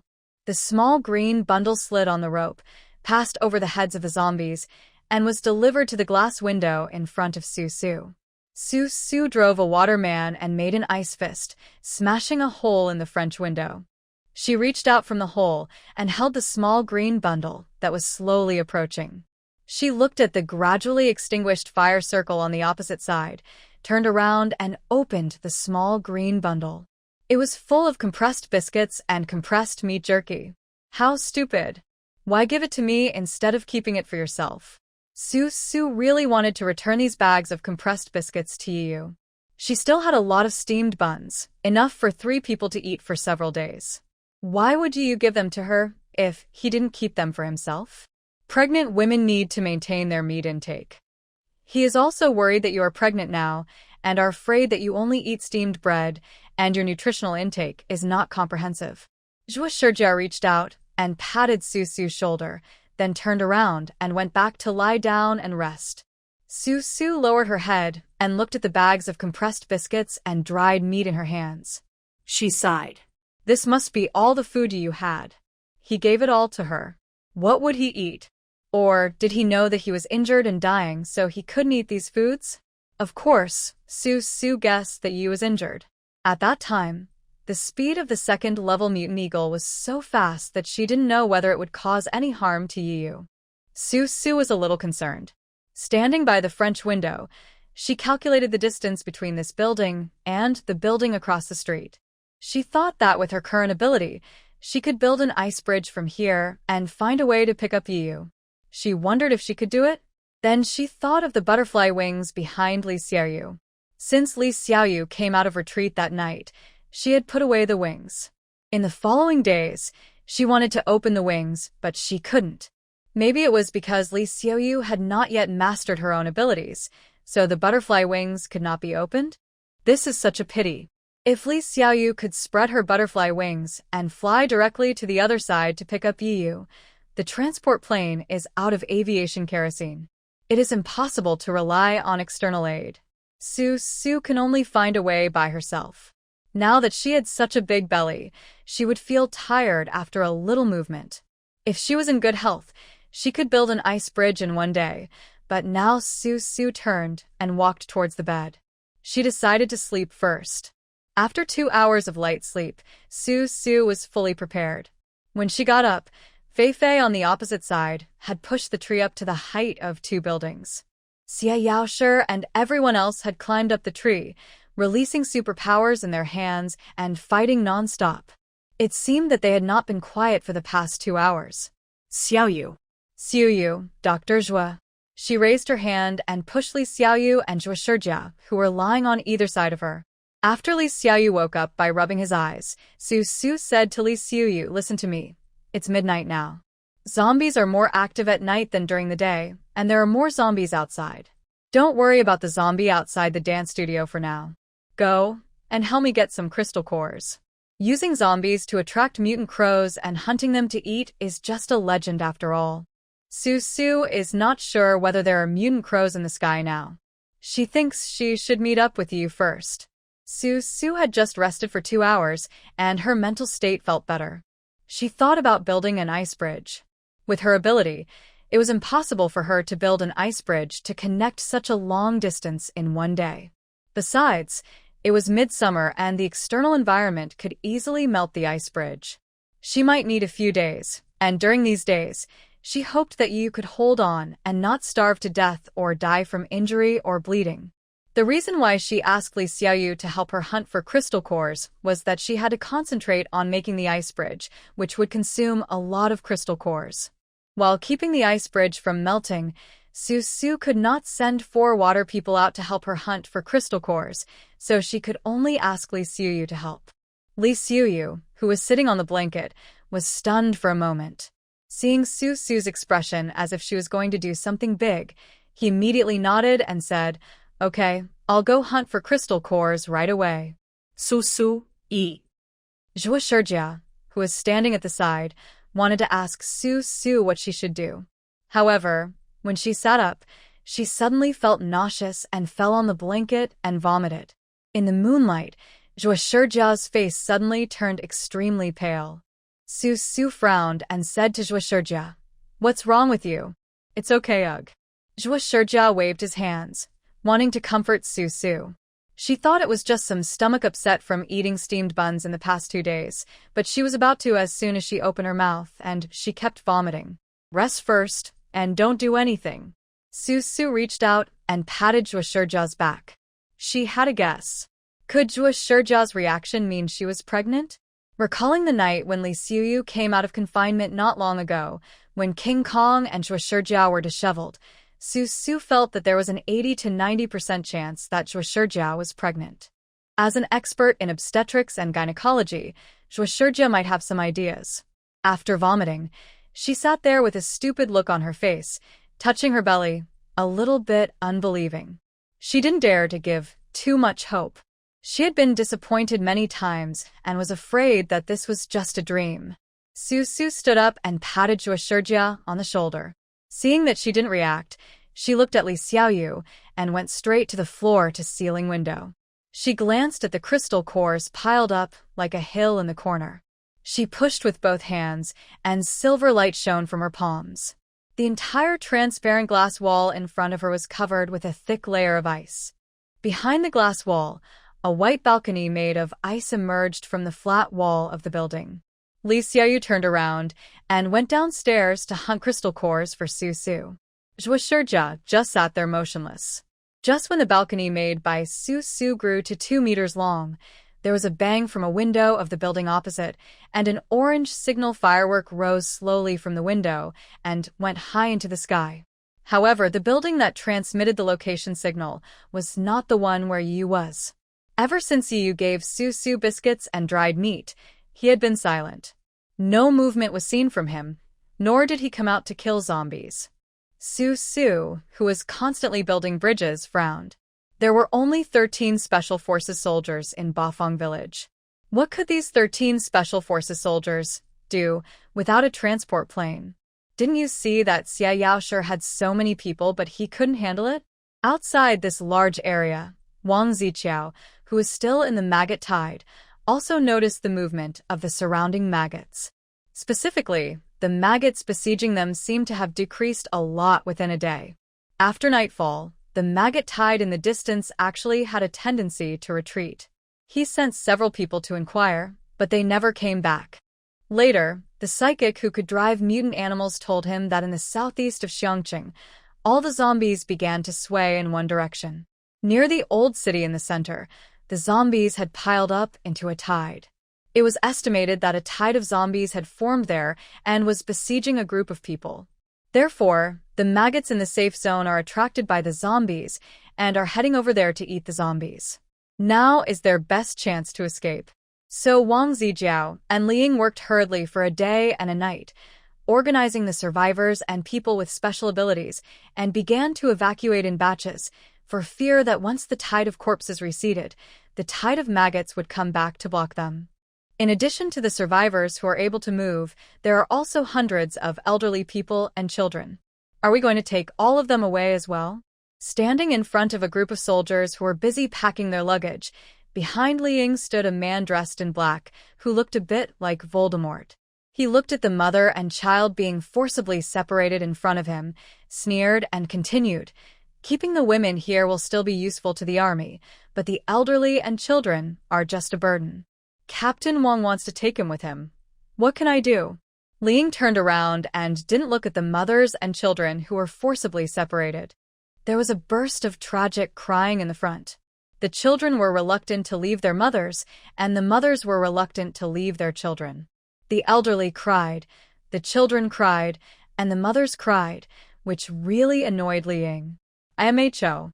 Voldemort had a hooked nose. He moved his fingers, and a bright red snake came out from his skinny sleeves, wrapped around his arms, and spit out its fiery red tongue. He was the one who could control mutant animals and whose ability level was far higher than Luin. He said, "We don't have enough supplies to begin with. If we want to go to Spring City, the journey is long. The elderly and children may not be able to travel such a long distance. It is better to find a reliable place nearby to send them there." "You mean to send these old people and children to Su Su?" Liang occasionally looked back and saw a 2-year-old child, crying and stretching out her little hands towards her mother. The old woman holding her was shaking and failed to hold the child, causing the child to fall. The 2-year-old child did not care about the pain and got up and ran after her mother with her short legs. Her mother was held by several soldiers and dragged forward. When she saw her child chasing her, the woman who looked like dead suddenly burst out with an astonishing momentum and struggled desperately, crying out her daughter's name. Then, a soldier behind raised the ace of his rifle and knocked the girl's mother unconscious. Liang did not read the rest. She sneered and turned her head to Voldemort and said, "These women, they don't know what they are crying for. Life in Su Su's place is much better than in the Maggot tide. Sending their children there is better than following them." She didn't think that children still needed their mothers. It was hard to survive in the end times, so who would care about whether parents and children were separated? Human beings' usefulness must be maximized. Useless women supported men with their bodies, and men fought for food with their lives. Unnecessary emotions should be reduced as much as possible. This idea was greatly approved by Voldemort.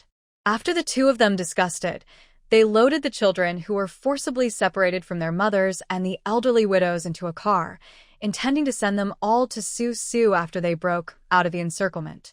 The psychics who stayed behind in the Maggot tide with Xie Yaoshi had been waiting for such a long time. Xie Yaoshi had said that he would be back in the evening, but it was already late at night, and he had not returned yet. The direction of the Maggot tide in the safe zone also began to change. So everyone organized themselves and planned to follow the direction of the Maggot tide in the safe zone and start looking for Xie Yaoshi. When everything started to move, Chu Xian's people also moved, but they did not prepare for retreat, nor did they rescue anyone. They just followed the Maggot tide and took advantage of the situation to hunt for crystal cores in preparation for purchasing weapons and food in the future. After one night, Feifei's peach tree could no longer grow upwards, so she adopted the principle of proximity and grew a very thick vine that connected to the nearest building. Xie Yaoshi was arranging people to defend while climbing along the vine to the nearest building. But that building wasn't very tall because this was the old city area and there were many old buildings nearby. The building closest to Xie Yaoshi was only slightly taller than the current building. The number of zombies on the ground has become increasingly terrifying. Su has sharp eyes and sees that among the densely packed corpses, there are actually several level 3 zombies, not to mention the number of level 1 and 2 zombies. Compared with these basic ordinary zombies, the number of level 1 and 2 zombies is at least hundreds. There was still no movement in the building where Yu was, but there were small-scale supernatural power fluctuations under the other 4 buildings. It was estimated that the remaining 4 snipers could not bear the excitement and ran out to hunt for crystal cores. Su's belly was too big, and Xiao AI would get angry if she stood for too long. On the one hand, she had to take Xiao AI into consideration and did not dare to indulge herself too much in her ability output. On the other hand, she wanted to finish the ice bridge as soon as possible so that she could go and see what happened to Yu. She was really tormented in her heart. So Su built the ice bridge for a while, then lay down to rest for a while and eat something. After a night and a morning, the ice platform outside the 7th floor could no longer hold up, so she had to drive piles down to support the bridge deck.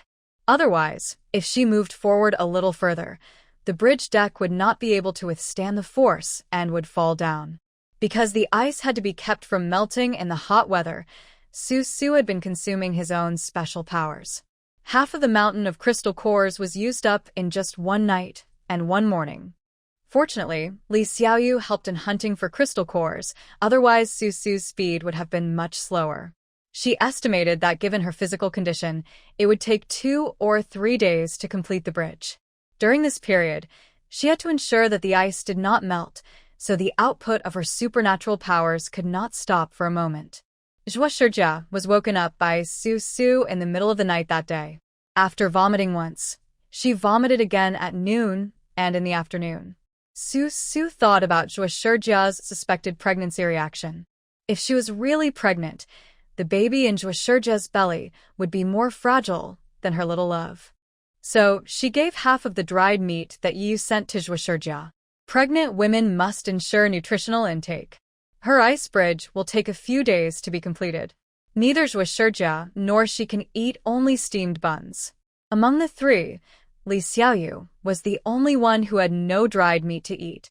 However, Li Xiaoyu was very sensible. She knew that Su was a pregnant woman who had entered the perinatal period, and Xie Yaoshi's various reactions suggested that she was pregnant. She was the only one who was healthy and still so she did not compete with the 2 pregnant women for the meat. When she ate steamed buns, she also took the initiative to reduce her food intake by half, leaving as much food as possible to supply to Su and Xie Yaoshi. With the concerted efforts of the 3, Su's ice bridge was finally built to half its length on the 2nd night. Just as she was about to take a rest, a vine slowly rolled over. The vine was very thin, so thin that it seemed like it would be broken by a gust of wind. Su was stunned, standing on the ice bridge with her bulging belly. There were densely packed zombies under the bridge, stretching out their dirty and rotten hands, as if they were hoping that Su would accidentally fall off. But she ignored the zombies and just looked along the curling vines. 3 pink peaches were hanging on the slender vines. Then he heard Xie Yaoshi's people waving their hands and shouting to Su from a faraway building, "Water, water, ice is also okay, change some water." They might not have water-based supernatural beings over there? Su was puzzled and thought of Su Xiaofeng, who was still in Bafang village. After Su Xiaofeng delivered Xie Yaoshi's message, he wanted to stay in Bafang village and cultivate his relationship with Junjiu, so Su Xiaofeng did not participate in this operation. That makes sense. In the apocalypse, most of the water and wood-type psychics were transformed into auxiliary types. The weaker water and wood-type psychics would not be easily brought out by the team. Some teams would even spend a large amount of crystal cores to cultivate water and wood-type psychics, because only when there are more water and wood-type psychics, the team will not have to worry about food and drink. So it is understandable that Xie Yaoshi did not bring any water-based mutants with him this time. Su nodded, flipped her palm, and condensed 3 thick blocks of ice. Then she saw Fei on the roof of a building in the distance, sitting cross-legged on the ground. With a wooden expression, she drove the slender vines in her hand, which swept away the ice in Su's palm, leaving behind 3 big pink peaches. She held on to the handrail of the ice bridge with some difficulty, squatted down with her belly bulging, picked up 3 big peaches on the ground, walked into the dance studio on the 7th floor, glanced at Xie, who was sitting on the blanket with a worried and anxious face, handed one of the big pink peach in her hand to Xie, and advised, "You are also an obstetrician and gynecologist. If you are indeed pregnant, you know that pregnant women should maintain a good attitude. If you are always anxious and worried like you are now, it will affect the child's personality in the future." Su knew what Xie was anxious about, because Xie had not had a child for many years, and now she suddenly had suspected pregnancy reactions, and as a result, she was trapped here and couldn't get out. Of course, she would be anxious because she was eager to confirm it, and she was also worried because pregnant women pay special attention to nutrition. If she was really pregnant, what should she do if she had to eat steamed buns and dried meat every day? After listening to Su's words, Xie also felt that it made sense, so he cheered up a little, reached out to take the peach from Su's hand, and asked in confusion, "Where did the peach come from?" "The group of people on the other side of the zombie tide exchanged with me. They have a Fei, who is a wood-type mutant, but no water-type mutant." As she spoke, Su took a bite of the peach in her hand and placed the 3rd peach on Li Xiu's blanket. She felt that this was a very good deal. The other party asked for water, so she exchanged the peach for water, which solved their food problem. The remaining steamed buns could last them another meal. After eating the peach, Su sat on the blanket and took a rest, preparing to get enough energy to build her ice bridge. After a while, Li Xiaoyu came back with a bunch of crystal cores. He also saw the big peach on her blanket. After asking about its origin, he said to Su, "I happened to see Lu Yin's eagle that day, and it would actively attack zombies. I tied the living zombie to the rooftop, hoping to attract some mutant birds to kill and eat." Originally, Li Xiaoyu didn't know why Su wanted her to tie up the zombies. She just thought that she didn't know when the zombie tide would recede, so she wondered if she could use the zombies to attract some birds so that she could kill them and eat some meat. This was exactly what Su thought. Su leaned against the mirror, touched her belly, which was beginning to tighten again, frowned, and said nothing. She just looked at Li Xiaoyu approvingly, closed her eyes, and fell into a light sleep. After a while, she felt her stomach was too tight and couldn't help but groan.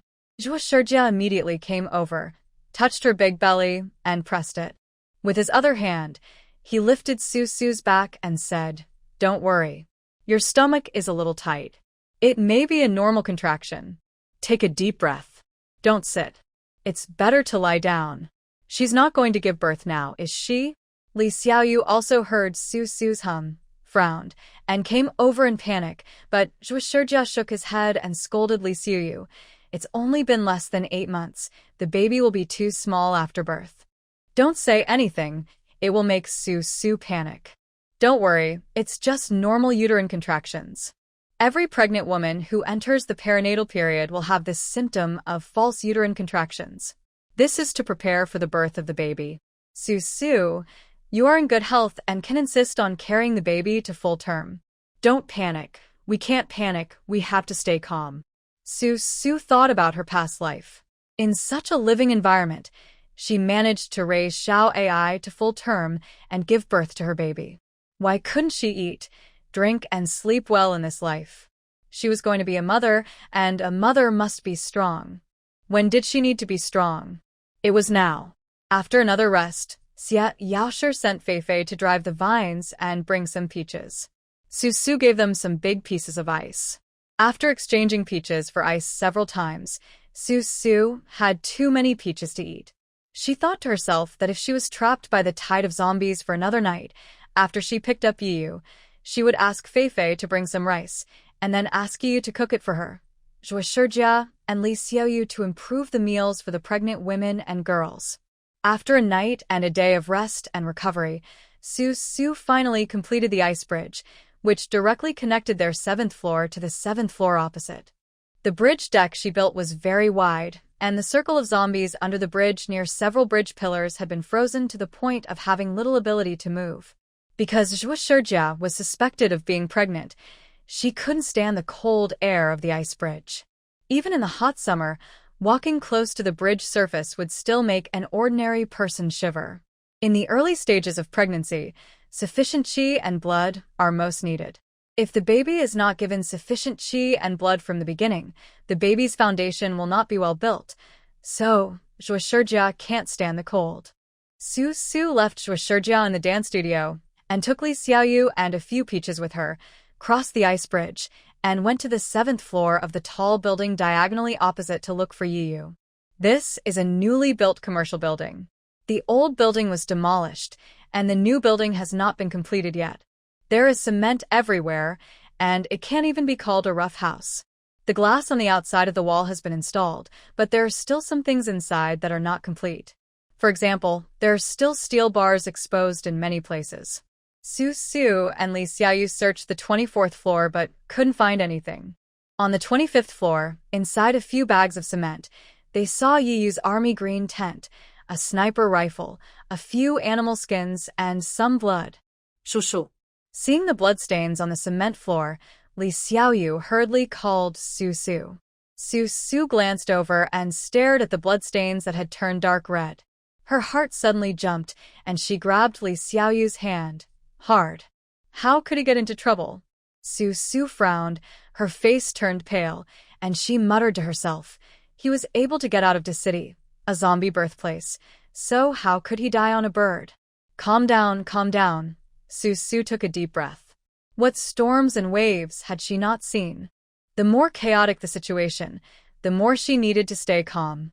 Su took a few more breaths and took a closer look at the animal skins on the ground. They looked very much like those from Lu Yin's eagle, with bird feathers still hanging on them.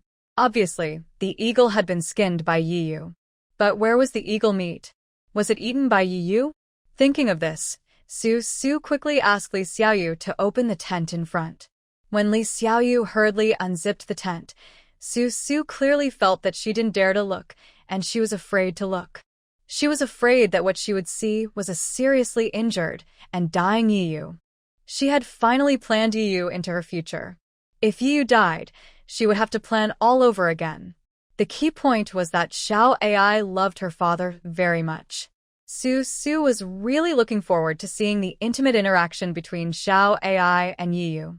At that moment, she felt that she was very unfriendly by yelling at Yiyu on a daily basis. She always liked to order him to do this and that for no reason, and often told Yiyu to die. This was really wrong. After all, Yiyu was Xiao Ai's biological father. No matter how stupid or annoying he was, Su should be nicer to him. Li Xiaoyu unzipped his pants and shouted in surprise. Su then realized that she had closed her eyes.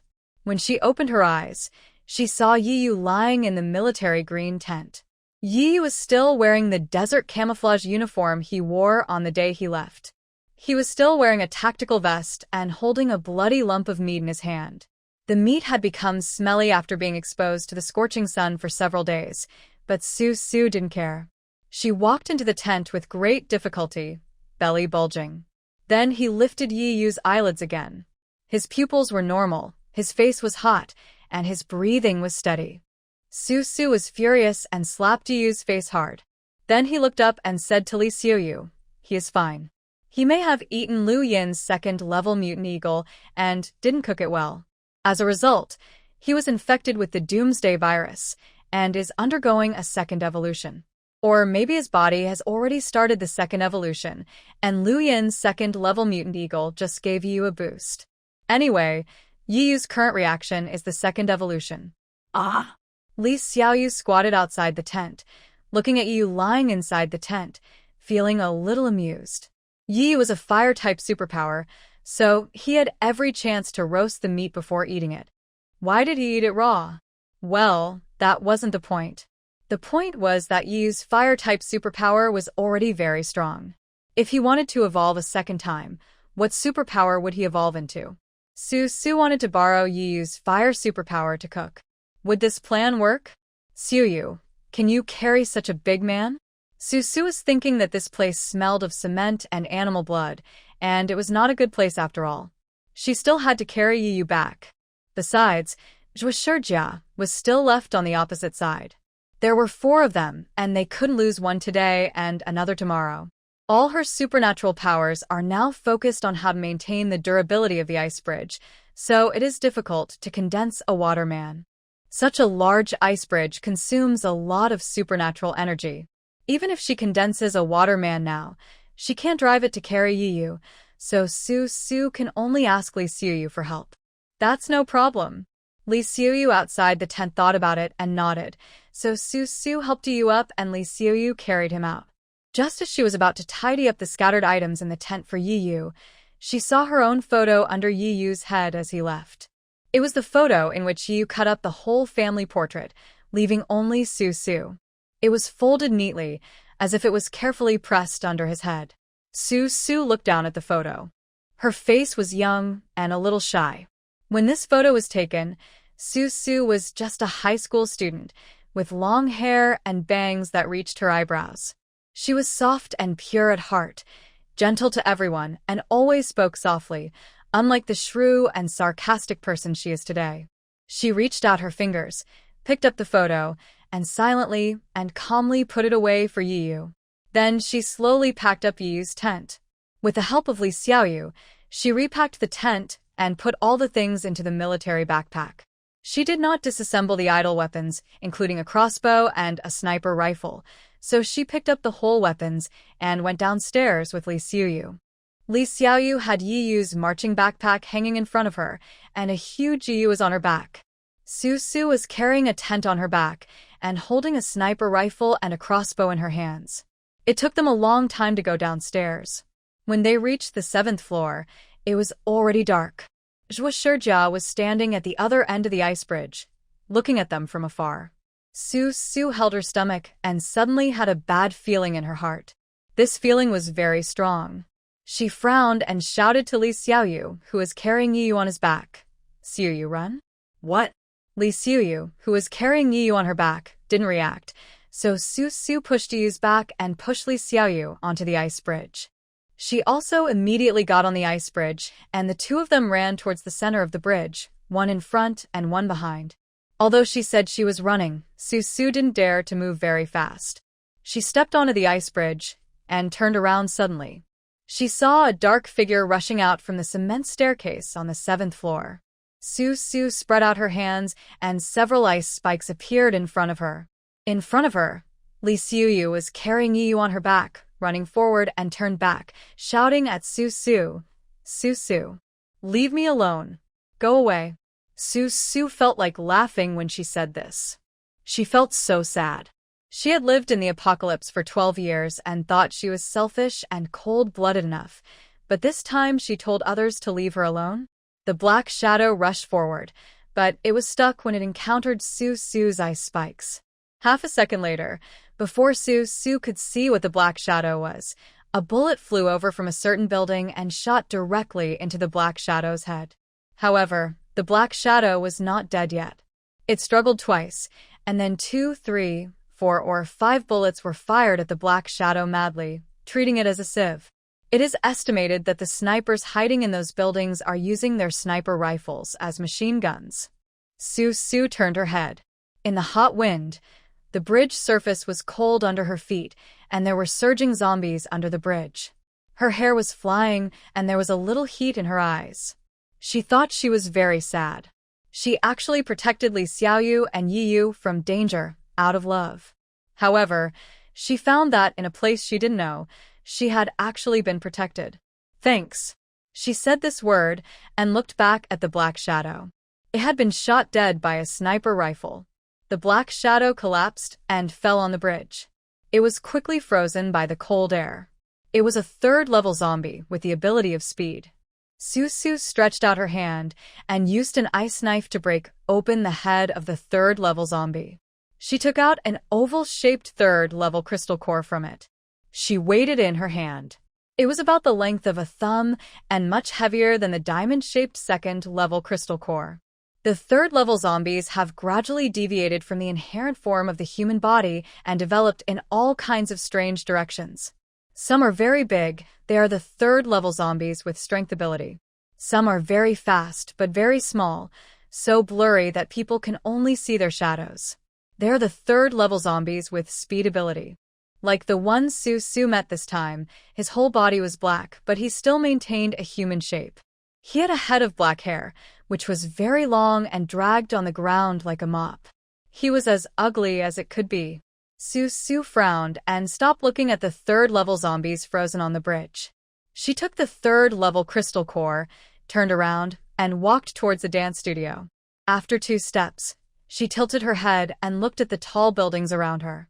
After thinking for a while, she realized that since they helped her, why couldn't she return the favor? Since saving Yi Yu was saving him, then saving a few more Special Forces soldiers trapped in the zombie tide would also be saving them. She decided to go back and rest for a night, and start building ice bridges in the buildings with Special Forces tomorrow. She didn't know when the tide of corpses would retreat, when reinforcements would arrive, and when Xiao AI would be born, but the end of the world was so difficult, so she gathered her people first. Back in the dance studio, Su waved her hand and withdrew her ability to keep the ice bridge cold. The ice bridge began to melt and release water in the hot weather. Seeing this, everyone on Xie Yaoshi's side stretched out their tongues, wishing they could grab the ice bridge that was constantly dripping and put it on their side. At night, Fei drove the vines and sent several large peaches over. Su gave them 2 large pieces of ice, then stayed by Yi Yu's side, found a piece of cloth, put the cut peach meat on the cloth, grabbed the 2 corners of the cloth with both hands and twisted it, and dripped a few drops of peach juice on Yi Yu's lips. Then Su discovered that Yi Yu's lips looked ordinary, but when the peach juice dripped on them, it was like dripping into dry soil and was instantly absorbed. She put down the peach in her hand and touched Yi Yu's forehead. His forehead was getting hotter and hotter, as hot as if she had touched boiling water. She frowned and unbuttoned Yi Yu's tactical vest. She felt the baby in her belly moving faster than usual, so she took Yi Yu's hand, placed it on her big belly, lowered her head, and whispered to comfort him. "Don't be afraid, baby. Daddy is just evolving again. It's okay. Look, he is touching you. Daddy is saying, my dear little love, Daddy just needs to sleep for 3 to 5 days. You have to be good, and listen to Mommy." Then slowly, Xiao AI stopped her anxious arching under Yi Yu's palm. She really listened to Yi Yu, and really liked Yi Yu as her father. Su sniffed and lay down beside Yi Yu, letting his palms stay on her belly. After being trapped by the corpse tide for so many days, she finally had a good sleep. On the 2nd day, after dawn, Li Xiaoyu went to hunt crystal cores again. Zhuo Shijia also cheered up. After eating peaches and dried meat, he began to search for supplies. Su slept until dawn and felt better than ever before. She tried her ability. Wow, she was promoted. Water and Ice Dual System, 4th level ability. The 4th level and the 3rd level seem to be only 1 level apart, but the energy gathering and release between them are incomparable. It is said that a slight difference can lead to a great difference, which is the difference between the 3rd level and the 4th level. Su was very surprised by this. This person really grew up in desperate situations. Without desperate situations, how could he advance? Since he has advanced, the speed of building a bridge must be much faster than when he was at the 3rd level. Su stopped and started, and in one morning, she built half of the ice bridge. The direction of the ice bridge went directly to the right front. She knew that there was a Special Forces soldier hiding there. In order to build an ice bridge to pick up the Special Forces, they would have to pass through Xie Yaoshi's group. That group of people were very much looking forward to Su's ice bridge being built. This way, Feifei wouldn't need to expend too much of her special powers to deliver peaches, and it would also be more convenient for them to communicate with Su, such as changing water, which was indescribably convenient. At noon, after eating peaches, Su continued her bridge work. At the point closest to Xie Yaoshi and others, Zhang Anquan waved at Su and smiled at her. "Do you need help? How can you help?" Su lowered her hands, and 2 silver lights poured down from her palms, hitting the silver-white wall under her feet, and the bridge slowly extended forward. Zhang Anquan said, "For example, I can give you a metal cover so that your ice bridge won't melt and fall apart so easily. So, then what do you want? Look at you keep talking about deals. We are all trapped in this tide of maggots, and I guess the people who come to rescue us are also trapped in this situation. We need to work together sincerely to get out of this predicament, right?" Zhang Anquan was eloquent and had a decent smile on his face. Su looked at his moving mouth indifferently. She only regretted that Brother Pai was not around.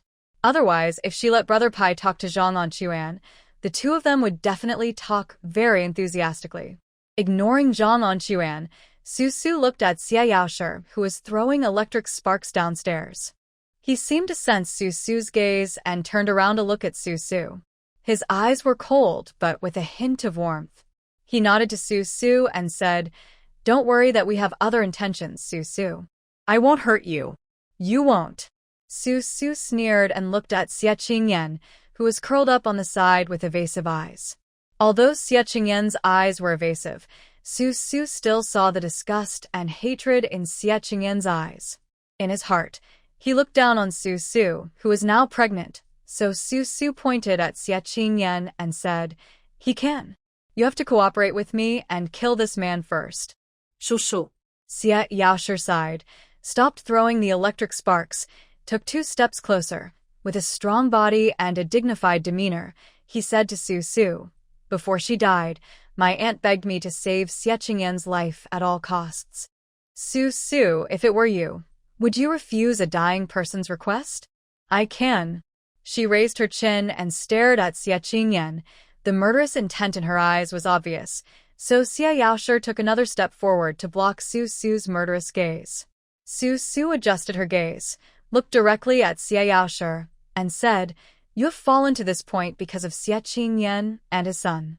I originally thought that your aunt was apologizing to you and asking for forgiveness before she died, but I didn't know that your aunt was saying this to you. You are such a smart person. It is impossible for you not to know that your aunt's behavior is obviously using her death as a bargaining chip to put forward conditions for you. She must be thinking that you don't need to save her anymore, make you soft-hearted, and make you owe her a huge debt, and use this debt to make up for what Xie Qingyan did." Su didn't need to explain what kind of person Xie Qingyan was. Everyone present, including Xie Yaoshi himself, knew that he was selfish even when facing his biological mother. The only advantage of such a person was that he had a mother who loved him more than her own life. Now, Xie's mother has used her own life to tie Xie Yaoshi and Xie Qingyan together. If Xie Yaoshi lives, Xie Qingyan will be born. If Xie Yaoshi dies, Xie Qingyan will have to live. This is the real intention of Xie's mother biting her tongue to commit suicide. Everyone can see it clearly, but they are helpless. In the scorching sun, Xie Yaoshi lowered his eyes, and there was a trace of sadness and loneliness on his handsome face. He was a king-like figure in his previous life, but in this life, he was entangled with Xie Qingyan and was destined to be dragged down. His teammate, Su, actually understood him, but did not agree with him. In order to save Xie Qingyan's life, he stood on the opposite side of everyone. However, because of his aunt, he still has to protect her. This is a man's duty and debt. If the person he owes dies, he will never be able to repay it in this lifetime. Zhang Anquan stopped talking, and everyone was silent about what they were supposed to do. Xie Qingyan was curled up on the ground, looking like a pus-filled mass, with his head drooping and his medium-long hair covering his entire face. No one saw the viciousness in his eyes, and no one saw the distortion on his face. Xie was enduring it. The situation was stronger than him, so he would endure it for now. When he was free from this predicament and gained the upper hand, the first thing he would do was to kill Su and the rascal Xie and Yu had. Su knew about these psychological activities in her previous life, without Xie telling her. In her previous life, before Xie gained power, he had already found a way to sell off Su's love. Not to mention this life, he also relied on Xie Yaoshi as his long-term meal ticket. Su looked coldly at Xie Yaoshi, who was standing in front of Xie. He had a determined look on his face, and he was going to follow through on his promise to his aunt. Well, Su had nothing more to say to such a person. She respected his loyalty and righteousness, and lamented that he was a great burden in her life, but she was unwilling to cooperate with him. So she glanced at Xie Yaoshi and walked forward while staring at the ice bridge. At first, Gotzi didn't know that Su had already picked up Yu, so why did she make an ice bridge? Later, when he saw that her ice bridge was heading towards him, he instantly understood Su's intention. She was here to pick him up. Stepping onto the ice bridge, Gotzi smiled at Su more sincerely and warmly than ever before. If they accepted Su in the past, it was because Yu wanted to be responsible for Su, and later because Su was pregnant with Yu's child, their special forces regarded Su as one of their own. But family members are family members, and Su can never be compared with Yu. Yu is their brother who shares life and death, and Su is just Yu's relative. They do treat Su sincerely, but they still feel that there is something between them. But ever since Yu lost contact on the Special Watch, the remaining 17 Special Forces soldiers, whether they were trapped in the zombie-tied building or far away in Bafang village, were almost going crazy, fearing that Yu would also die in the zombie tide like their other two brothers. When they were at a loss, they could only watch Su, with a big belly, building the ice bridge outside. She would take a break when she was tired and start again, little by little, never giving up. Finally, she built the ice bridge to the building where Yu was, and she and Li Xiaoyu carried Yu out on their backs.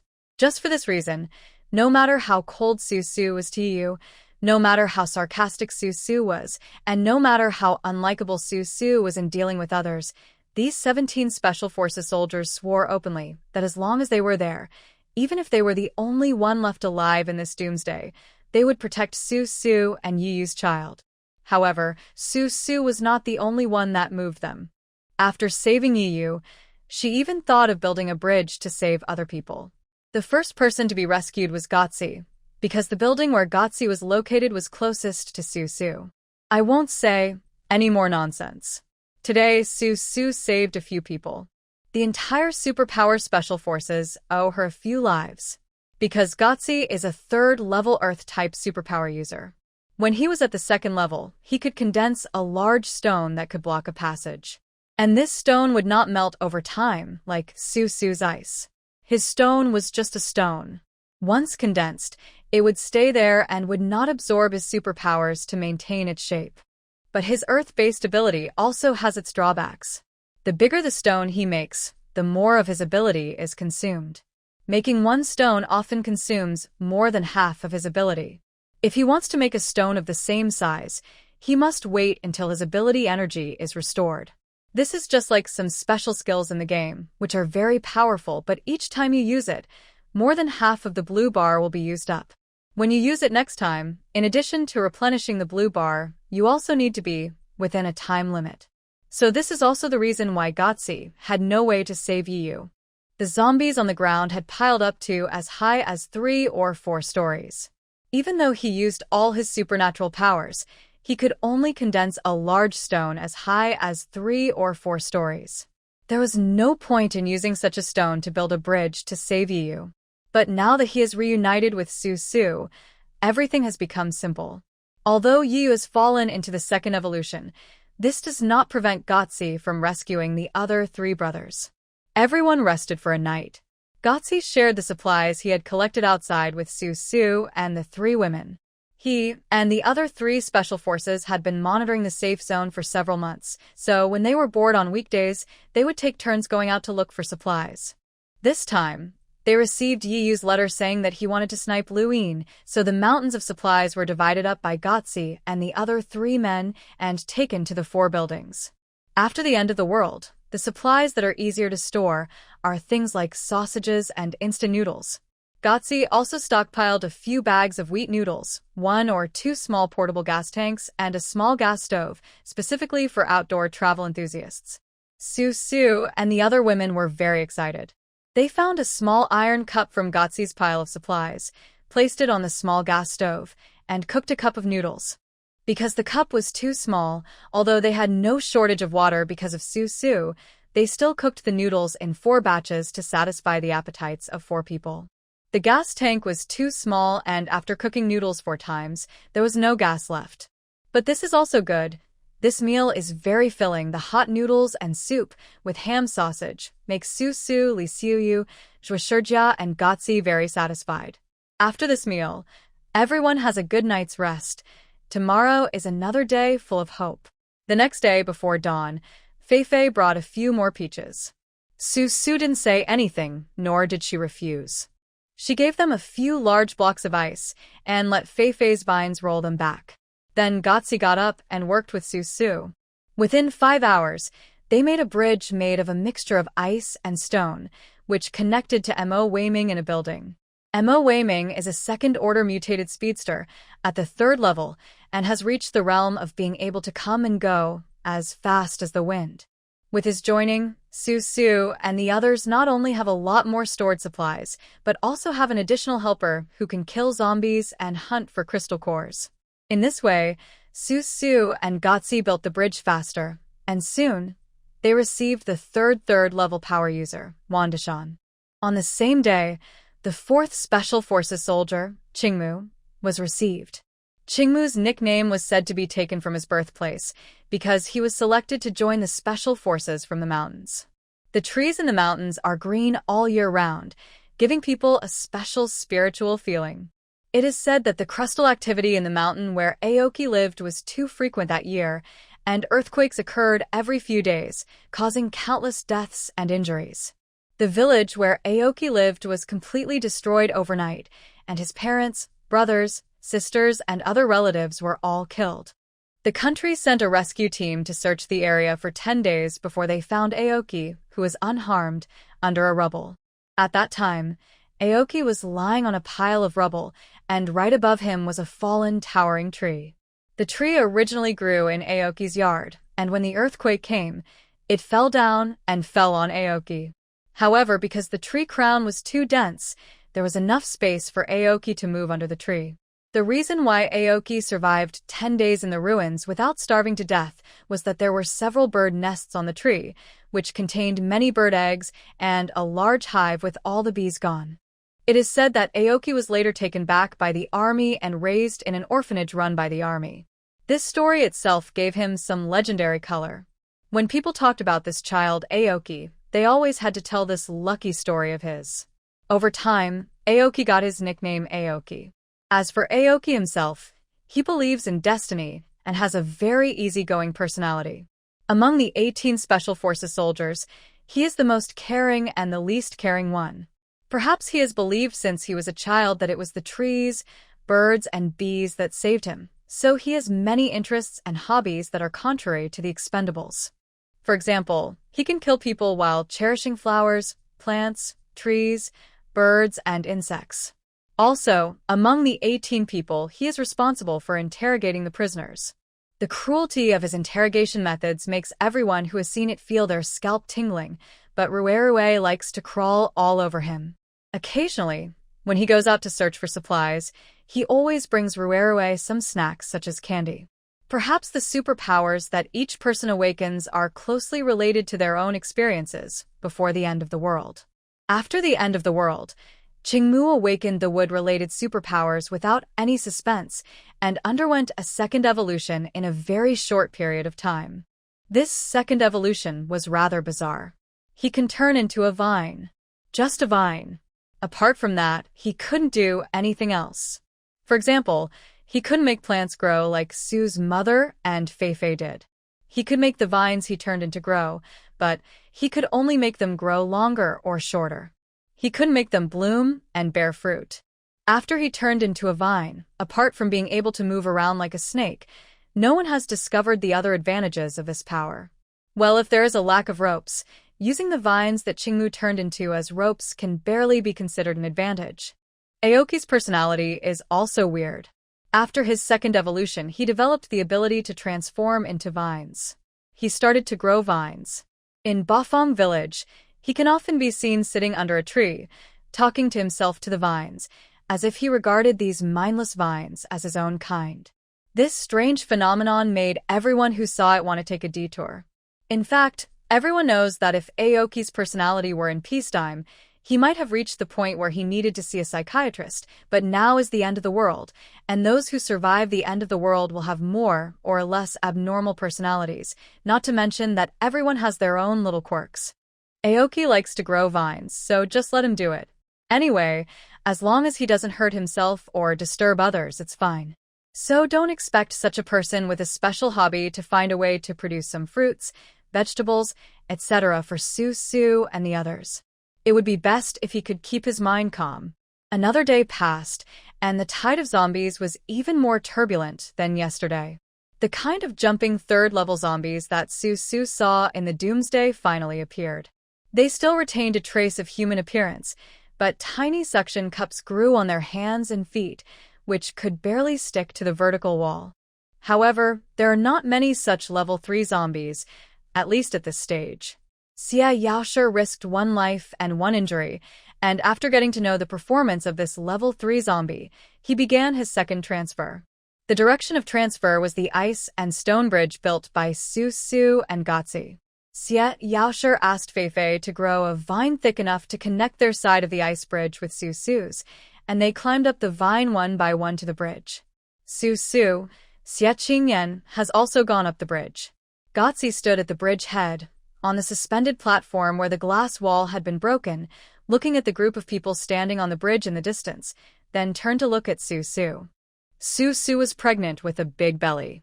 She used a piece of cloth dipped in water to wipe Yiyu's face and body. Yiyu's face became more and more red. Today, there were some cracks on his skin due to excessive burning, which made others very worried. Hearing what Gotzi said, Su turned around and looked at the empty platform, at the ice bridge that was already melting with dripping water. She snorted coldly and said to Gotzi, "At a time like this, how can we afford to waste time on each other? Such a huge zombie tide is more than enough to destroy an entire base. It's good that they're coming over. More people means more help. Help me carry you on my back and we'll go up to the 10th floor." Looking at the current tide of zombies, it would not be a problem to pile up a few more meters. The 3rd and 4th floors have been completely submerged in the tide of zombies, and the 7th floor will sooner or later be reached by those jumping zombies. Su thought that she had to move up, and by the way, she didn't want to meet someone like Xie Qingyan, lest she accidentally chop Xie Qingyan with her belly bulging. Although she had no intention of cooperating with Xie Yaoshi and had never given Xie Yaoshi's team any goodwill in return because of Xie Qingyan, but in the current situation, she still wanted to stop Xie Yaoshi's team from saving themselves or to disrupt their path to self-rescue. It always felt like she was causing an internal conflict in the face of the zombie tide. So Su let them go, and Xie Yaoshi could go wherever they wanted as long as they didn't bother her. Gotzi nodded and did as Su said, carrying Yiyu to the 10th floor. The others packed up their equipment and supplies and followed him up. Standing in a higher place, Su could see farther and saw that the direction of the zombies' attack was slightly different from the previous few days.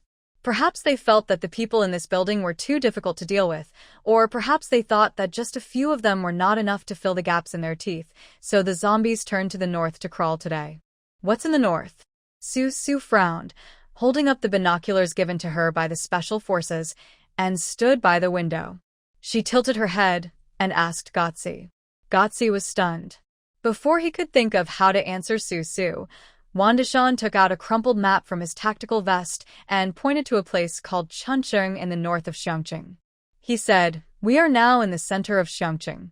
To our west is the safe zone that LV once established. Now it is full of maggots. Further west is our Bafang village. Because of the maggot tide, the zombies can't get through, or can't get through easily. To the north are several gathering places of survivors of different sizes, all the way to Chuncheon, which has become the largest safe zone south of the Yangtze River. I felt like I was surrounded by enemies and being criticized by everyone.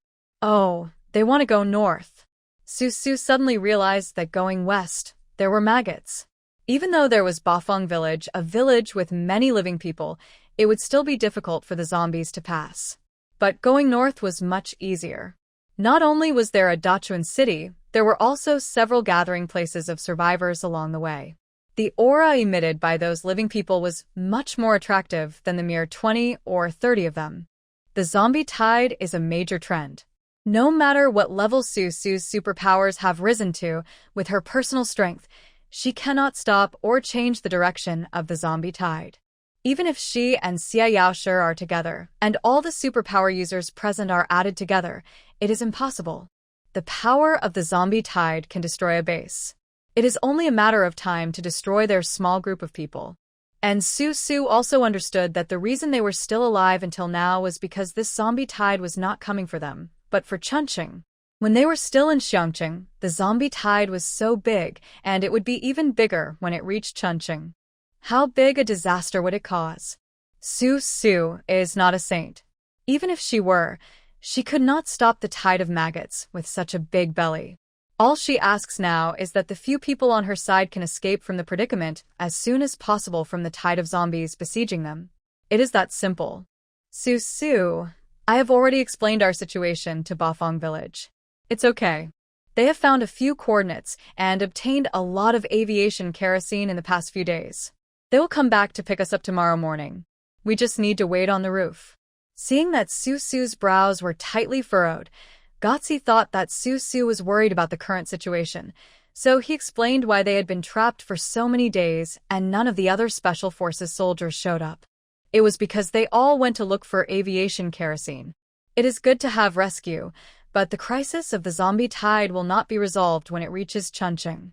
If Chuncheon cannot resist such a large zombie tide, it will continue to spread to the surrounding areas and develop to an infinite size. Susu was a little anxious because there was a maggot tide an hour's drive from here. The reason why the maggot tide had not spread was because it was controlled by the four forces of Lu Yin, Wang Zijiao and Liang, Xie Yaoshi, and Xu Xian. Moreover, maggots are easier to control than zombies after all. No matter how much a maggot is upgraded, it is still a maggot. After a zombie is upgraded, its appearance will undergo various changes. Some zombies will even have superpowers. This is the most terrifying thing. Let's not talk about what form the zombies will evolve into. Let's talk about the present first. Now, the zombie tide is so huge that the maggot tide can easily spread with the help of the zombie tide. So it turns out that the zombie tide is in front and the maggot tide is behind. It is very likely that Chuncheon will be facing a large wave of maggots after fighting desperately against the zombie tide. What makes Susu most nervous is that to the west of the maggot tide is Bafang village. If the maggot tide spreads with the help of the corpse tide, it is only a matter of time before they go to Bafang village. Her Bafang village is still developing slowly. 2 or 3 people will be enough to pick us up. Tell them that we should keep the main force in Bafang village. I'm afraid the tide of maggots in that safe zone will soon be out of control. Susu put down the telescope and handed it back to Gotzi. He turned away from the window with a full stomach. Li Xiaoyu, Wan Dishan, Qingmu, and Mo Weiming had already gone downstairs to kill the zombies crowded in the corridor. If the zombies in the corridor were not cleared out, the roots of the building would be easily destroyed by the zombies. Everyone took a short rest for a few hours on the 10th floor. The power-type mutant Wan Dishan came back, gave Susu a bunch of crystal cores, and then took the lead to carry most of the supplies, and went to the top floor. Susu and others stayed on the 10th floor to kill zombies for the time being, because if the distance was too far, and they had to remotely control their supernatural power output to fight the zombies, the output energy would be much greater, so the distance of the 10th floor was just right. At night, Xie Yaoshi and Zhang Anquan went up to the 10th floor.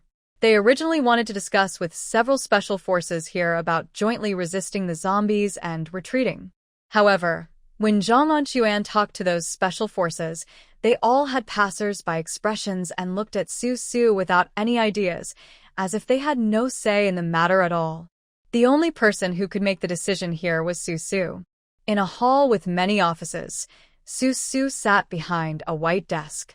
Behind her was a whole wall of floor-to-ceiling windows.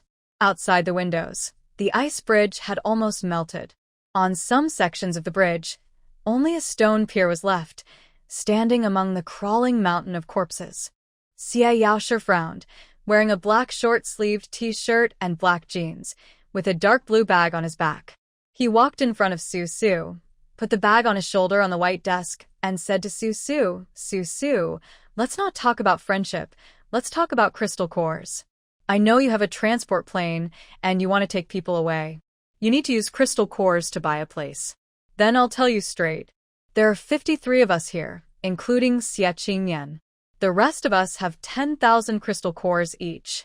I'll give Xie Yaoshi 100,000 crystal cores." There was an unsolvable situation between Su Su and Xie Yaoshi, and now there was also an unsolvable situation between Xie Yaoshi and Xie Yaoshi. Hearing Xie Yaoshi's words, Zhang Anquan's face showed a hint of anger.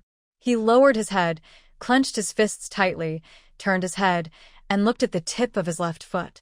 And on Xie Yaoshi's face, besides determination, there was also a hint of helplessness, a hint of sorrow, and a hint of helplessness at being shackled by fate. Su Su silently looked at the bulging cloth bag on the table. There were at least hundreds of thousands of ordinary crystal cores in it, probably more. These were the crystal cores that Xie Yaoshi's people had used to fight the zombie tide day and night in the past few days. Xie Yaoshi used them to buy the positions of 53 people, including Xie Yaoshi. She thought to herself, with Xie Yaoshi around, she couldn't kill Xie Yaoshi at this moment, so why not earn these 100,000 crystal cores? Xie Yaoshi, your life is really ruined by a man called Xie Yaoshi. Because Su Su's belly was too big, she would be out of breath after climbing a few flights of stairs, so she made a chair whose 4 legs could move by themselves. She slowly carried herself to the 32nd floor. Zhua Shijia, Li Xiaoyu, and Gotzi followed behind her to protect her. When Su Su and his companions reached the 32nd floor, Xie Yaoshi's 53 men also came up one after another. Su Su stood in the stairwell on the top floor of the 33rd floor from the 32nd floor. Looking back, he saw Xie Yaoshi with his head down, following closely behind Xie Yaoshi. Da-da-da-da, the sound of the transport plane's propeller came from outside the security door. Su Su looked at the psychics scattered in the corridor one by one. They could no longer tell who was Xie Yaoshi's man and who was Lu Yin's man. Perhaps after so many days, everyone had already become people in the same boat. Su Su, you can go now. Outside the security door, Wandishan opened the door and shouted to Su Su to get on the transport plane. Yi Yu and all the supplies had already been placed on the transport plane. Just as Su Su turned around, supported his waist, and prepared to step onto the last step, the building suddenly shook. Ah? What's going on? There are too many zombies. The foundation of the building has been destroyed. In the panic, someone shouted. Andashan hurriedly walked towards Su Su while shaking, and steadied Su Su's bloated body. He shouted to Su Su. Hurry up, I'm afraid this building won't last much longer. We'll take you away first. Then he shouted to Xie Yaoshi. Xie Yaoshi, our transport plane can still carry 10 more people. You decide which 10 people to take away first. Don't worry, this building won't collapse for a while. It will be enough time for us to send Su Su and the others to a safe place, and then come back to pick you up. No. No. Su Su, you can't leave me. Amid the swaying, Xie Yaoshi, who had been following Xie Yaoshi, suddenly seemed to go mad. He rushed to the front of the team and waved away the skinny Fei, who was standing in the front. Fei fell backwards and was caught by Xie Yaoshi. Xie Yaoshi raised his head and shouted while shaking, Xie Yaoshi, come back. Brother, you love me the most, let me go first. Xie Yaoshi's face was full of panicked tears. He shouted without turning his head, pushing this and that, trying to squeeze to the front and squeeze next to Zhang Anquan. Zhang Anquan used his elbow to push Xie Qingyan back and cursed. "Don't you know how to queue? Why are you squeezing?" The building shook for only a few seconds and then stopped. In the chaos, Su Su was protected by Wanda Shan and entered the security door on the rooftop. When she looked back, she saw Xie Yaoshi staring at Zhang Anquan in the crowded corridor. She thought, and he also knew, that he was losing the hearts of the entire team because of Xie Qingyan. Zhang Anquan knew why Xie Yaoshi had been protecting Xie Qingyan's life, and the last swear word that Zhang Anquan deliberately uttered was to curse Xie's mother who bit her tongue to commit suicide, and at the same time, he was also expressing his dissatisfaction with the matter. But Xie Yaoshi said nothing. He just walked forward, raised his hand and grabbed Xie Qingyan, twisted the back of his collar as he kept struggling, turned around, and dragged Xie Qingyan downstairs.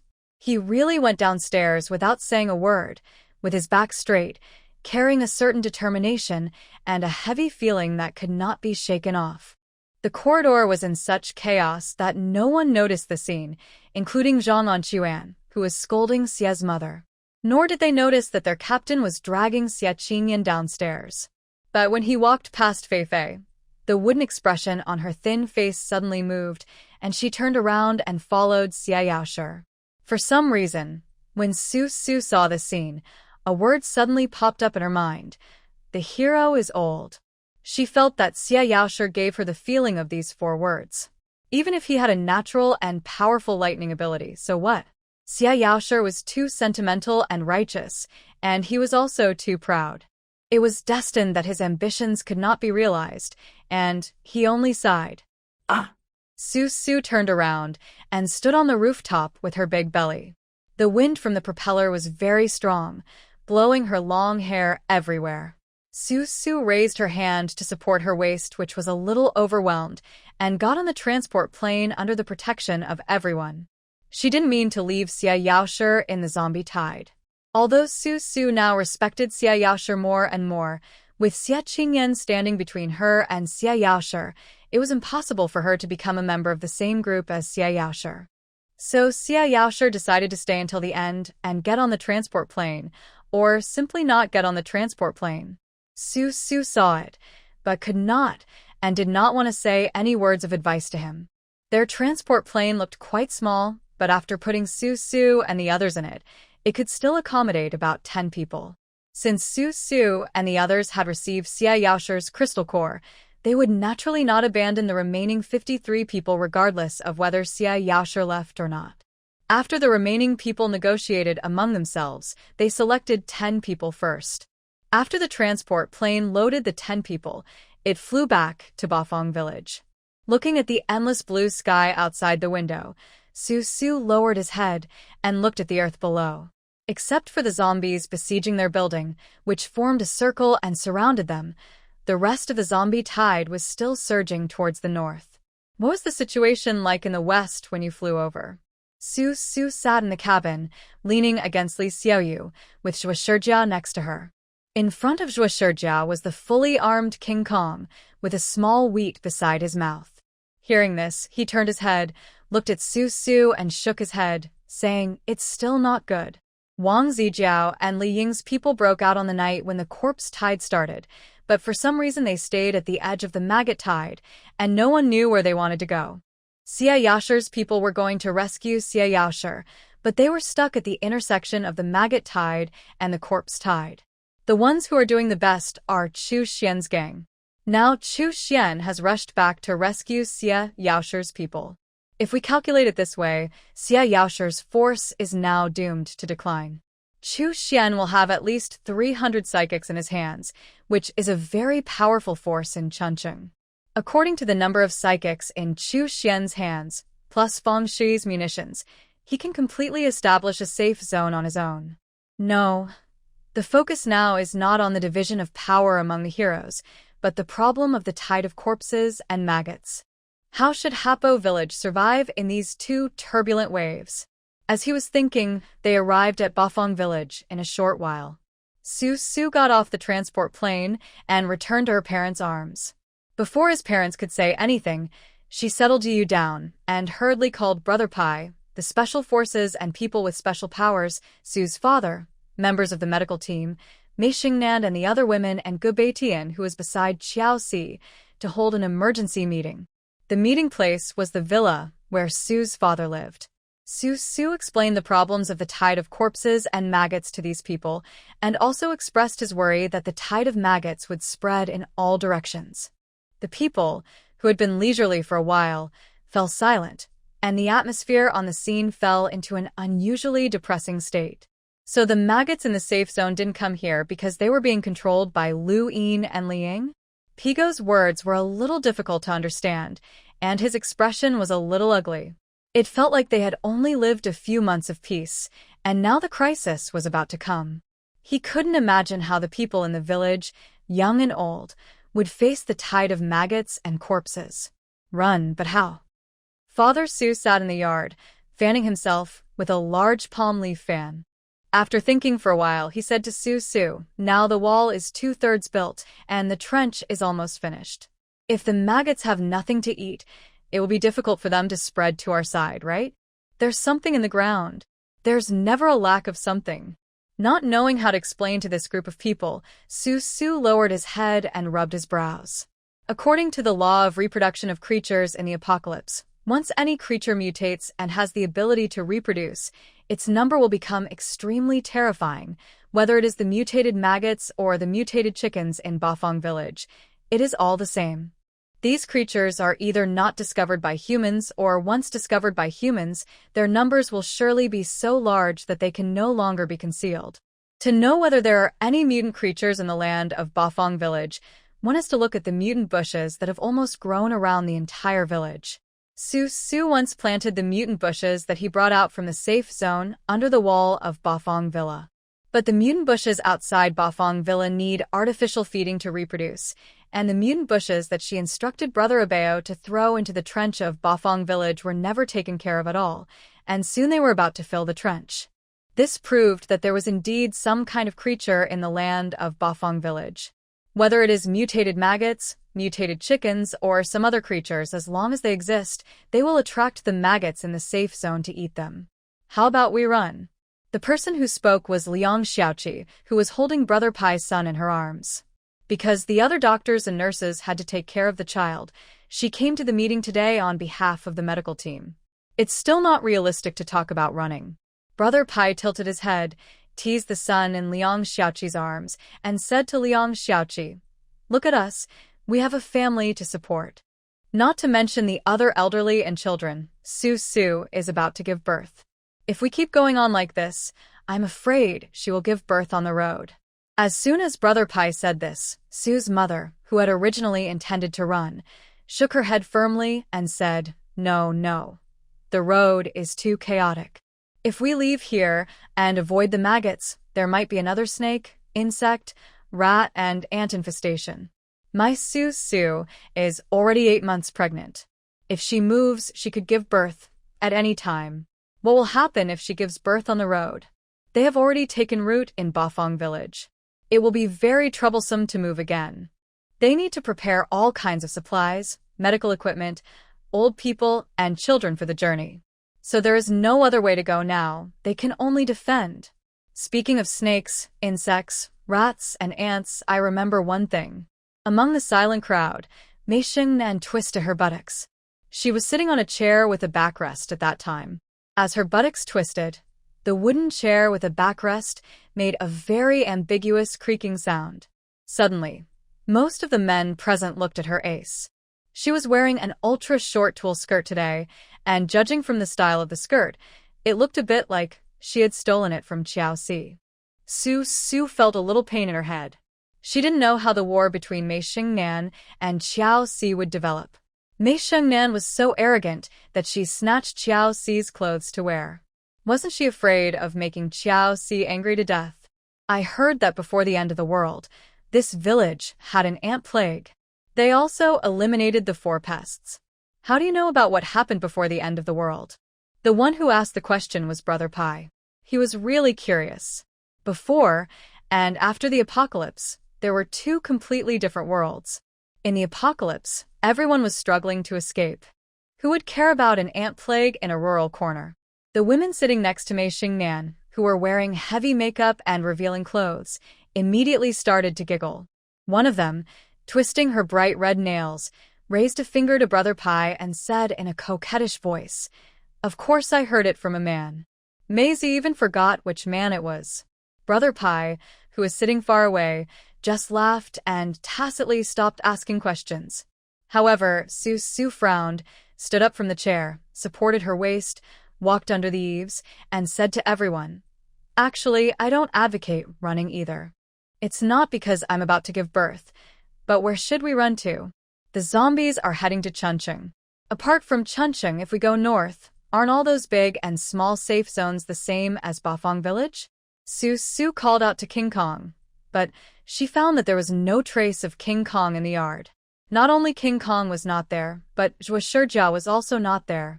She wondered if Xie Shijia had gone to King Kong to tell him about her suspected pregnancy. Of course, Xie Shijia had been trapped in the corpse tide for so many days, and she finally came out, so she naturally wanted to tell King Kong the good news. So Su did not go to look for King Kong, but said to Gotzi, "You should work harder these days and bring those superpowers with you." As for the soldiers, besides doing hard labor, they have many other uses.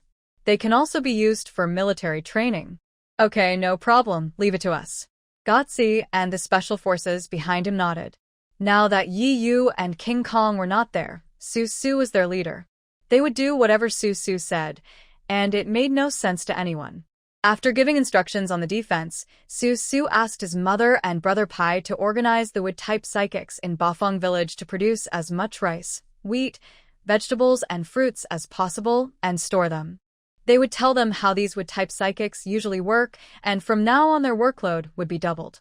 Because if a tide of maggots really runs into Bafang village, it is estimated that there will be no space left to grow rice, wheat, vegetables, and fruits. By then, such a large population will have to rely on stockpiling food to survive. Then the top priority is Bafang Villa. Now the 4 pregnant women in Bafang Villa have given birth to babies. Together with Xiao Xi's son, Bafang Villa has a total of 14 babies, as well as Li Xia's Lao Ganma and 2 or 3 elderly people. These 2 or 3 elderly people in their 80s and 90s were among the hostages sent by Xie Yaoshi and Chu Xian. Su did not let them do heavy work because of their age. In this way, the things were broken down one by one, and soon, the atmosphere of the entire Bafang village was different. Originally, everyone's life was leisurely, but now, after being frightened by Su, the pace became much faster. The excavator that Su's father found worked day and night. Originally, the coolies did not have to work under the scorching sun, but now they began to dig trenches day and night. Mei Xingnan and the others really stopped causing trouble. They listened to Su's words, put on long sleeves and long pants, and tidied up the clothes they had snatched from Xiao Xi and sent them back. They finally dressed like decent women and spent all day in the laundry room washing clothes and doing some sewing and mending for the men. Su's mother and Brother Pai began to store food. Gabatian was so busy every day that he could not get off the ground. On the roofs of Bafang village, the number of psychics responsible for vigilance was 3 times more than usual, and people walked much faster. Then, amidst such intensive preparations, hundreds of people came to the entrance of Bafang village one day and shouted, "Let us in. Saving a life is better than building a 7-story pagoda. Why can't you let us in? Didn't you build this village for humans to take refuge? Please, let us in." The noise coming from the distant village entrance made Su in the villa suddenly open her eyes. She turned her head to look at Yi Yu, who was lying beside her, with his face and skin already showing signs of being burnt. She reached out and touched Yi Yu's forehead, which was so hot that you could fry an egg on it. Su quickly took her hand back, half raised her body and looked at her palm, and saw a smear of black ash on her white palm. Before she could frown, she heard the noisy sound from the direction of the village entrance getting louder and louder, as if she could hear someone cursing something. So Su got up, put on a baggy maternity skirt, put on shoes without laces, walked out of the bedroom door. went downstairs and saw Sue's mother hurriedly coming into the main room from the yard.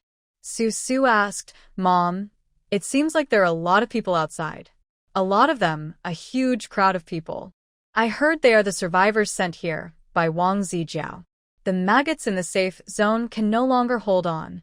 Wang Zijiao can no longer support these survivors, so he sent them to our place." Sue's mother frowned tightly. There were only a few hundred people in Bafang village at present, and only one would-type mutant Gobatian. In addition to the mutated soil that Sue's mother collected in the truck and the chickens that were abundant in Bafang village, it was no problem to raise a few hundred people. It would not be difficult to raise the hundreds of people sent by Wang Zijiao either. But the key question is, this group of survivors was sent by Wang Zijiao and Li Ying. They sent one batch today and another batch tomorrow.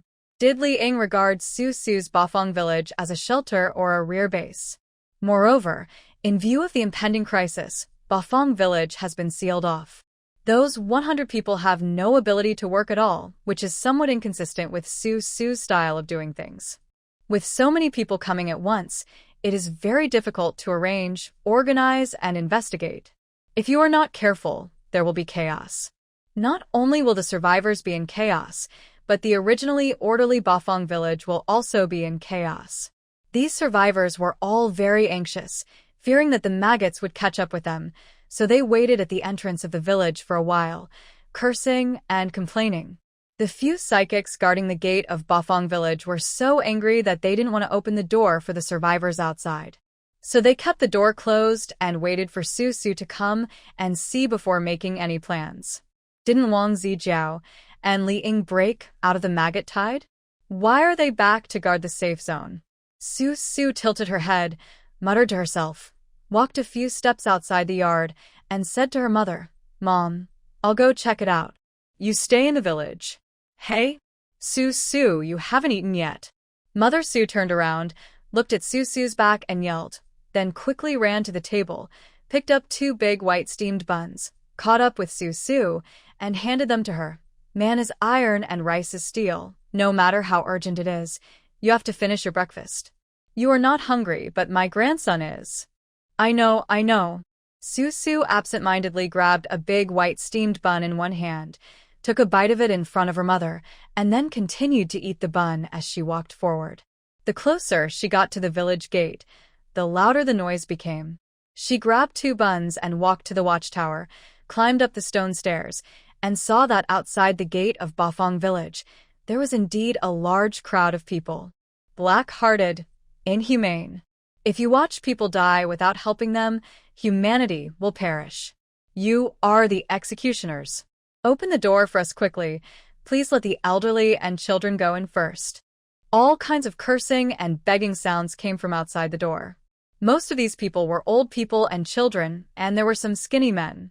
They all looked anxious, but they didn't have much energy to curse, just like African refugees who had been hungry for a long time. Sue looked at the crowd and saw a large group of cars parked in the distance, as if watching the excitement. Those were not the survivors sent by Li Ying, but some idle convoys. Most of them had some capable people, or a few survivors. They formed one or several convoys and wandered around in the doomsday, looking for a safe place to be reborn. Obviously, those convoys were not optimistic about Bafang village because it was too close to the maggot tide. And there were so many old people and children gathered outside Bafang village, which meant that Bafang village was also under heavy burden. So most of the survivors of these convoys did not stay in Bafang village, but drove directly along the country road, apparently planning to leave here and head north. Looking back at the group of people who came to the entrance of Bafang village, Sue frowned. Bafang village could afford to support more than 100 people, but what on earth did Li Ying and Wang Zijiao want to do by sending more than 100 people to her? Sue, what should we do? On the watchtower, behind Sue, Brother Pai and King Kong stood one after the other. Brother Pai had a sad face, while King Kong had no expression. Sue turned around and took a closer look at King Kong. Why didn't he look happy or sad at all? Did Xie Yaoshi find out that she was not pregnant? She decided to ask Xie Yaoshi later, then glanced at Brother Pai's face, thought for a while, and said to Brother Pai, There are so many survivors in this world, and there will be more survivors in the future. Even if we let everyone in, we still don't have enough food to feed all the old, weak, women and children in the world. Yes, the key problem is that these people were sent by Li Ying. Brother Pai frowned, looking at the old and young outside with some reluctance. We open this door today, and tomorrow Li Ying will send some more people. Should we accept them or not? That's not good. It's okay for the young and strong men, but for the old people and children, look at these old people. The oldest are in their 80s and 90s, and the young ones are only 1 or 2 years old, and some are still in swaddling clothes. If these people are not allowed in, they can't walk. Even if you give them a car, they won't be able to drive it. Someone on the watchtower couldn't help but say this. Su turned around and saw that the person who said this was Qingmu. This person was on the watchtower with King Kong. He had been hiding in the corner silently, with no sense of existence. Suddenly he said this, and all those who were against opening the door fell silent. That makes sense, but forget it, Su. You should let the elderly and children in first, and leave the men outside for now. Register them one by one, and then let them in. Do you think this will work? Brother Pai was actually also hesitant. Everyone was hesitant in their hearts. After Qingmu said this, Brother Pai's will was shaken, because the old people and children outside looked so pitiful, and it really made people's hearts ache. Su looked at Brother Pai again, and then looked around. Although the people on the watchtower didn't say anything, their expressions showed that they all supported letting the old people and children in first. Although the men among this group of survivors are thinner, it is also expected that Li Ying's development model is only to acquire, and she has never thought about production. Naturally, the materials are not enough. The mutant bushes in the trenches of Bafang village grow very lush. Except for the final finishing work, the entire Bafang village will claim to be an integrated whole. Although the elderly and children cannot be considered as labor, if you watch them fall into crisis without helping them when you are capable, then it is not just your values that are wrong, but your entire person. Shushunari. Since everyone thought that the elderly and children should be put in, then let them in. Anyway, she doesn't have to take care of them, and the entire Bafang village will take care of them. Then, Su took a closer look at the large group of people outside, and suddenly realized the problem. She tilted her head and asked King Kong with a stern look in her eyes, "Why are there no women among these people?" Not only were there no women, there were no older girls either. I asked around, and all the women were left behind by Li Ying to serve as comfort women for the army. King Kong looked a little reluctant. Brother Pai lowered his head and said nothing. Su was stunned when she heard this. Instantly, a surge of anger surged into her heart. She supported her waist and walked back and forth on the watchtower. She pointed at King Kong and the group of survivors outside the gate. There were crying children and an old man holding a child. The child shouted loudly for his mother. Where is his mother? The old man could only lower his head and wipe his tears. Su opened her mouth, gritted her teeth, and pinched her palms hard, saying angrily, Li Ying, I used to think you were someone who would do anything to get ahead, but now I realize that you have lost your humanity to this extent. From now on, Bafang village is not allowed to let Li Ying, Wang Zijiao, and anyone else from their team in. There were hundreds of survivors, most of whom were elderly people and children, and some men. But a closer look revealed that all the men were skinny and missing limbs. It would be more accurate to say that these people were abandoned by Wang Zijiao and Li Ying's team rather than being sent here by Wang Zijiao. The young and strong men were responsible for defense construction. The women were responsible for comforting the troops, the elderly, children, and the disabled could not do anything, and keeping them would be a waste of food, so these people were abandoned by Li Ying and came to Su. In fact, Su did not object to young and strong men working as laborers to build defenses, but Li Ying herself was a woman. She separated the child and the mother and forced the mother to stay behind to comfort the troops. This behavior made Su extremely angry. Maybe it was because Su's belly was big, or maybe her hormone levels were a little high. Su just couldn't stand Li Ying's behavior. Li Ying had just made her suffer a setback, so she had to retaliate and make Li Ying suffer a setback as well. Immediately, Su asked Brother Pai to arrange people to put the elderly and children into Bafang village. The men with missing limbs stayed outside the village for the time being, waiting to enter in batches. Then Su sent King Kong, a wind-type mutant, to deliver a letter to Liang, requiring her to release all the women she had held captive within 3 days, otherwise she would be blamed for stabbing her in the back. Although Bafang village is now facing internal and external troubles and is not peaceful, Su knows that the situation on Li Ying and Wang Zijiao's side is even worse than hers. At least Li Ying and Wang Zijiao are not on the same page, and they are facing a tide of maggots and the issue of whether to stay or go in the future. If the threat from Su is added, it will be enough to make Li Ying and Wang Zijiao suffer. After threatening Li Ying, the next thing to consider was how to accommodate the hundreds of elderly, weak, sick, and disabled people. Among those children, some were too young to walk, some had just learned to walk, and some were running around. They were very difficult to manage. As for the elderly, some were too old to take care of one child each. Those who had a little strength took care of several children. Some of the children were Li Ying's biological children, some were picked up on the road, and some were forcibly separated from their mothers by Li Ying and thrown to them. In short, there were about 40 or 50 children and 30 elderly people left on the open space in Bafang village, all of whom were starved to death by Li Ying. How about this? The coolies in Bafang village, each of you can take one child and one old person back home. Is that okay? Looking at the busy gate of Bafang village, Brother Pai also had a headache. King Kong received Su's message and flew away like a gust of wind, leaving Brother Pai to give Su advice. Su thought about it and felt that it was possible. There were many coolies in the Bafang village. The last bit of defense construction was about to be completed, and the coolies would soon be idle. It would not be a problem for one coolie to take care of an old man and a child. The key issue is that everyone agreed to let these poor survivors in, so the entire Bafang village has the obligation to support them. How can that be achieved if only a few people do good deeds? Since good deeds have already been done, then everyone in Bafang village should do good deeds.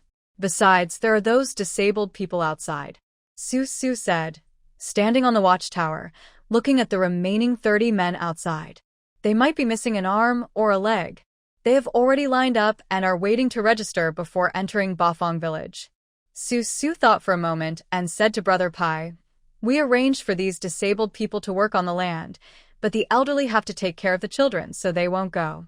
In fact, everyone understood that Li Ying simply treated Su as a person to clean up her mess. Not only did she want to climb up the ladder, but she also had no sense of responsibility. When she wanted to develop her power, she only selected people who were useful. The elderly, children, and the disabled were all regarded as burdens by Li Ying. What choice could Su make? Bafang village was so big that it could accommodate the elderly, children, and disabled people. They were at the gate of Bafang village, so they couldn't just turn these people away and watch them get eaten by maggots, right? Of course, everyone feels bad when encountering such a thing. Although everyone is reluctant to help Li Ying clean up the mess, no one blames Su for doing so. The old man and the child are so innocent. Just because the old man is old and has burned his whole life, he can no longer contribute his strength, and the child is still young and is far from the time to contribute his strength, he becomes the object of Li Ying's abandonment. The same is true for people with disabilities. Just wait and see. In a world without restraints and laws at the end of the world, a person like Li Ying will not restrain herself at all. Her desires will only grow more and more, and her actions will only become more and more outrageous. The gangsters in Bafang village and Li Xiaoyu were busy until the afternoon. The more than 100 old, weak, and disabled people were finally settled. However, before everyone in Bafang village could catch their breath, King Kong came back like a gust of wind and said to Su, who was standing under the locust tree with a serious face, "The message has been passed on to Li Ying, and Li Ying has promised to release the women, but be prepared. The maggot tide is coming." Along the way, King Kong flew very fast.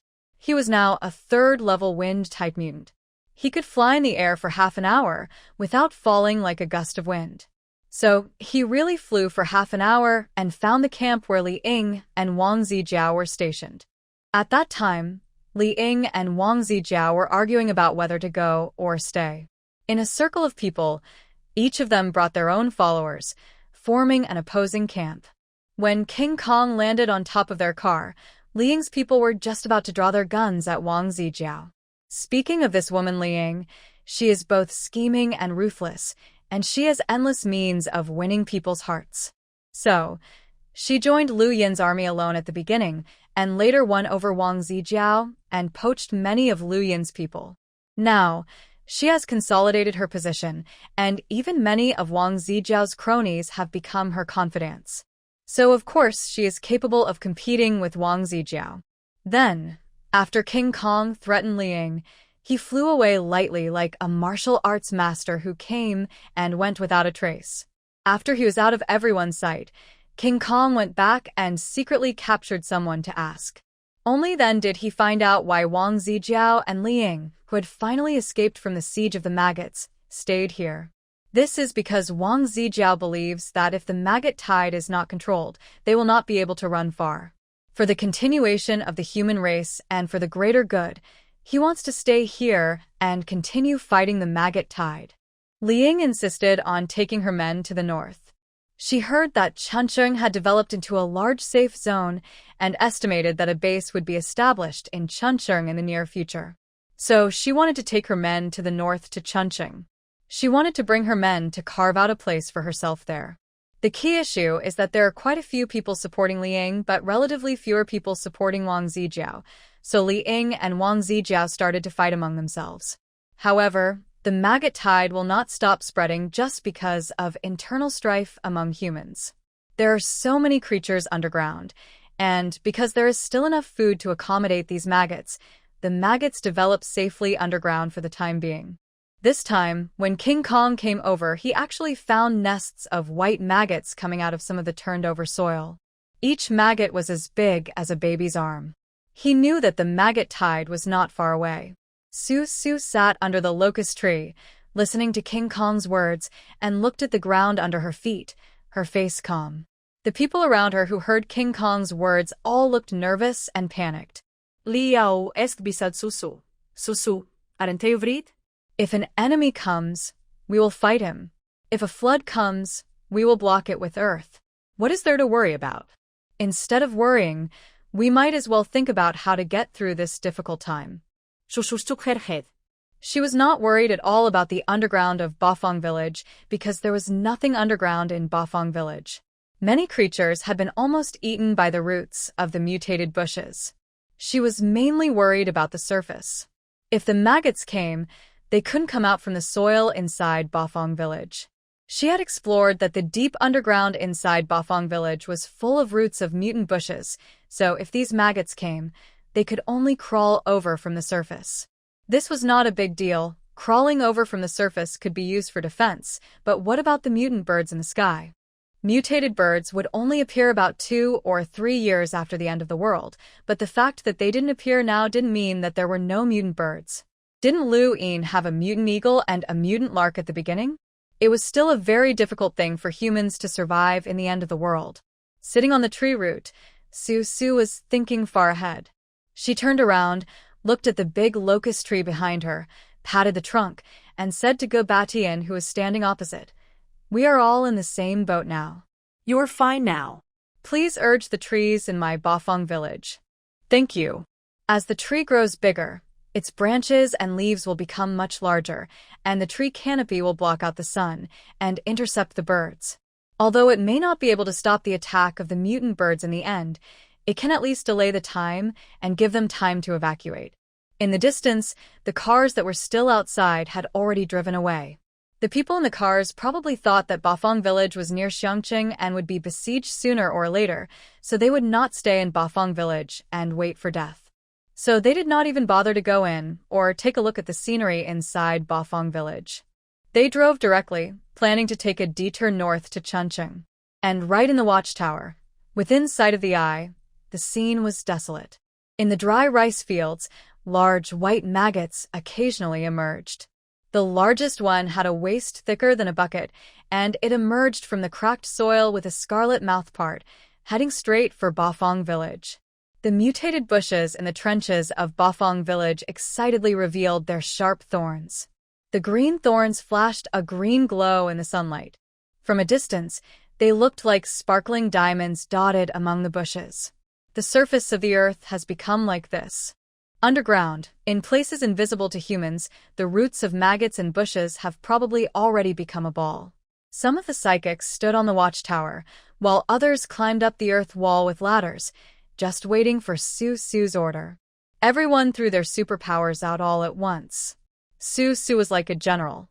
He first locked onto the maggot as thick as a bucket and threw out an ice superpower. The big maggot was frozen in place.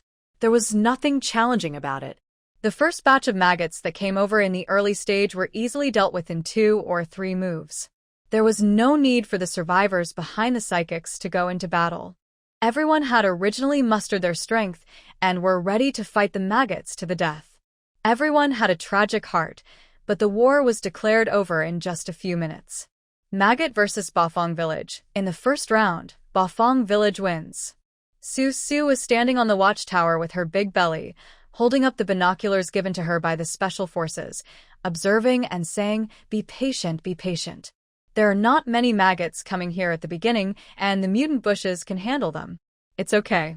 If there is another maggot tide of this magnitude, don't ring the gong. Let them feed my bushes. No one is allowed to use superpowers to kill maggots anymore. They are all food for my bushes." The situation is not too urgent for the time being, so Su thought about letting her bushes deal with it first. If the bushes can't handle it, it won't be too late to send out the psychics. Now, it's just right to use these maggots to feed the bushes, so Su doesn't have to find a way to raise maggots to feed the bushes. Just after he gave the order that no one was allowed to go out to kill maggots, Brother Pai brought over 3 disabled people. One had a broken arm, one had a broken leg, and another had a large dent on his face, as if there was no skin at all. From the side, one could see his teeth and tongue without opening his mouth. Brother Pai asked the 3 people to stand on the steps leading to the watchtower, and he went up to the watchtower and stood behind Su. He said, "Su, I found 3 people with wood-type abilities, but their levels are very low. They all said that they activated their wood-type abilities after being bitten by zombies." Hearing this, Su turned around and saw the wood-type mutant standing on the steps. The flesh on his face was gone, and his white teeth looked very scary. She nodded, walked out of the watchtower without feeling anything, stood on the steps, and asked, "What can you all do?" The wood-type mutant with no flesh on his face stepped back with an inferiority complex, walked down 2 steps, lowered his head, raised his hands, and in his dirty palms lay a black seed. The wood-type mutant was holding back energy, with sweat all over his forehead. "That's all I know." The wood-type mutant with no flesh on his face lowered his head and spoke in a low voice. In front of someone as clean as Su, he felt so inferior that his whole body was shaking. He was also afraid that Su would hate him and throw him out to feed the maggots. Tears welled up in his eyes, and it looked like he was about to cry soon. "Fine." Su nodded, stretched out her white fingers, and picked up the seed in the palm of the superpower's hand with her fingertips. She looked at it, and then studied the superpower with no flesh on his face for a while, and suddenly asked, "The flesh on your face was bitten off by a zombie?" Yes, it was my daughter. Who bit me?" "It wasn't a zombie, it was my daughter." The wood-type mutant lowered his head and muttered, emphasizing that it was his daughter who bit him. Although his daughter had turned into a zombie, he didn't want others to call his daughter a zombie. The word zombie hurt him. Then, the wood-type mutant with no flesh on his face suddenly shed 2 tears, which hit the stone steps with 2 slight sounds. Behind him, the 2 wood-type mutants with missing arms and legs seemed to be infected by the emotion, and they remembered something in their minds, and their expressions were a little sad. In the end times, everyone who survives has a sad memory. This memory is carried on their souls, and is so heavy that it makes people sigh. Su did not ask any more questions. It seemed that the wood ability of these 3 people was very weak, so weak that Li Ying was unwilling to cultivate them. When fleeing, She simply sent these 3 people away and abandoned them. At that time, Liang did not expect these 3 people to achieve anything great, right? Therefore, Su did not put too much pressure on these 3 people. He just asked Brother Pai to take the 3 people downstairs, gave them some crystal cores, and let them learn how to grow crops first. In the process of planting, they slowly figured out how to promote the growth of plants and achieve the goal of improving their wood-related abilities. Like these 3 people, several people with special powers have actually been discovered among the laborers in Bafang village recently. However, Su's attitude towards people with special powers is not much different from that towards ordinary people. If their special powers are weak, they will be the same as ordinary people, doing what they should do, working at the same place, eating at the same place, digging trenches, and growing food and vegetables. There's no difference. Even if the superpower becomes stronger, to the 2nd or 3rd level, the most you can do is change your job and do something related to your specialty. As for the rest of the food and benefits, everyone is the same. People with special abilities have no special privileges in Bafang village. By dusk, the gate of Bafang village was sealed tightly, and the sky turned gray. Su ordered that no more maggots should be killed, so the dry rice fields were crawling with white maggots. A little further away, on the road in front of Bafang village, a few cars occasionally passed by, and when they saw that Bafang village was surrounded by maggots, they had no intention of getting out to help. Su temporarily dispatched half of the psychics in Bafang village to the tail end of Bafang village to clean up the maggots. The laborers were now given a maximum of 5 hours of sleep a day, with enough food and water, and were required to work at full capacity to dig trenches. After Su finished her dinner, she planned to go to the watchtower with a full stomach. This time she was not going to see the maggots, but to see the mutated bushes. As soon as she went out, she heard a commotion outside the yard, followed by a series of footsteps. Su stopped at the door of the main room and looked up. It was Su Xiaofeng who was chasing Zhang Anquan. During the chase, Su Xiaofeng roared, "Captain, how many times have you saved us? If it weren't for the captain, you and I would have died 800 times. But now you are so good, leaving him in the tide of corpses. You are so good. I have tried to persuade him, but he is determined to stay in the zombie tide. What can I do?" The one running ahead was Zhang Anquan. He looked back at Su Xiaofeng as he ran forward. When Su Xiaofeng ran past Su's yard, he stopped panting, raised one foot, took off his shoes, and threw them at Zhang Anquan's face. He didn't care whether he threw them at Zhang Anquan or not. He just turned around and limped into Su's garden. He frowned and said to Su, "Can I ask you for a favor? Can you take me to our captain? The planes are now grounded." Su leaned against the door, looking calmly at Su Xiaofeng's messy short hair. She knew without asking that Su Xiaofeng's fight with Zhang Anquan was because of Xie Yaoshi. Because the transport plane can only bring back a dozen people at a time, Zhang Anquan, who was trapped in the tide of zombies, was only picked up today. For various reasons, Su Xiaofeng has been staying in Bafang village recently. Judging from the quarrel between Zhang Anquan and Su Xiaofeng just now, Xie Yaoshi insisted on staying in the tide of zombies.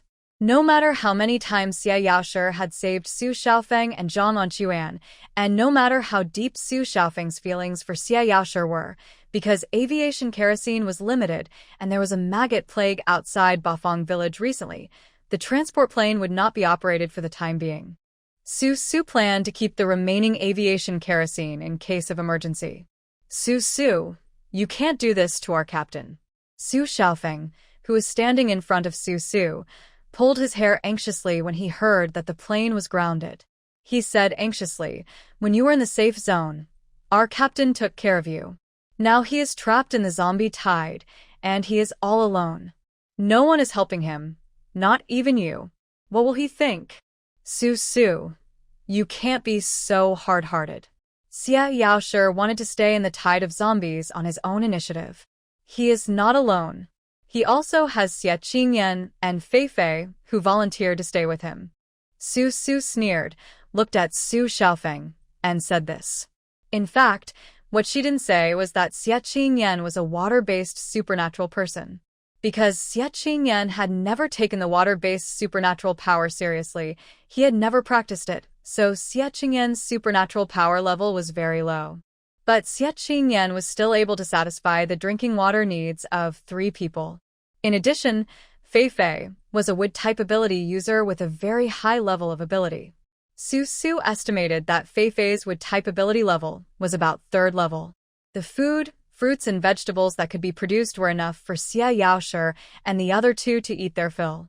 Xie Yaoshi himself is a user of lightning abilities, the best in the world today. His energy management will soon reach the 4th level, so even if these 3 people stay in the tide of zombies, as long as no one deliberately goes to die, they can still survive. Then, what Su Xiaofeng said made Su feel like laughing. When she was in the safe zone, she was indeed taken care of by Xie Yaoshi, but Xie Yaoshi also caused her a lot of trouble. The biggest trouble was Xie Yaoshi, who was always thinking about killing her daughter, was now receiving endless protection from Xie Yaoshi. To be honest, the reason why Su didn't kill Xie Yaoshi together with him was because Xie Yaoshi took good care of her. So now, let Su use up the remaining aviation kerosene to rescue Xie Yaoshi from the zombie tide. Yes, but saving Xie Yaoshi must involve Xie. No. But Su Xiaofeng looked anxious and was about to say something to Su, but Zhang Anquan took Su Xiaofeng's shoes, walked to the gate of the yard, interrupted Su Xiaofeng, and said solemnly, "Xiaofeng, you don't understand the captain. He just wants to put himself in a desperate situation on purpose to let the ignorant Xie understand that things are different now. He is forcing Xie to face reality." The one who sneered was Su. She stood up straight, supported her waist, ignored the 2 people from Xie Yaoshi, and walked out of the yard. She said something about forcing Xie to understand, forcing Xie to face the reality. She would just watch as Xie Yaoshi put himself in a desperate situation. She would see if she could force Xie to grow up. Now, Bafang village is being surrounded by maggots. This situation has gradually caused different voices in the village. It is not because Su ordered not to resist, but because everyone heard a rumor from somewhere that after the maggot tide, there will be a wave of zombies, and that the zombie tide is already on the way. So some people can't help but want to run away. Although these words were not heard openly by Su, they had already secretly formed an atmosphere of terror in Bafang village. Everyone was worried, fearing maggots attacking the village during the day and zombies crawling into the village at night. So it was no wonder that some people wanted to leave Bafang village. It's human nature, there's nothing to complain about. There are also Li Ying and Wang Zijiao outside the safe zone. No one knows what's going on. They may have fought or may have parted ways. These people and things, internal and external troubles, are all intertwined together. Su can't care about so many now. All her energy is now focused on how to survive the maggot tide and how to welcome Xiao Ai's arrival. After leaving his own yard, Su went up to the watchtower again. The sky had darkened. There was a bright searchlight installed on each of the 2 watchtowers. The energy source of the light was solar panels, which were hung on the top of the watchtower.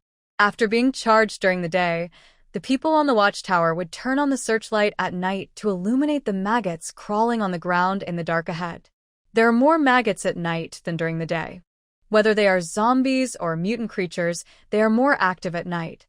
At nightfall, in Bafang village, solar-powered electric poles lit up the streets. Apart from the patrolling special forces and gangsters, there were rarely any laborers, elderly people, or children walking around outside.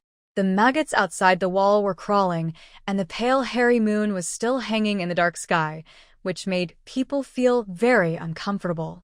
In this seemingly peaceful environment, in a villa, several people with special abilities were having a meeting. Right next to the conference table, Li Anxin was carried onto the table by a psychic. The group of psychics around the conference table were not surprised and took it as a normal occurrence, and continued with their meeting. One of them said, "I heard that nowadays, no matter which team out there, they all worship people with special abilities as leaders. Only this Bafang village is living a pathetic life." That's right. When your ability level is low, you have to do hard labor. Even when your ability level is high, It doesn't seem to be much easier. Why should we, the ability users, be treated the same as ordinary people? He can't even play with a woman, and this which has to come to him on her own initiative. If we go out into the world, who wouldn't be second to none? So, this is the bad thing about women being leaders. They have no foresight and only care about their own little piece of land. What big things can they accomplish? Since we are already superpowers, we are superior to ordinary people. It is only natural that we should be supported by crystal cores. Why should we work in exchange? Women are so fussy. Look at how many old people and children have come to Bafang village recently. What are these people for? There are also so many disabled people with missing limbs. TSK, I don't think we can stay in Bafang village any longer.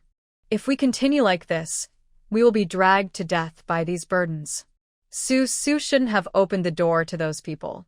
She should have thrown them to feed the maggots right away. How about we go talk to Su and protest? Ha, what's the point of telling her? She has 18 men to rely on. Will she care about people of our level? He zipped up his pants contentedly and walked back to the conference table to sit down. As soon as he sat down, the second man at the conference table stood up and walked towards Lianshin at the table. This man's movements were not as gentle as the previous man. Lianshin couldn't help but groan in pain, and the man grabbed Lianshin's hair, laughing. Come on, shout louder for me. Keep your voice down, or the patrol outside might hear you. Someone was afraid that Lianshin's humming was too loud and would be heard by people outside, so he couldn't help but say something out loud. The man, while torturing Lianshin, said nonchalantly, What are you afraid of? The worst that can happen is that we can just leave this Bafang village. Besides, this little witch came to us on her own accord. We didn't force her to come here, ha. That's right. Lianshin offered herself to the door because she was afraid of death. She thought that these people with special abilities had become a small group in Bafang village. If she followed this small group, her life would be guaranteed. If they wanted to leave, they could take her away from this hellhole. So she would come here on her own initiative every night without the need for these men to call her. What if she was tortured a little by the men? In this apocalypse, if a woman had no skills, she could only provide her body for men's entertainment. This was the only way for women to survive. So Lianshin obeyed very well and hummed softly, feeling extremely happy. And because of the initiative of both parties, Su did not notice the darkness behind Bafang village. When she went up to the watchtower, Xie was disinfecting the watchtower inside and out. She was wearing a white coat, a disposable blue mask on her face, and a bottle of alcohol in her hand, spraying here and there. When she turned around, she saw Su standing behind her with a big belly. Xie was startled, put away the alcohol in her hand, pulled down the mask, and with a resentful expression on her pale face, she complained to Su, Why are you so quiet? You are too obsessed with what you do. Su shrugged, turned around, walked behind the searchlight, looked around, and saw two psychics standing outside the observation tower. Only one of them was Xie, so she asked, I've been so busy these past few days that I forgot to ask you. What are you doing? I'm pregnant. Xie's face showed a hint of joy, but then he said worriedly, I haven't told anyone about this, and you shouldn't tell anyone either. King Kong didn't say anything either? No. Why? The fetus is unstable. I've been spotting for the past few days. I'm afraid I can't keep it. She put down all the disinfection items in her hands, walked to Su with an expressionless face, found a small stool and sat down, hugged her thin and weak body. Her eyes were a little empty and a little dull, and suddenly she laughed bitterly and said to Su, I am an obstetrician and gynecologist. In the past, I often advised others to follow the survival law of the fittest in nature. Most of the fetuses that are aborted naturally are bad fetuses. Even if they are saved with great efforts, they may not grow up healthily in the future. But now that it has happened to me, I really want to let it go, but it is so difficult to let it go. Behind the searchlight, in the dimly lit watchtower, Su stepped forward and reached out to touch Xie's head. She didn't know how to persuade Xie. The world was like this now. Even if there were ways to preserve the fetus, there were no drugs or equipment to do so. Xie Yaoshi is a doctor herself, and she has always been against trying to preserve the fetus. She has always adhered to the natural law of survival of the fittest. At the same time, she has longed for many years to have a child of her own. Now that she finally has one, there are signs of miscarriage. She doesn't know what kind of torment she is in. I understand. Su sighed and could only say these 2 words. Apart from these 2 words, she didn't know what else to say. The two were silent for a while, and then they heard Xie Yaoshi say, "Me?" Su raised her eyebrows and looked down at Xie Yaoshi. "You are very courageous. You knew from the beginning that you wanted this child, and you tried your best to protect your little love.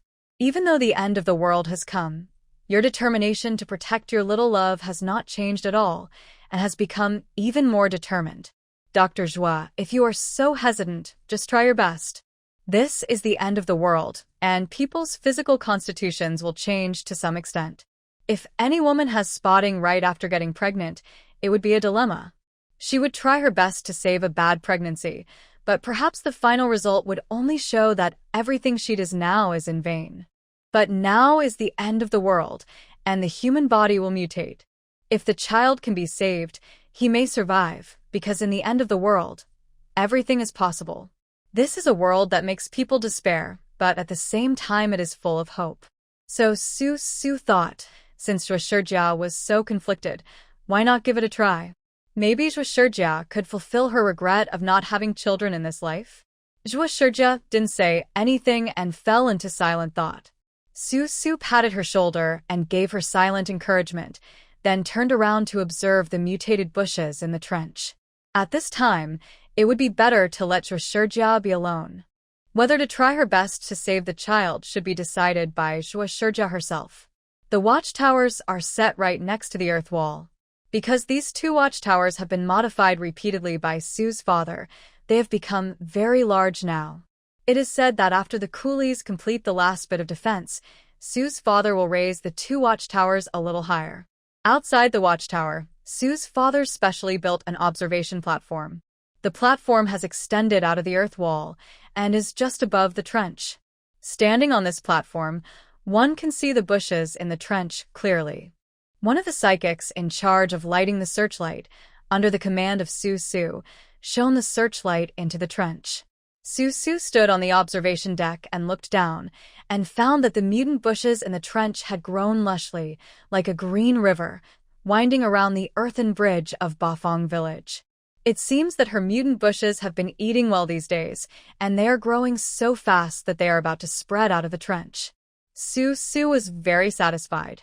He put one hand on the lampshade of the searchlight, turned the lamp head, and swept it towards the tide of maggots in front of him.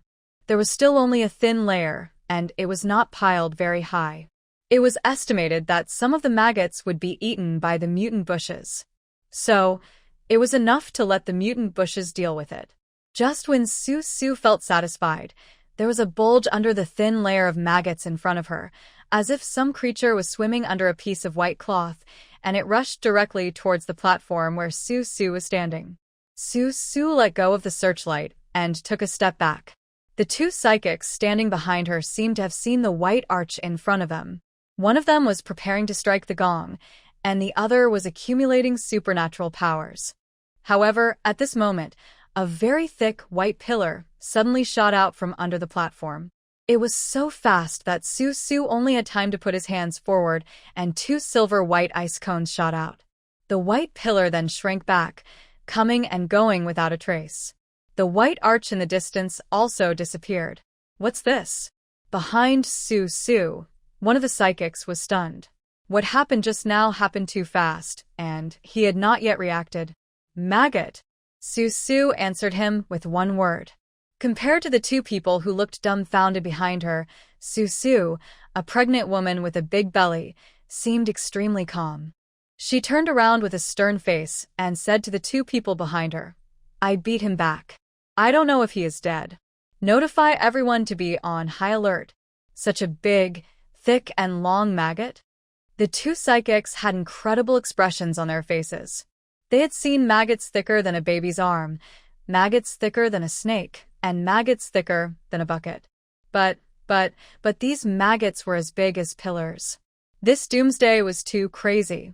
This doomsday was too exaggerated. Yes. After being shocked, the two psychics reacted, and one of them started to beat the gong vigorously. There were already many psychics standing on the roofs of Bafang village, and now they all came to the watchtower.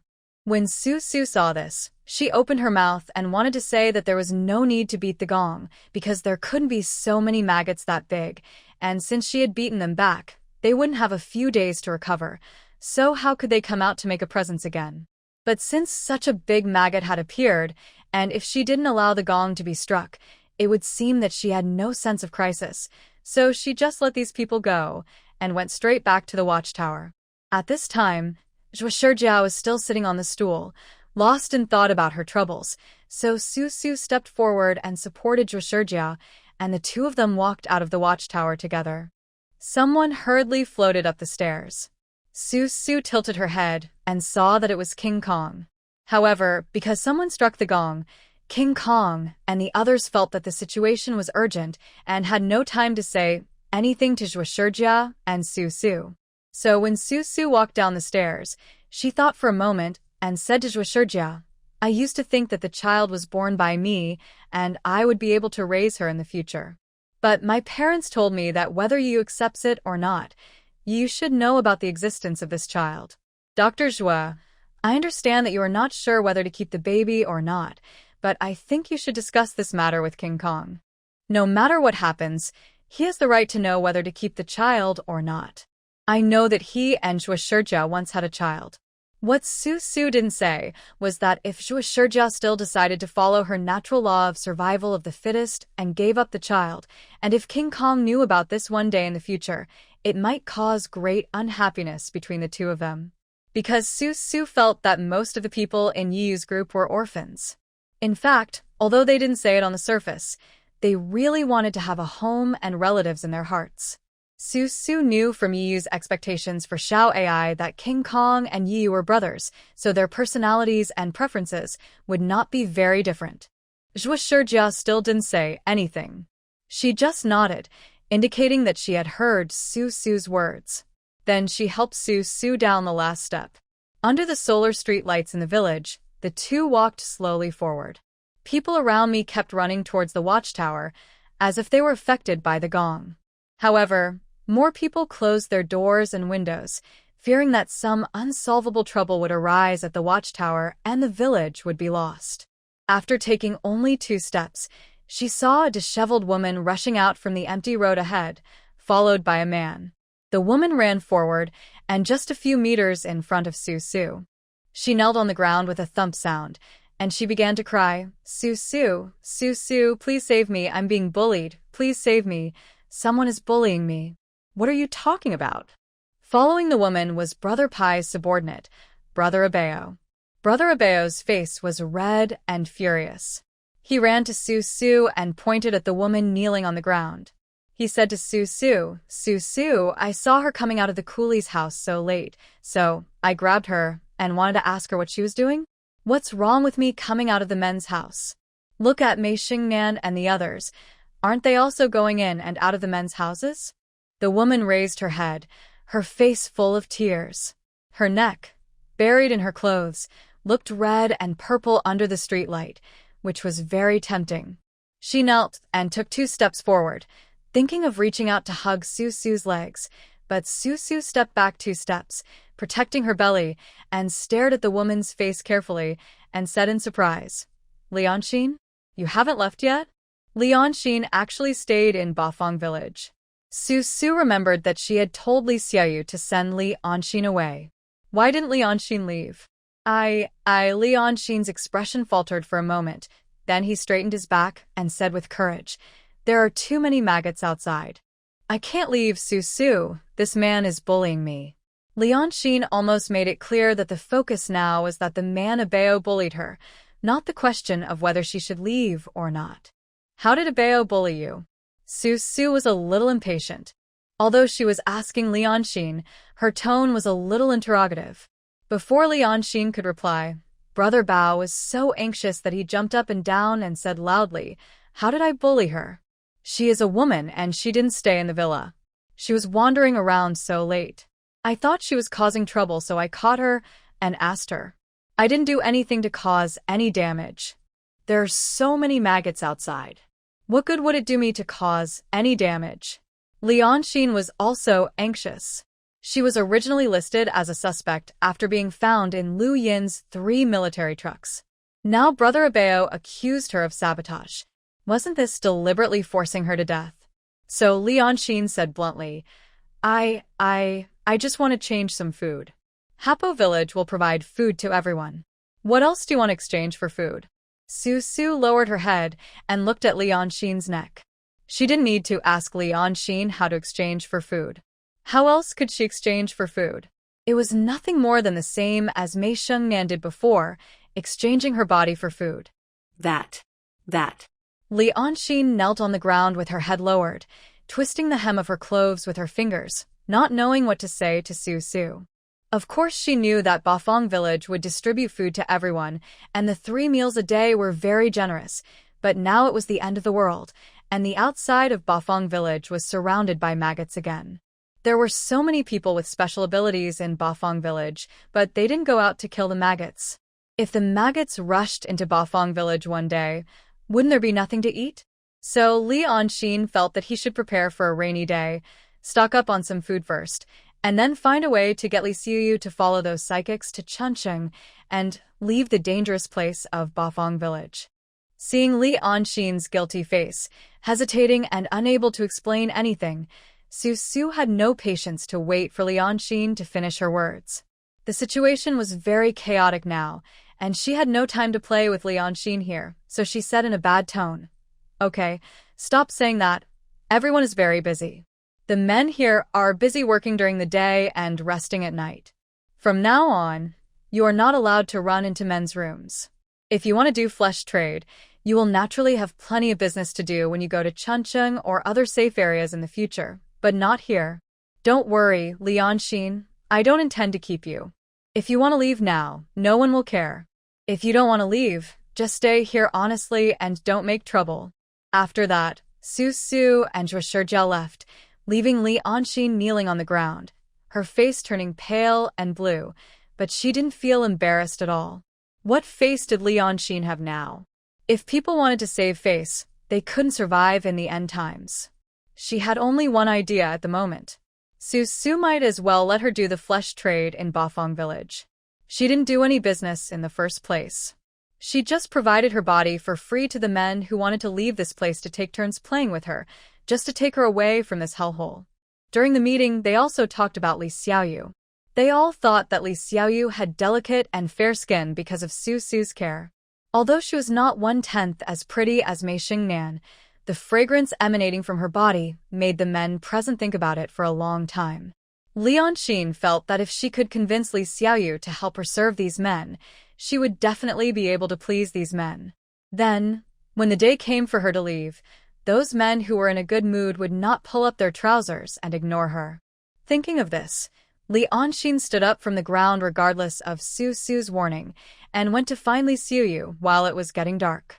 Now, because of the critical situation outside Bafang village, Li Xiuyu did not return to Bafang villa. She chose a villa at the entrance of Bafang village to live in. When Lianxin asked Li Xiaoyu where she lived before, Li Xiaoyu pointed out the place to Lianxin. But when Lianxin found Li Xiuyu's residence, Li Xiuyu's villa was pitch black. She stood outside the yard and looked inside, but did not hear any sound in the darkness. She waited and waited, and after about an hour, she saw Li Xiaoyu walking back quickly. A little rain. Lianxin kalat Li Xiaoyu. Under the streetlight, Li Xiaoyu paused in her suspenders. She seemed to have seen who was standing outside her yard, and then she walked back at a normal pace. Lianxin smiled in a flattering manner and asked, "It's so late. Why aren't you resting at home? What have you been doing? There was a gong at the entrance to the village just now. I'll go see what happened. What's wrong with the woman?" Li Xiuyu frowned, put her hands in the pockets of her overalls, and stood in front of Lianxin. She felt that since Lianxin was rescued, her whole thinking had become a little distorted, so she said again, "This apocalypse is not aimed at men. When the crisis comes, both men and women will die, so why can't women care so much?" "Oh, don't take it too seriously." Lianxin pouted and couldn't help but start to teach Li Xiaoyu, "You are in Bafang village. You are too well protected. You don't know how dark the outside world is. For a woman, you just need to serve the man well and be a good man's dependent. The rest of the fighting and killing is the man's business." "I don't agree with what you said." Li Xiaoyu frowned even more tightly. She turned around and faced Li Anxin sideways, pointing at the two bright watchtowers at the entrance of the village. "Why can women only rely on men? Men can fight and kill, but why can't women? The key is, what does it mean to just serve men well? Is this the only value left for women in the end times?" Li Xiaoyu didn't see it just now, but people on the watchtower were saying that a maggot as thick as 5 or 6 people could hug appeared outside Bafang village. It was like a white pillar and suddenly appeared in front of Su Su, but was beaten back by Su Su. Seeing Su Su with such a big belly, she could beat back such a thick maggot by herself. However, these women who were able to do things easily and well were defined by Lianxin as just serving good men. Why should women just serve good men? Why can they only survive under men? Aren't men more powerful than women? Okay, you have been brainwashed by Su Su now. Lianxin was determined not to argue with Li Xiaoyu about this issue. She lowered her head. In front of such a clean and upright Li Xiaoyu, she felt a little inferior for no reason, so she muttered, "Isn't Su Su also relying on men?" She said that women should be self-reliant, but in the end, she just wanted to live with men and give birth to children for men. After all, she was also afraid that the 18 special forces with special powers would leave, wasn't she? "Is the child born for Yu?" Li Xiaoyu couldn't help but shouted loudly. She stared at Lianxin. She wondered how many people like Lianxin there were in Bafang village. None of them understood Su Su at all. They had never looked at Su Su from the bottom of their hearts. They just relied on their own subjective consciousness to think that Su Su became pregnant and gave birth to a child just to please Yu and keep the 18 Special Forces soldiers with special powers. Xiao AI was not born for Yu. Although Xiao AI came because of Yu, Su Su gave birth to Xiao AI not to please a man, but to appreciate and love this life. At any time, if a woman wants to get pregnant or have a child, she should not let herself fall into the pain of pregnancy and childbirth in order to please a man and keep a man's body and heart. If maternal love is so superficial, how can the world truly feel the greatness of mothers? This is the most straightforward truth that Su Su taught Li Xiaoyu. So angry, Li Xiaoyu felt that her and Lianxin's thoughts were so contradictory now. She couldn't talk to Li Xiaoyu anymore, so she angrily bypassed Lianxin and went back to her villa. She opened the door and slammed it shut. She didn't want to stay with Lianxin anymore. "What do you mean? Why are you throwing such a tantrum?" Lianxin, who stayed outside, had no idea why Li Xiaoyu was angry and yelled at her so loudly. After thinking about it, Lianxin only blamed it on the fact that Li Xiaoyu was protected too well and spoiled by the 18 Special Forces soldiers in Bafang village. But speaking of it, although there was no worry about food and drink in Bafang village, the outside was already crawling with maggots, and Su Su did not send anyone out to clear them out, and it seemed that there was no intention to retreat. It was normal for people to panic. Some people advocated defending, and some advocated retreating. However, because there were 18 Special Forces soldiers in Bafang village, these 18 people were enough to resist an army, so more people advocated defending. But after guarding for 2 or 3 days, Su Su still did not send anyone out to clear out the maggots. More and more people advocated retreat, and the leader was Qiao Si. On the second day after Su Su met Lianxin, Qiao Si sent Gubayan to say that they planned to set off for Chuncheng while there were not enough maggots outside. In the main room, Su Su was sitting on a wooden stool eating breakfast. After listening to Gubayan, who was sitting outside the room, explaining his purpose, she nodded, stirred the thick porridge in the bowl with a spoon, and said to Gubayan, "Chuncheng is not safe either. The general direction of the zombie tide is heading towards Chuncheon. Regarding the direction of the zombie tide, Su had told the people in Bafang village on the first day she escaped from the zombie tide. Unfortunately, those who believed her, while those who did not believe her thought that she just wanted to retain labor and military force, and said so deliberately to prevent everyone from leaving Bafang Villa. Really? Go Batian was skeptical about what Su said. Our eldest lady still wants to go to Chuncheon first. Besides, the eldest young master is in Chuncheon. If there really is a zombie tide, the eldest young master will protect us. Okay, let's go. If you want to leave, I won't keep you. What about Xiao in Bafang Villa? The Xiao she was talking about was the son born to Xie. Since Xie was leaving, should she take the child with her? Unexpectedly, Go Batian lowered his head and said to Su with a red face, I'm sorry, Su. Our eldest lady is willful. She said that after she reunited with the eldest young master, she would ask the eldest young master to send someone back to pick up the young master. She dropped the porcelain spoon on her fingertips with a clang. She raised her head, her eyes flashing with a sharp light. She looked at Gobatian and asked, Is this child really born by Xie? It's been so many days since the birth, and you haven't even gone to the villa to take a look at the child, let alone hold him. Now you are leaving, but you leave the child with me. What does that mean? Do you think this is a nursery or an orphanage? I'm sorry. Faced with Su's anger, Gobatian could only keep his head down and apologize. He naturally thought that Xiaoxi's behavior was inappropriate, but seeing that the young master was in Chuncheon and didn't know why he didn't come, Xiaoxi was anxious, and they, the bodyguards, were also anxious. So when Xiaoxi said he wanted to go to Chuncheon to find the young master, Gobatian and the others didn't raise any objections. The journey is difficult in the apocalypse, so it is naturally safer to leave the child with Su. Although Bafang village is surrounded by maggots, there are 18 special forces with superpowers in Bafang village, so it will not be a problem for them to survive the tide of zombies for a few months. Then, Feng Shui can send a plane to pick up the child, and that will be the same. As for whether Xiaoxi was reluctant to give up her son and the maternal love and family affection, Gobatian was not a woman and had no children, so he could not feel such emotions. Therefore, he did not think that Xiaoxi had done anything excessive. He just thought that Xiaoxi was more willful. Nothing else. Okay, get out of here and don't let me see her again.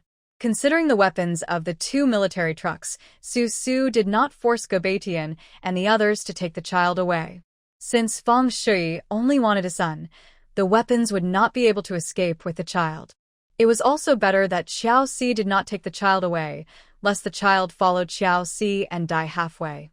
Xiaoxi and his group were leaving, and having set this precedent, many ordinary survivors could not wait any longer. Everyone had the same idea. While there were not many maggots and the situation had not yet reached the terrifying level in the safe zone, they should leave here quickly and go to some other place that was safe enough. Chuncheon is the most ideal place. I don't know who said it, but Chuncheon has enough troops to guard it. The number of people with special powers is also quite large. All functions of human society have been basically restored and improved, and there are abundant supplies and many entertainment activities. In short, it is a paradise for survivors and people with special powers. As for what Su said, that the tide of zombies was heading towards Chuncheon, that was simply a fantasy. Who knew whether what Su said was true or not? It must be that Su's Bafang village was surrounded by maggots, and Su didn't want to leave here, so he deceived everyone so that they would stay and help kill the maggots together. Even if we take a step back, if the zombie tide really goes to Chuncheon has an army and superpowers, so it may not be unable to resist a small zombie tide? So everyone gathered together, except for Xiaoxi and Gobatian's 8 superpower bodyguards. There were also hundreds of survivors and most of the superpowers. Among them, water-type mutants are the most popular. As long as a water-type mutant shouts, most of them can gather many survivors to follow. Wood-type mutants are also very popular, but there are not many wood-type mutants in Bafang village. The only 3 are of low level, and they are 3 disabled people. Moreover, the 3 disabled people had no intention of leaving Bafang village. For them, after experiencing the darkest, hungriest, most terrifying years, where their dignity had been trampled into the mud, death was nothing to be afraid of. Relatively speaking, life in Bafang village was actually a paradise for them. Thinking back, the 3 of them were often despised in other teams, but in Bafang village they had food and drink, crystal cores to obtain, and Su was willing to devote herself to nurturing them, allowing them to find their self-worth, which was pretty good. Then, after a whole day of hustle and bustle, there were still so many maggots outside the wall of Bafang village.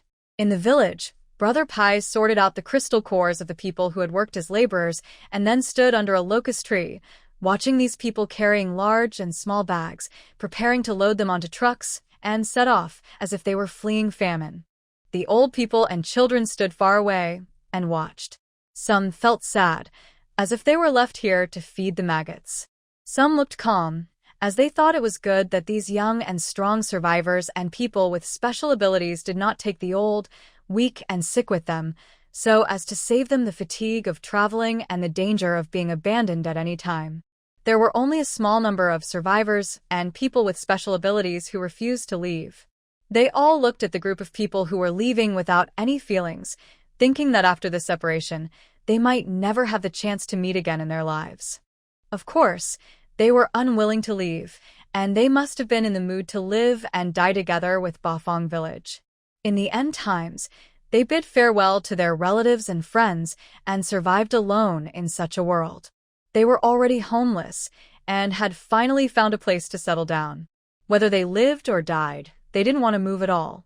To live was good, of course, but to die, it would be good to see their deceased relatives and children earlier. In the land of parting, life is different in all its aspects. After dinner, Su walked out of the yard yawning, with a big belly bulging, and stood next to Brother Pai, looking at the people in front who were ready to go.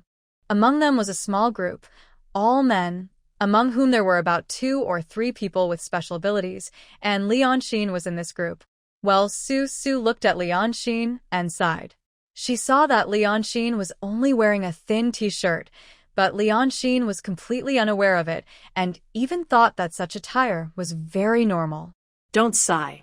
These men have been held in Bafang village for too long. They are eager to go out and be free. Everyone has their own aspirations. Keeping so many of them here will not have a good impact on the people of Bafang village, young and old. Brother Pai, who was standing beside her, seemed to have heard Su's sigh, so he turned around and tried to comfort Su. He thought that Su was reluctant to see these people leave Bafang village, so he tried his best to enlighten Su. But Su sneered and said to Brother Pai, "If they want to leave, they can leave. You register their names and leave fingerprints for everyone. Those who leave in the future will not be able to come back." In fact, what Su sighed about was not the loss of people in Bafang village, but Lianxin's actions. Looking at Lianxin's appearance today, it seems that she has no intention of climbing out of the quagmire. She is the kind of woman that Su said, who had the opportunity to climb out of the quagmire but jumped back on her own initiative. Of course, men are bound to want to indulge themselves sometimes, and Su can understand this, but Bafang village is managed by Su like a Buddhist temple. Even if there is a beauty like Mei Shengnan, men can only look but not touch. So these men took Lianxin away and vented their desires on Lianxin, and there was nothing to stop them. The key issue is that Lianxin did it voluntarily. She is not like Mei Shengnan. Mei Shengnan appears to be decadent on the surface, but actually she is very proud in her bones. And Lianxin is compared with Mei Shengnan. After a while, the car was ready. Apparently, the group of people who were going to leave had already held a meeting and elected a captain. They planned to follow Xiaoxi's car, led by Gobatian and his 8 men, and go out together. Everyone started to get on the car one after another. At this time, Li Xiaoyu ran out from somewhere, rushed into the crowd, grabbed Lianxin's arm, and shouted anxiously, "Lianxin, are you crazy? You're crazy. You're crazy. Li Yanxin struggled hard in Li Xiuyu's hand like a dying fish. Li Xiuyu, let me go. This place will soon be eaten by maggots. I told you to come with me. If you don't go, then don't block me from escaping. Follow these men and run for your life. They are just using you as a tool to vent their anger. They can abandon you at any time. Li Xiaoyu was so angry that she threw Li Yanxin to the ground and threw her thin and weak body out of the crowd. Li Xiaoyu really didn't understand why Li Yanxin became like this now. Even if Bafang village was surrounded by maggots and there were many crises here, as long as Li Yanxin stayed in Bafang village, no man would go against her will and force her to do something she didn't want to do. However, Li Yanxin was different. She would rather be abused by a group of men than stay in Bafang village and live a life of eating and drinking. What happened to Li Yanxin's mind? Has a girl's sense of right and wrong and chastity been completely lost? Hey, hey, hey. A man stood up in the crowd, with anger in his eyes, blocking Li Xiuyu and shouting angrily, Li Xiuyu, if you come out to stop people, we won't say anything. After all, we respect you as a girl, and you dare to go out and kill zombies. But Li Yanxin doesn't want to stay here and die. It's a bit too much for you to hit her. Yes, now we are no longer a member of your Bafang village. Li Yanxin is still our teammate no matter what. You can scold her, but you can't hit her. Li Yanxin wanted to follow us of her own accord. No one forced her or compelled her. If Li Yanxin is willing to stay now, we won't say a word. But Li Yanxin doesn't want to stay. What's the matter with you, Li Xiuyu?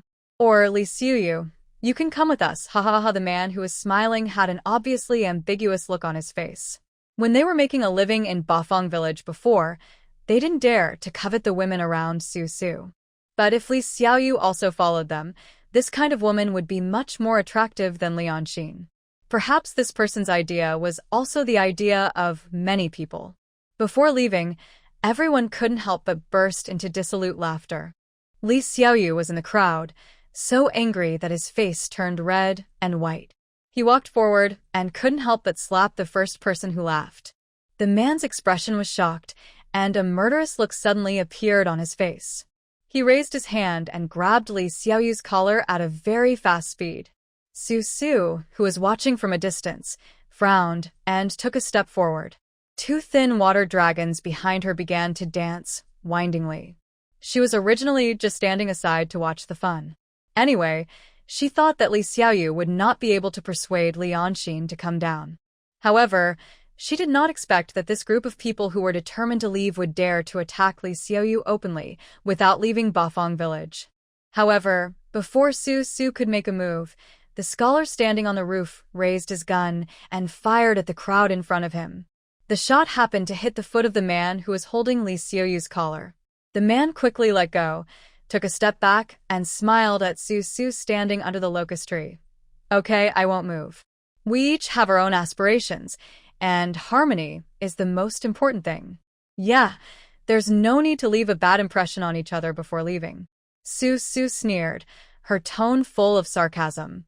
What she meant by saying this was not that she wanted to keep the peace or was afraid of getting into a fight with those who were leaving, but that she felt it was unnecessary to start a war over someone like Li Yanxin.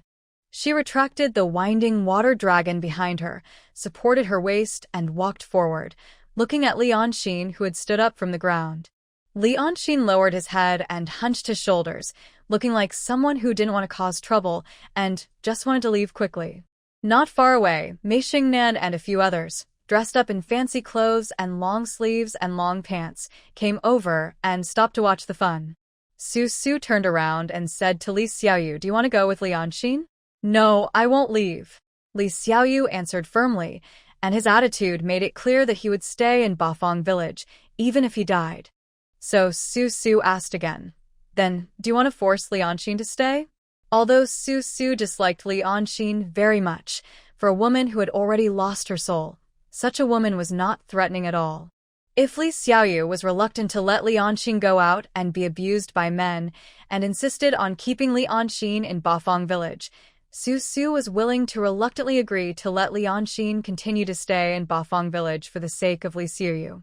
Then, Li Yanxin was thrown to Shengnan to teach her a lesson.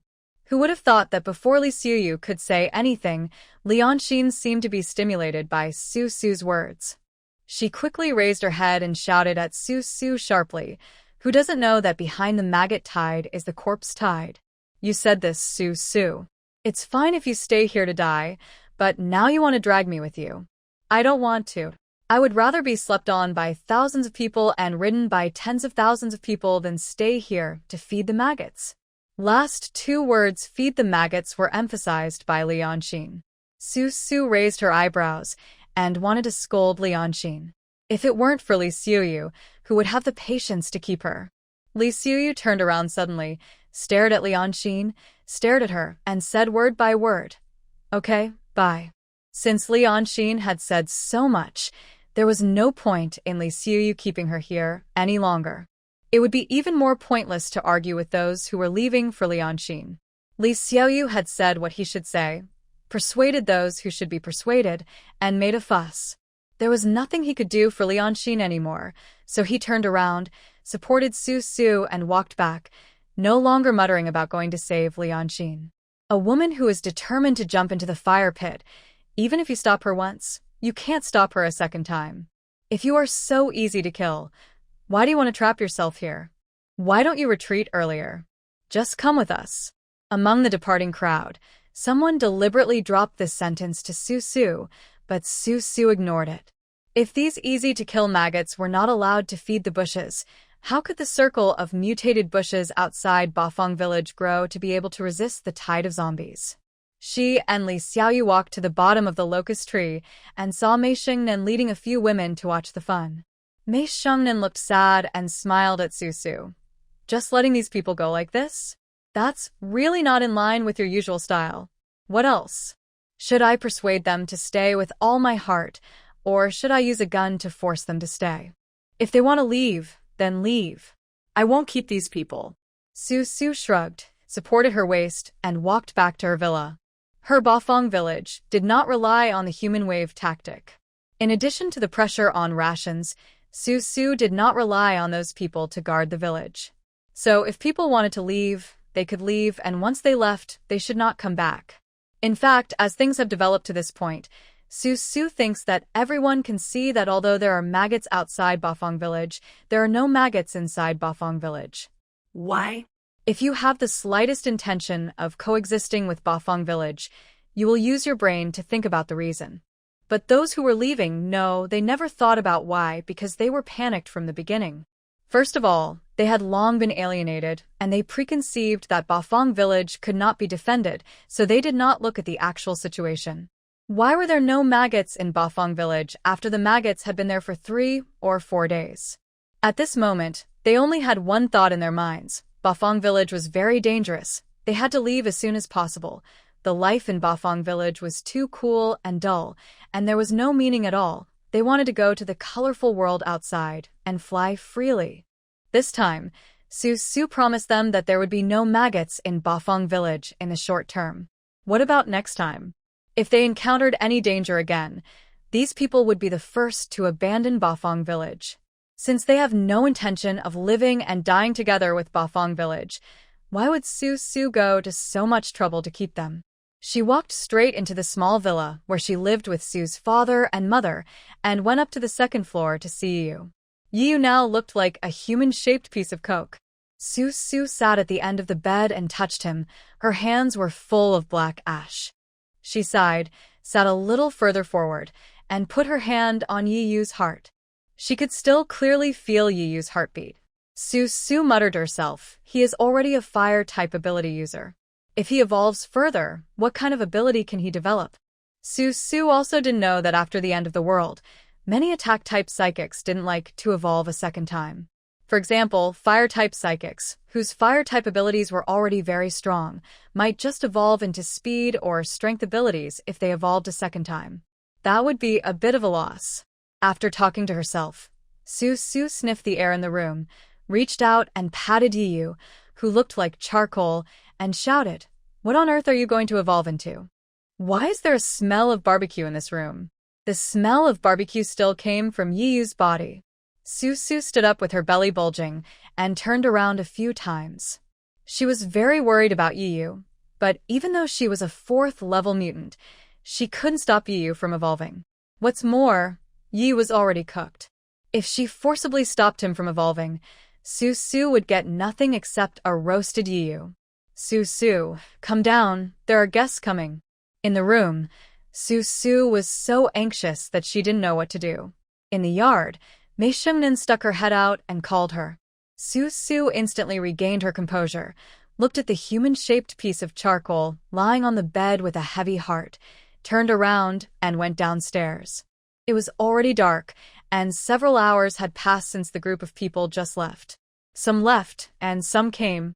The people who came were the women who had been detained by Li Ying and used as military comfort. In the open space, a group of women were standing in disarray, with bewildered expressions on their faces. They didn't know where they were, or how many men were waiting in line to ravage them after being sent here by Li Ying. "Mother!" A childish and crisp voice was heard. The women in the open space turned around and saw a little girl who was a little over 2 years old. She walked with short legs, wearing a clean new dress. Her hair and face were also very clean. She had 2 little pigtails with 2 small bows tied on them very thoughtfully. She ran over panting. Among the group of women, there was a woman with disheveled hair and a dirty body. She burst into tears, knelt on the ground with her hands open, waiting for the little girl to jump into her arms. The group of women burst into tears instantly. "Where are my children? Where are my children? Son, where are you? What is this place? Is my child here?" The next scene was a performance of various parent-child reunion scenes. Everyone who saw these scenes could not help but have tears in their eyes. Even Shengnan, who was standing lazily on the side, could not help but lower her head and wipe her eyes. There was a thin layer of maggots outside Bafang village, and inside Bafang village, the crying was deafening. Amidst such cries, in the quietly lit room, the human-shaped charcoal lying on the bed suddenly cracked with a pop sound, and a ray of light shone through and hit the wall. The wall began to burn and smoke, and a neatly cut appeared in an instant. In the yard, Su didn't feel anything yet, but the baby in her belly suddenly moved violently. Su's face turned pale, and she stopped at the moment, bent her knees, and covered her belly with her hands, looking like she had some pain but couldn't express it. "What's wrong?" Shengnan was just watching the fun, and occasionally turned her head to see Su's trembling face. She immediately jumped up, ran into the yard, supported Su, and asked, "Are you going to give birth?" "No, she kicked me so hard that it hurt my spine." Su, who was supported, pointed at her big belly. The weight of her body tilted slightly towards Shengnan. She raised her foot and took a step. She felt a sharp pain in her calf. Su used all her strength to push Shengnan and shouted softly, "My leg is cramping." "Cramps?" Shengnan was a little at a loss. She was not a doctor, so how could she know how to deal with a pregnant woman with cramps? She looked around and saw Xie Yaoshi walking over in a white nurse uniform. Shengnan called her, "Xie Yaoshi, come here quickly. Su's leg is cramping." "I wish Luo Qing a smooth test, come on." "Ah? Your leg is cramping? Don't move, don't fall." Hearing this, Xie Yaoshi screamed, turned around, handed all the things in her hands to Brother Pai beside her, rolled up her sleeves and ran into Su's yard, bent down, and began to pat Su's cramped calf. Shengnan, who was supporting Su, had sweat on her forehead and tried to straighten her back, fearing that she would accidentally drop Su. What the 3 of them didn't expect was that several golden lasers suddenly shot out from the roof of the villa behind them, all silently, without making any sound at all. "Okay, are you done?" Was squatting on the ground, patting Su's calves. She felt a little relief in Su's tense calves in her palms. Then she looked up. Su nodded with a look of weakness on her face. Xie Yaoshi ran into the house, took out a stool for Su, and together with Shengnan, helped Su sit on the stool. "Are you okay? Are you okay?" "Yang xiaoqi aske sushuegain." Su nodded and replied, "I'm fine. Thank you." Leg cramps may occur in the late stages of pregnancy. If you encounter this situation, You must stay calm and don't panic. Don't hurt the baby. Yes, I will. Su nodded again and smiled at Liang Xiaoqi. At this time, there were already quite a few elderly people outside the yard, holding their children out to look for their mothers. Some found their mothers, and some did not. The children who found their mothers hugged their mothers and smiled, while the children who did not find their mothers, seeing that other children had mothers but they did not, cried and made a fuss, insisting on finding their mothers. A human ethical tragedy and comedy is being performed in Bafang village. After Su's legs stopped cramping, she looked at the people outside the yard, crying and laughing, and asked with some emotion, "How many women have come to Bafang village?" Almost half of the men left in the morning, and now there are about 100 women here. All in all, the ratio of men to women in Bafang village is just balanced. The one who answered Su was Mei Xingnan. She had a very clear understanding of the population census of Bafang village. There was no need to ask what those women had experienced at the hands of Li Ying. Mei Xingnan was an experienced person, so she knew it clearly without asking. Su, who was sitting on a small stool, nodded and said to Mei Xingnan, "Since so many men have left, you and Li Xiuyu should take care of these women. I am about to give birth, and I don't ask for anything else, as long as they don't cause trouble for me." Mei Xingnan twisted her lips, neither agreeing nor disagreeing. She knew what Su meant. If she didn't drag her feet at the critical moment and didn't make any trouble, Su would be able to give these people a place to live. But asking her to take care of these women? Mei Xingnan felt that there were too few men in Bafang village. It was not chaotic enough, nor lively enough. She would be useless in taking care of these women. As they were talking, Li Xiaoyu walked in. After hearing what Su said, she said, "Su, this is what I think. Since things are already like this outside, with maggots everywhere, I think women should also pick up weapons and learn how to kill maggots so that they won't be bullied by men anymore in the future." It seems that Lianxin's fall was a huge to Li Xiuyu. She began to think about how women should find their own position in the apocalypse.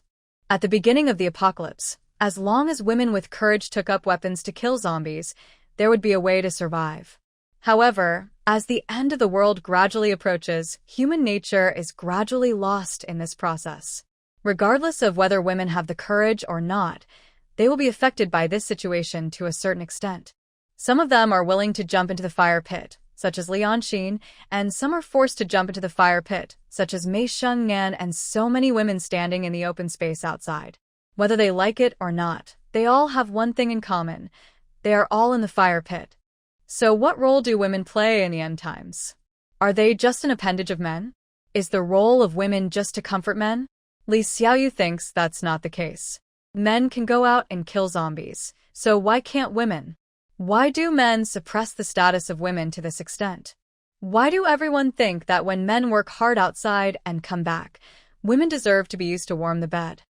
She wants to change this social situation, and if she wants to change it, she must start from Bafang village.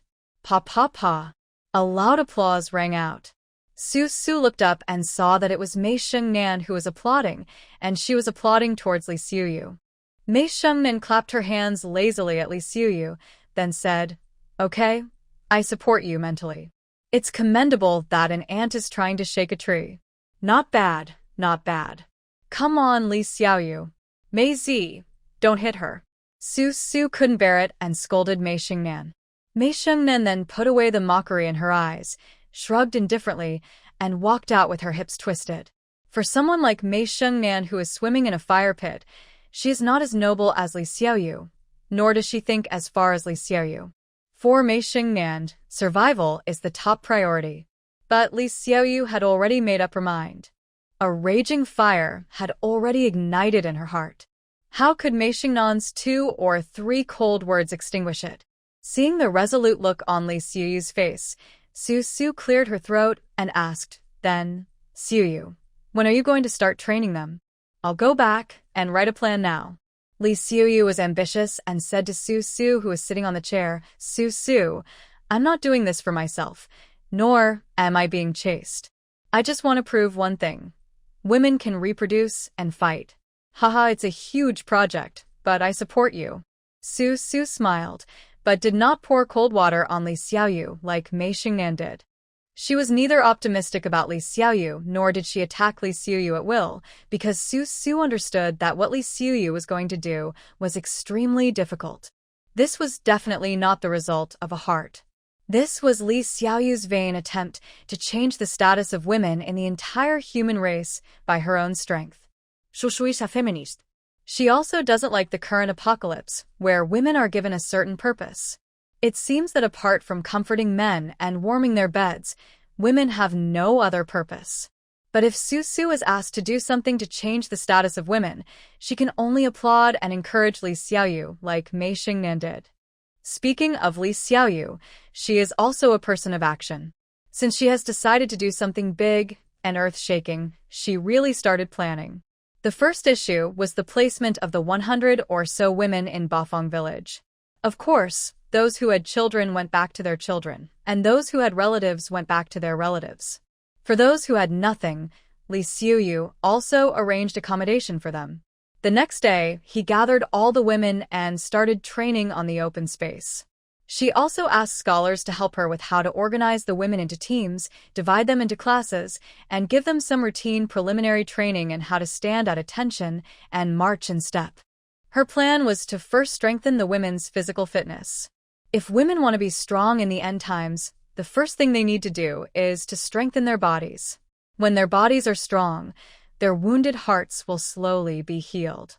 When the children saw their mothers busy and serious, they also became interested. They formed small teams spontaneously and took small steps in an orderly manner. Ruerue was the eldest of these children.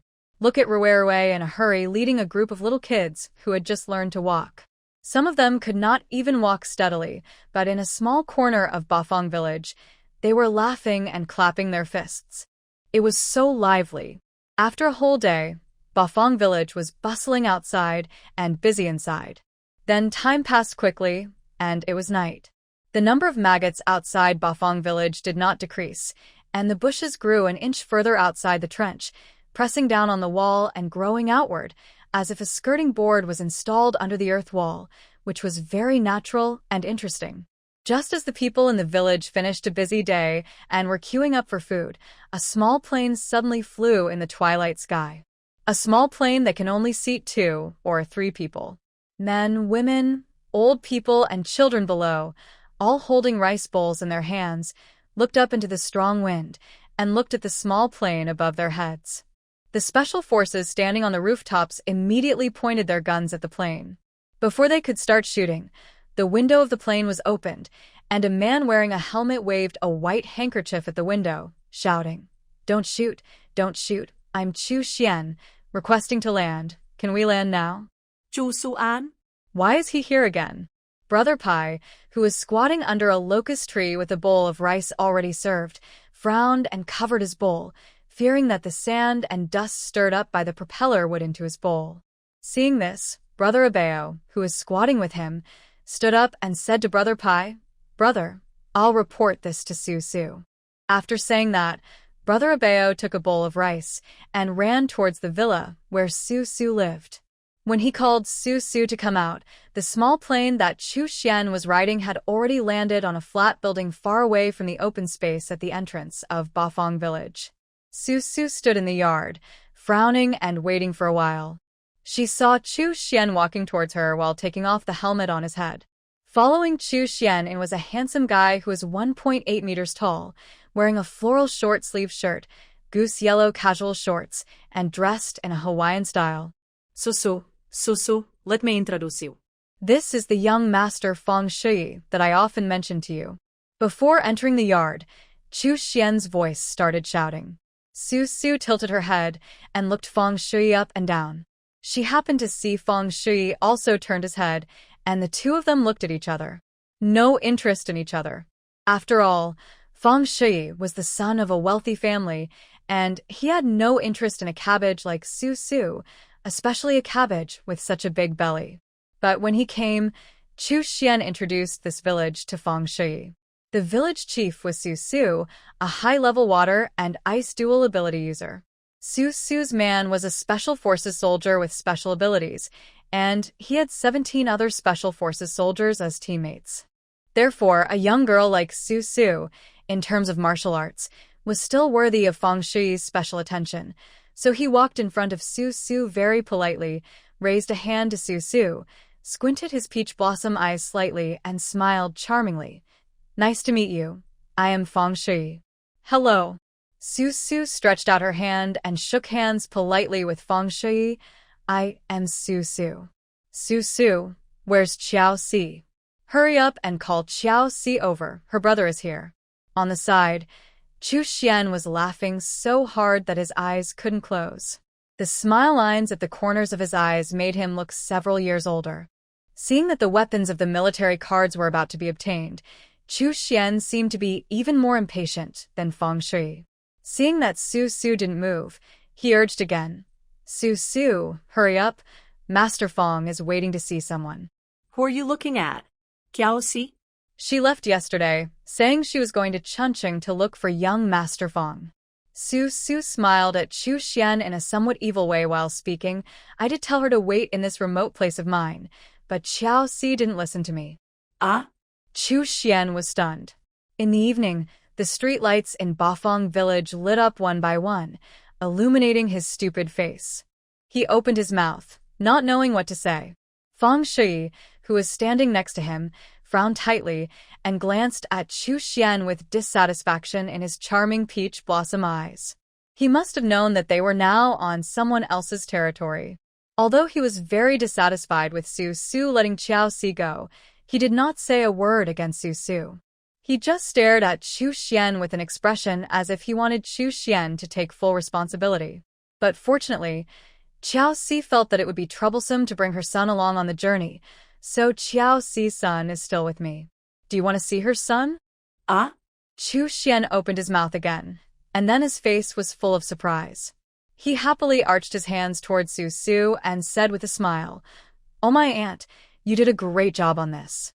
Hurry and bring young Master Fang here." Fang Shi's face also showed an expression of satisfaction and expectation. Su looked at him and thought that Fang Shi was just like what Chu Xian said. He only cared about his son and was dispensable to Xiaoxi. She raised her eyebrows, sneered, supported her waist, and waved to Brother Pai, who was standing outside the yard. Brother Pai had been standing outside the yard watching, so he naturally knew what Su meant by waving her hand. He immediately nodded, turned around, and drove to Bafang Villa to pick up Xiaoxi and Fang Shi's son, Xiaoshi. This village is nice. After taking a leisurely stroll, Fang Shi, who had a figure as standard as an international model, chatted with Su with admiration. "You must have put a lot of thought into it." "Not much. It mainly depends on the people around me." Su was not being modest. If it were just her and Xiao AI today, she and Xiao AI could survive in any tide of corpses and maggots. And with Su's father and mother, that would be another way of living. And with so many people from Bafang village, the way of living would be different again. And then they lived and lived until they became what they are now. People live together as companions, and the more companions they have, the more ideas they have. Bafang village has become what it is today because everyone has one idea. Su plays a role in this, but not a big one. "Haha, you are too modest." Fang Shi smiled very appropriately, neither advancing nor retreating, neither arrogant nor impatient, neither nor arrogant. Chu Xian, who was standing aside, had already walked into the hall behind Su in a familiar manner, brought out 3 wooden chairs, and asked Fang Shi and Su to sit down.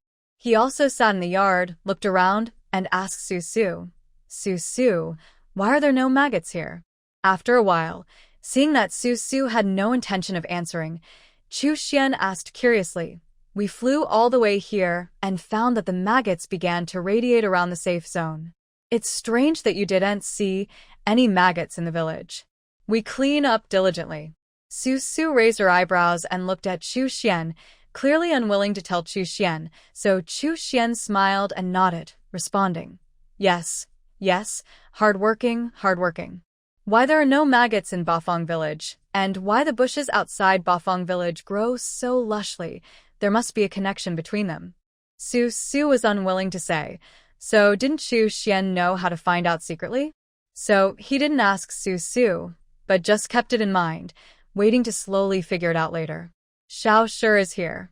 Outside the yard, as the car arrived, someone shouted something, and Feng Shi, who was sitting on a wooden chair, turned around and saw Brother Pai opening the car door and getting out.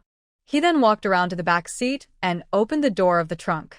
A woman in a white nurse's uniform was holding a very small child in her arms, kicking the baby's feet softly in the nurse's arms. Feng Shui couldn't help but stand up and walked quickly out of the yard with the gait of a model, standing in front of Li Mingji. He opened his eyes wide and looked at his son in Li Mingji's arms, who was as big as a kitten. Li Mingji also cooperated with Feng Shui and lifted Xiao Shi in his arms outwards to make it easier for Feng Shui to see him clearly. Oh my, this guy looks exactly like Mr. Feng.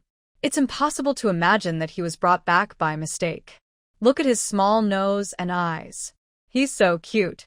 Xu Xian, who was following behind Feng Shui, started chattering like a sparrow, while Feng Shui was still staring at the baby. Feng Shui in front of him smiled silently and seemed very happy that Xu Xian said the child looked like him. After looking at it enough, he carefully picked up the little piece of flesh from Li Mingji's arms with both hands. At this moment, the smile on his face finally lost its proper feeling and instead appeared to be more sincere. He walked back to the yard, holding his soft and plump son, and asked Su Su, "Why do you call him Xiao Shi?" Because her mother ran away, without even giving him a name. Li Mingji spoke quickly, as if she had finally found a place to vent her dissatisfaction with Qiao Si. So her mouth was like an open faucet, and she complained about Qiao Si without mercy. On the third day after the birth, Qiao Si said she was not a cow, so she sent Gobatian to throw Xiao Shi to us. So many days have passed, and she has never visited Xiao Shi once. Even before she left, she looked as if she had no attachment to him. This child is the 10th child of our Bafang villa, so we call him Xiao Shi. Xiao Shi. Haha, Xiao Shi. Oh, so that's how you got your name. Feng Shui really liked the son. Even though his face darkened for a moment when he heard what Qiao Si had done, when he saw the little boy in his arms, he immediately put on a fatherly look and teased the child. He had already calmly examined the child in his arms. The child looked very similar to him. There was no doubt that Su Su had just picked a child to fool him. Of course, he would have to ask someone to check the DNA later, just in case. Xiao Shi had a very chubby face and was well taken care of by Bafang Villa. When he burped, he let out a smell of milk, which showed that he was not hungry. He was wearing a cotton long-sleeved shirt and long pants, which were clean and smelled fresh. He also had a cloth diaper under his ace. Bafang Villa was really particular. Even at this time, they did not forget to put a diaper on the child. All of this made Feng Shui very satisfied. He had seen too many dark ethical issues on his way from north to south. He had even seen cases where people threw crying children to the side of the road when they were fleeing because they thought the children were a burden. He had thought in his heart about what his son would become like in the end times, but now that he saw that he was better than he had imagined, he finally felt relieved. Next, it was time to talk about the remuneration. Feng Shui was very generous. He held his son and sat down on the wooden chair. After chatting with Xu Xian for a few more words, he looked at Xu Xian's expectant expression, nodded and said, "First of all, thank you and Su Su for your contribution to our Feng family. I am also grateful that you tolerated Qiao Si and allowed her to give birth to our Feng family's child. The 10 military trucks and weapons that I promised to give you will not be reduced. 10 cars." Su Su had sharp ears and caught the key point in Feng Shui's sentence. She glanced at Xu Xian. Xu Xian was embarrassed and blushed. He smiled at Su Su, fearing that Su Su would ruin his performance at this critical moment. Su Su's eyes bulged, silently revealing what she meant. Xu Xian pursed his lips and smiled embarrassedly. He, I lied to you, he. So Su Su raised her hand towards Xu Xian, meaning, I won the 5 army card now. Xu Xian only gave her 3 military cards when she had the weapons of 10 military trucks. This Qiao Si was received by Su Su, and the child was delivered by Su Su's people. Xiaoshi was raised so well, and it was also the people of Su who put in a lot of effort. What did Chu Xian do? Chu Xian was only responsible for contacting Fang Shui. So Su's face became stern, and she stopped comparing fingers with Chu Xian and looked at Chu Xian coldly. While Fang Shui was rambling on, Chu Xian smiled bitterly and gave Su another finger for army card. He also shook his finger, no more. Su rolled her eyes at Chu Xian and sat on the wooden chair without moving. She was very dissatisfied with the price, but Fang Shui was still sitting here, and it was not right for her to bargain with Chu Xian openly. So she put on a stern face and stopped talking, leaving Chu Xian to feel uneasy. Then Fang Shui said to Su, "The road in this end times is very difficult to travel. I have to travel from north to south, and there are many things to do. I have to take care of and weigh various aspects, so I am moving slowly. As for Xie, I will send someone to look for her. I am afraid that I will have to stay in Bafang village for the next few days and bother you for a few days. You're welcome. We have quite a few houses here.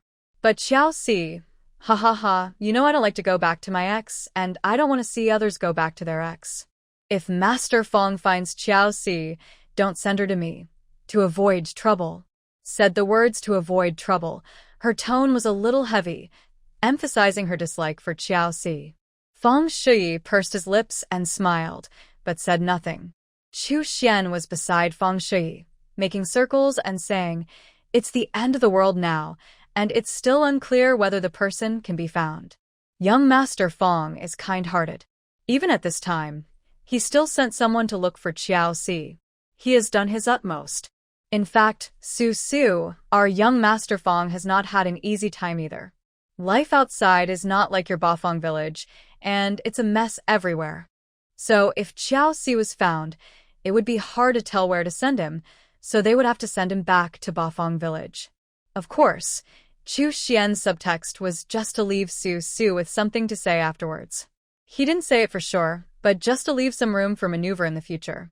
Shoshonari. She thought so. Before the end of the world, the Fang family was a big force. After the end of the world, the status of this family could never be compared with that before the end of the world. They used to fly from north to south on a private plane whenever they wanted, but can they fly whenever they want now? Since Chu Xian knew that the Fang family had weapons, other military and political forces might not know about it. The weapons of Fang Shui's family were not placed in the yard and could be used at any time.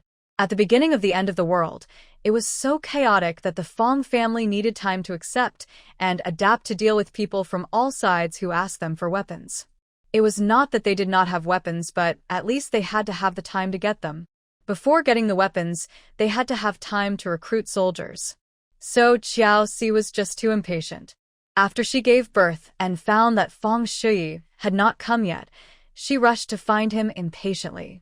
No one could imagine how many twists and turns she would encounter along the way. And Fang Shui is still willing to send people out to look for Xie. This man can be regarded as a man of affection and righteousness. At least he did not turn his back on Xie when she was being delicate and pretentious after giving birth. So as for what will happen after we find Xie, we'll talk about it when the time comes. Fang Shui wanted to stay in Bafang village for the time being, so Su let them stay. In the second half of the night, another plane arrived in Bafang village. It was much larger than the previous small plane. 10 people with special abilities and 2 timid confinement nannies walked out of the plane. These 2 confinement nannies were selected by the Fang family to take care of Xiaoshi.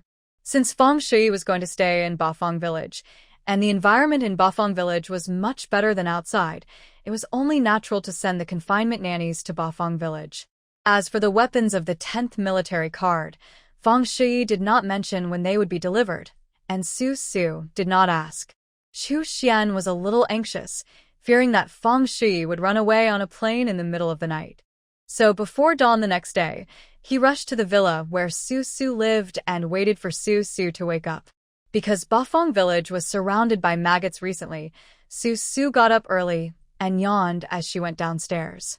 She found Chu Xian sitting at her table, eating breakfast and drinking porridge with Su's father and mother, so Su snorted and said indifferently, "Liar, You come to cheat me out of my porridge again. Oh, I'm not forced to do this. Chu Xian looked embarrassed. Seeing that Su's father and mother were silent, he stood up, moved a chair for Su, and explained. At that time, I said Feng Shui would only give me 6 military cards, but I was also afraid that he would not be able to redeem 1 military card, and we would be happy for nothing, right?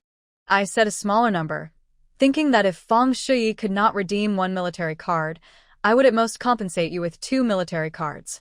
Haha, I did this all for you. Well, after all, it's all for her.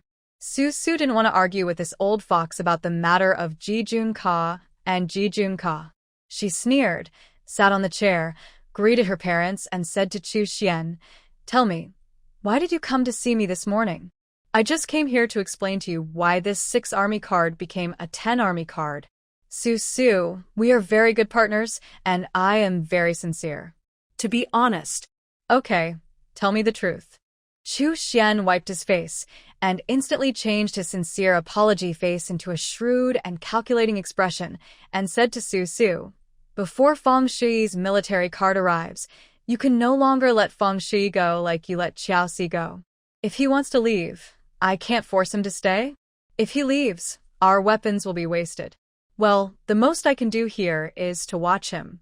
If he really wants to leave, what can I do to stop him? Beat him up?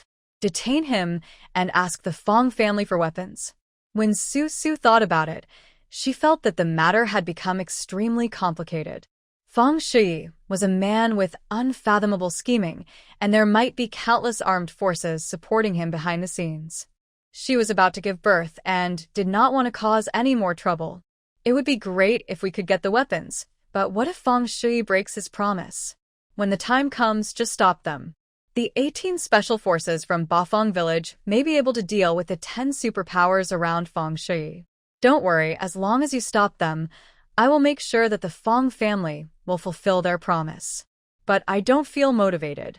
Not only do I have to take care of someone else's son, but I also have to waste manpower to fight someone else's superpowers. In the end, the weapons of the 4 armies were divided. I was the one who did the hard work, the one who shed blood and sweat, and in the end, I only got a small share. What a loss. What Su said to Chu Xian was all the truth. She was definitely not pretending. She felt that she was at a disadvantage no matter how she thought about it, as she was unwilling to cooperate with Chu Xian to arrest people because of such a small weapon that made her go to war and make enemies. Chu Xian had a big expression on his face, saying stingy. He squinted at Su and said helplessly, "Then I'll give you 10 more boxes of crystal cores? 1 box is this big." As he spoke, Chu Xian compared the size of the box he mentioned to Su. Su glanced at Chu Xian, nodded, and agreed to let Chu Xian keep the person. In fact, Su didn't need to keep anyone here deliberately, because Feng Shui had no plans to leave Bafang village in the short term. He was a man who walked from north to south, and he understood the outside environment much better than Xiaoxi, who had always been well protected. Such a small Bafang village was actually the most stable and cleanest gathering place for survivors he had ever seen along the way. Feng Shui had no plans to leave Bafang village until his uncle had completely taken control of Chunqing.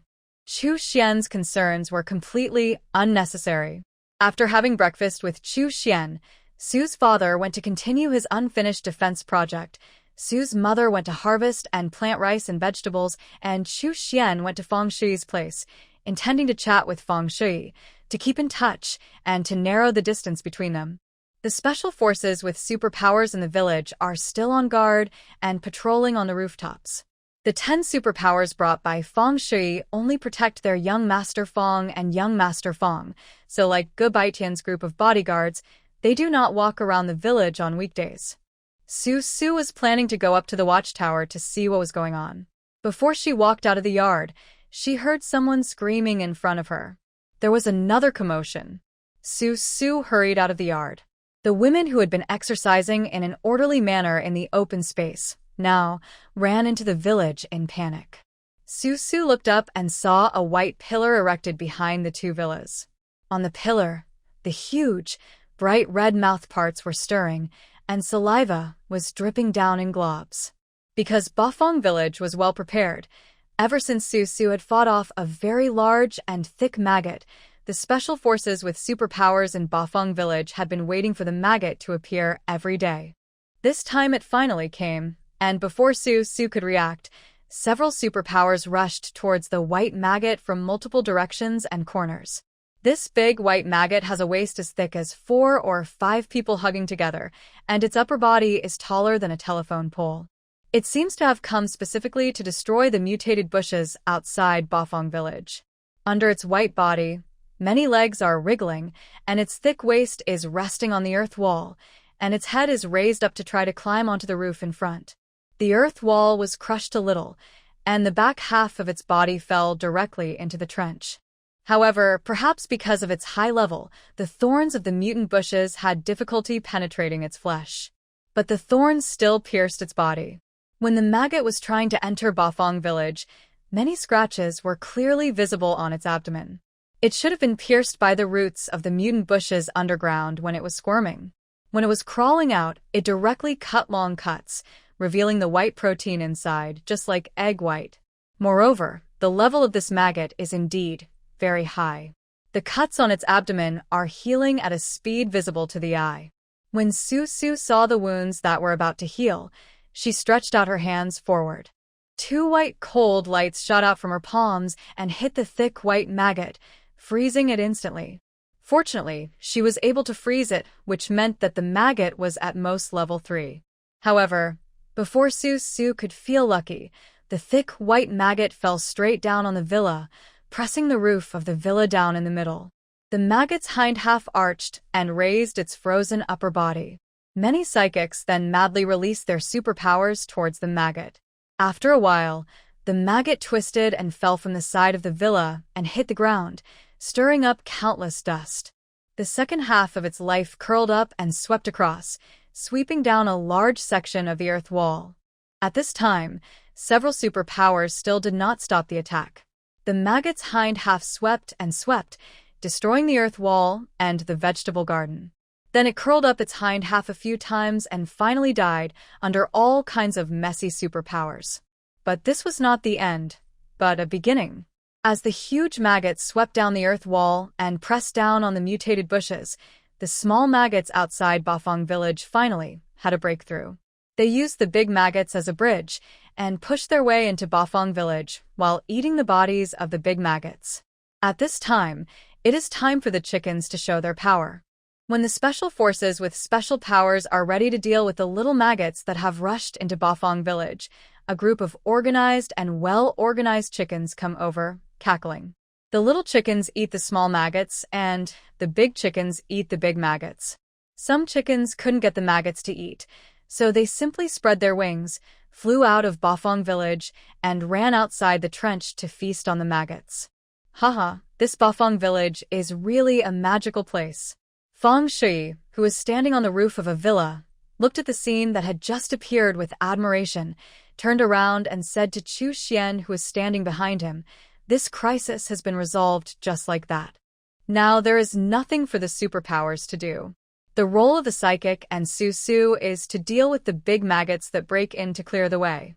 According to Chu Xian, when the chickens grow big enough, they can be killed and eaten in order to control the spread of mutant chickens. So, isn't Bafang village a magical place? Chu Xian behind him also responded with a smile. Indeed, Su Su is a very wonderful person. Nowadays, people outside don't have the leisure time to take care of these things, let alone turn them into a small world. Only Su Su is willing to spend time and effort to do it bit by bit. The simplest example is like the mutated maggots and the mutated chickens.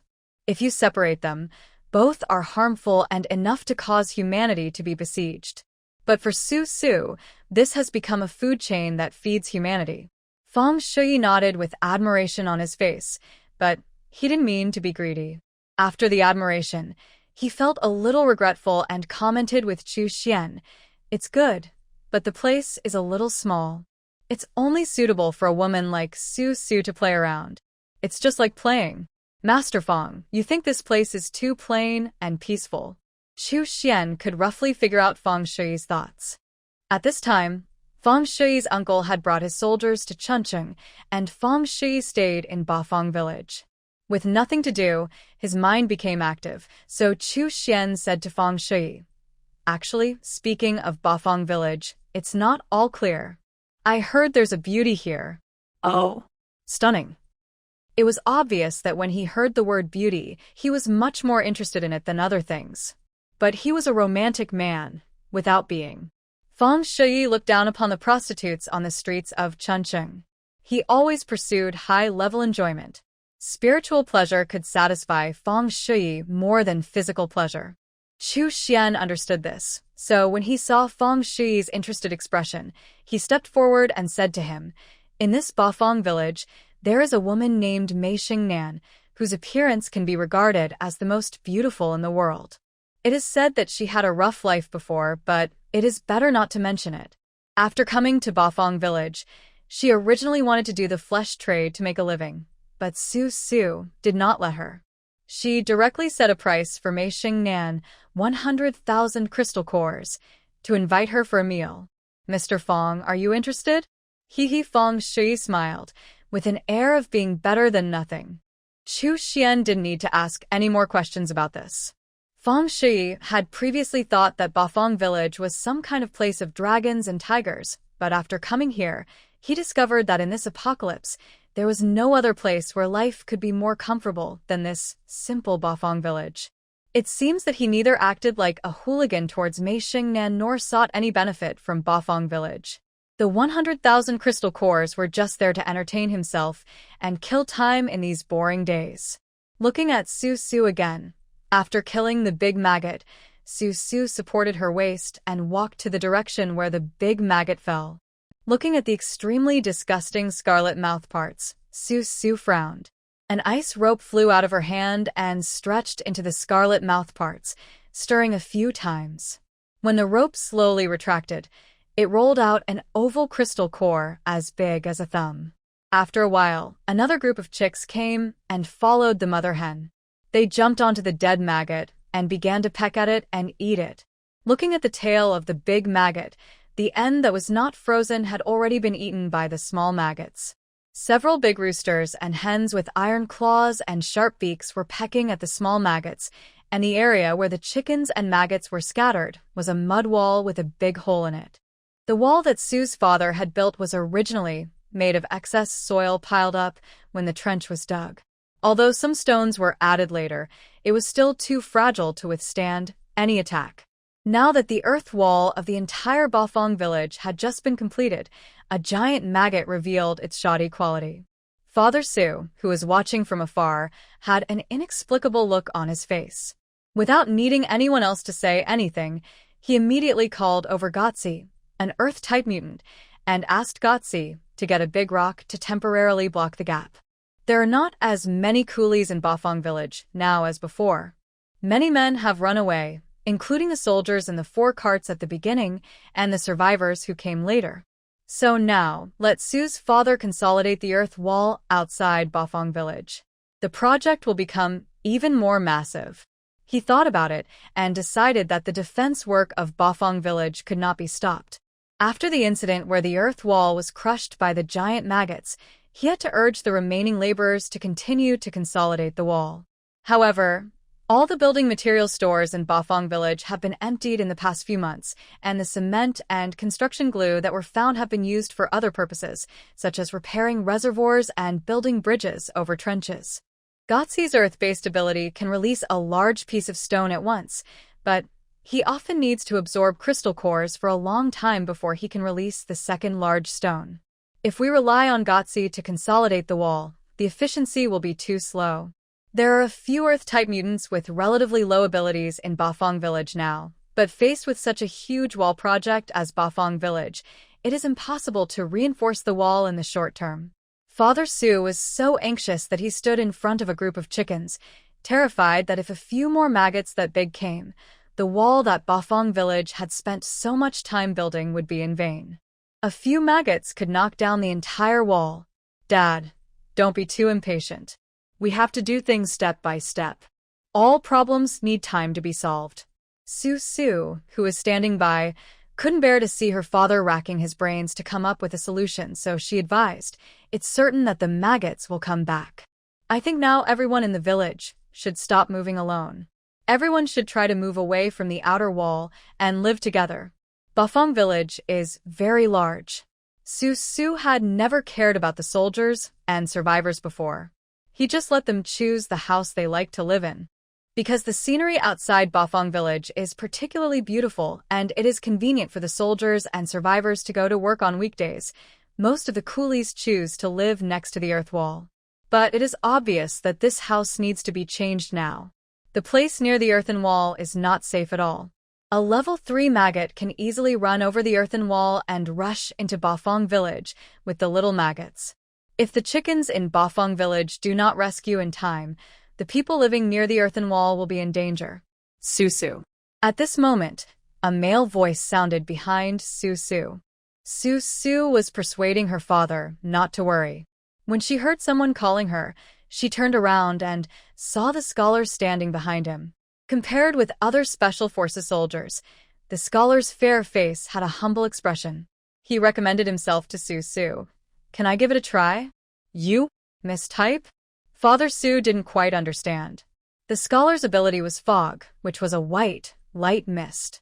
They were trying to strengthen the wall, so what could the scholar's fog do? "Dad, don't worry, listen to what the scholar has to say." Although Su didn't know what the scholar's mist could do, she knew a 4th level mist ability user in her previous life. Not only could the mist in his hand be retracted and released freely, but it could also be condensed into mist blades that appeared inexplicably and suddenly disappeared. It was simply a powerful weapon for killing people and stealing treasures.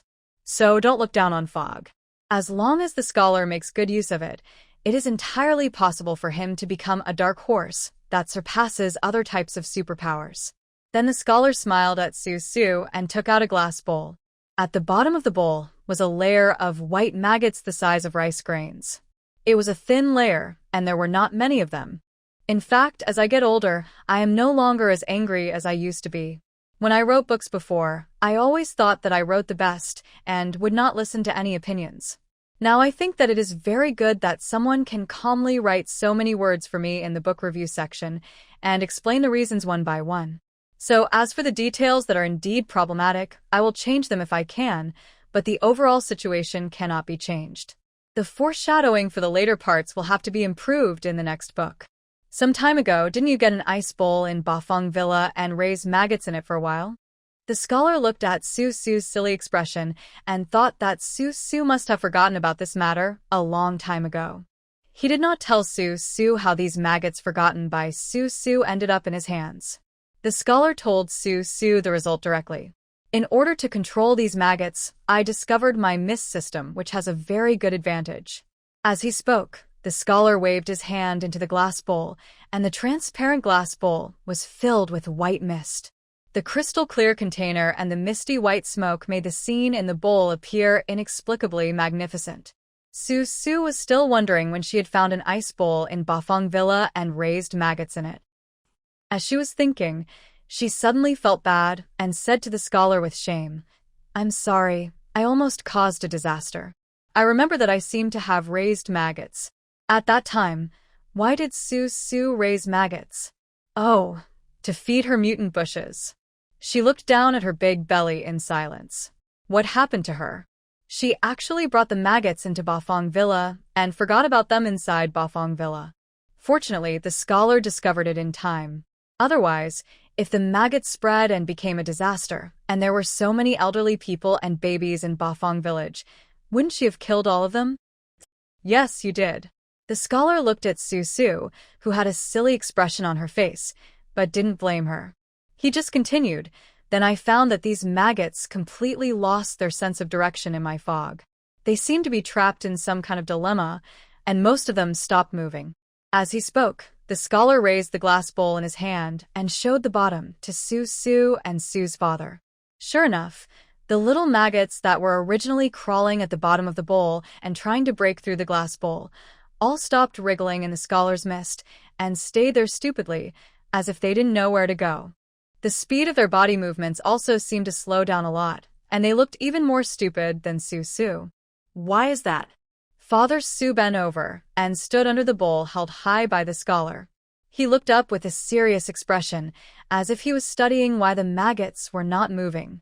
He asked the scholar, but the scholar didn't know either. He just shrugged and guessed, perhaps some ionization reaction in the fog blocked the transmission of some mysterious medium between them, causing them to be unable to find the group and lose the guidance of the large group, so they don't know what to do next. Does your mist work on humans too? Su tilted her head and asked. She probably understood what the scholar meant. If a person suddenly entered a vast expanse of white fog, he would feel a little lost in his directions. She didn't know if other people had had such an experience, but Su often had this feeling. When she closed her eyes, she could feel whether there was someone around her. She could also feel if someone was walking or running. If she was in a large group of people, she would often follow the group. For example, after watching a movie, if she followed the group, she would definitely be able to find the exit. If a person enters a thick fog, he would be afraid to move forward. This is called loss of direction. The scholar's fog is probably released by his supernatural powers, which emphasizes the sense of direction. This is also the most important reason why the maggots in the fog stopped wriggling. After hearing this, the scholar hesitated for a moment, and then told Su honestly, if it is within a small range, it may be useful for humans, but my current ability level is not high. At most, the fog barrier I create can only float over the trench, and it is only a distance from the entrance of Bafang village. If I want to surround the entire Bafang village with a circle of fog, it is a bit difficult for someone of my level. That's enough. All supernatural powers require diligent practice to be advanced. Su squinted and smiled, and did not have high expectations for the scholar. Speaking of the scholar's supernatural power level, he might be the one with the lowest level among the 18 special forces. It has been so long since the end of the world, and his fog-type supernatural power level has only reached the second level, and this second level was reached when he was in the city. At that time, there was no water system in the special forces team, so when they were thirsty, they asked the scholars to make fog for them, and they would stick out their tongues pitifully to feel the moistness in the air, so as to quench their thirst. Later, Yu found Su, and the Special Forces team with superpowers no longer needed to be so tight, so the scholar was asked to release the fog to quench his thirst. The scholar's superpowers were rarely used. If it weren't for the last time when he tried to control Li Xiuyu's love scent, he would have thought that his superpowers were useless. Therefore, the scholar, who rarely used his fog power, became the person with the lowest level of power in the Special Forces. However, it is impossible to achieve 100% defensive effect by using the scholar's fog to surround the earth wall. At most, it can prevent the maggots outside from swarming into Bafang village. If there's a gap, someone must be posted to guard the gap to eliminate the maggots that have already crawled in or have come in by accident. And the mutated bushes destroyed by the big maggots in the trench must be given time to grow again. This also requires a special person to clean up the maggots in time for these young bushes that have not yet grown strong. From now on, the scholar will be the one guarding the outer defense line of Bafang village. In the village, it has been decided that scholars will prevent the maggots from entering through the gap. Su's father and several other Earth-type ability users have also begun the project of consolidating the Earth wall. Li Xiaoyu continued to train more than 100 women. A few days ago, she divided these women into 10 small classes. The 10 small classes will take turns patrolling in Bafang village within 24 hours a day. Encouraged by Li Xiaoyu, each of the women seemed to have gained infinite courage and were full of expectations for the future, so they trained very seriously and patrolled very diligently. As for the issue of internal security in Bafang village, gradually it seemed that the men in Bafang village had nothing to do with it. Those who were not optimistic about Li Xiaoyu and believed that the greatest use of women in the apocalypse was to provide bodies for men's entertainment found it very boring, but fortunately Su has always encouraged them. Everyone needs to discover their own value and make good use of it. Just when everything was proceeding in an orderly and steady manner, a box of crystal cores was carried into the laundry room by Fang Shi's 2 psychic bodyguards. Under the scorching sunlight, the box was placed heavily in front of Shengnan. The 2 psychic bodyguards bent down, bowed politely to Mei Xingnan, and then opened the lid of the box in front of all the onlookers. A box full of crystal cores, far more than 100,000 in number, lay inside the box, like fine gems, shining brightly in the sunlight. Even so, she was born with a charming look, and even without a bit of makeup on her face, she could give people a scent of heavy rouge. A box of crystal cores was placed in front of her. The women around her all screamed in exaggeration, but Mei Xingnan seemed to have no interest. She glanced lazily, smiled indifferently, and said to the two bodyguards who brought in the crystal cores, "Master Fang is very generous." As soon as our eldest master came to Bafang village, he heard of Miss Mei's great name. He said that beauties in troubled times always make people pity and feel sorry for them. A man with a beautiful woman is enough to move people. In order to get to know Miss Mei, we specially held a banquet at our mansion today. I wonder if Miss Mei would be willing to honor us and give our eldest master some face. The mansion? Actually, it was just a small country villa. Everyone couldn't help but laugh at the bodyguard's flowery words.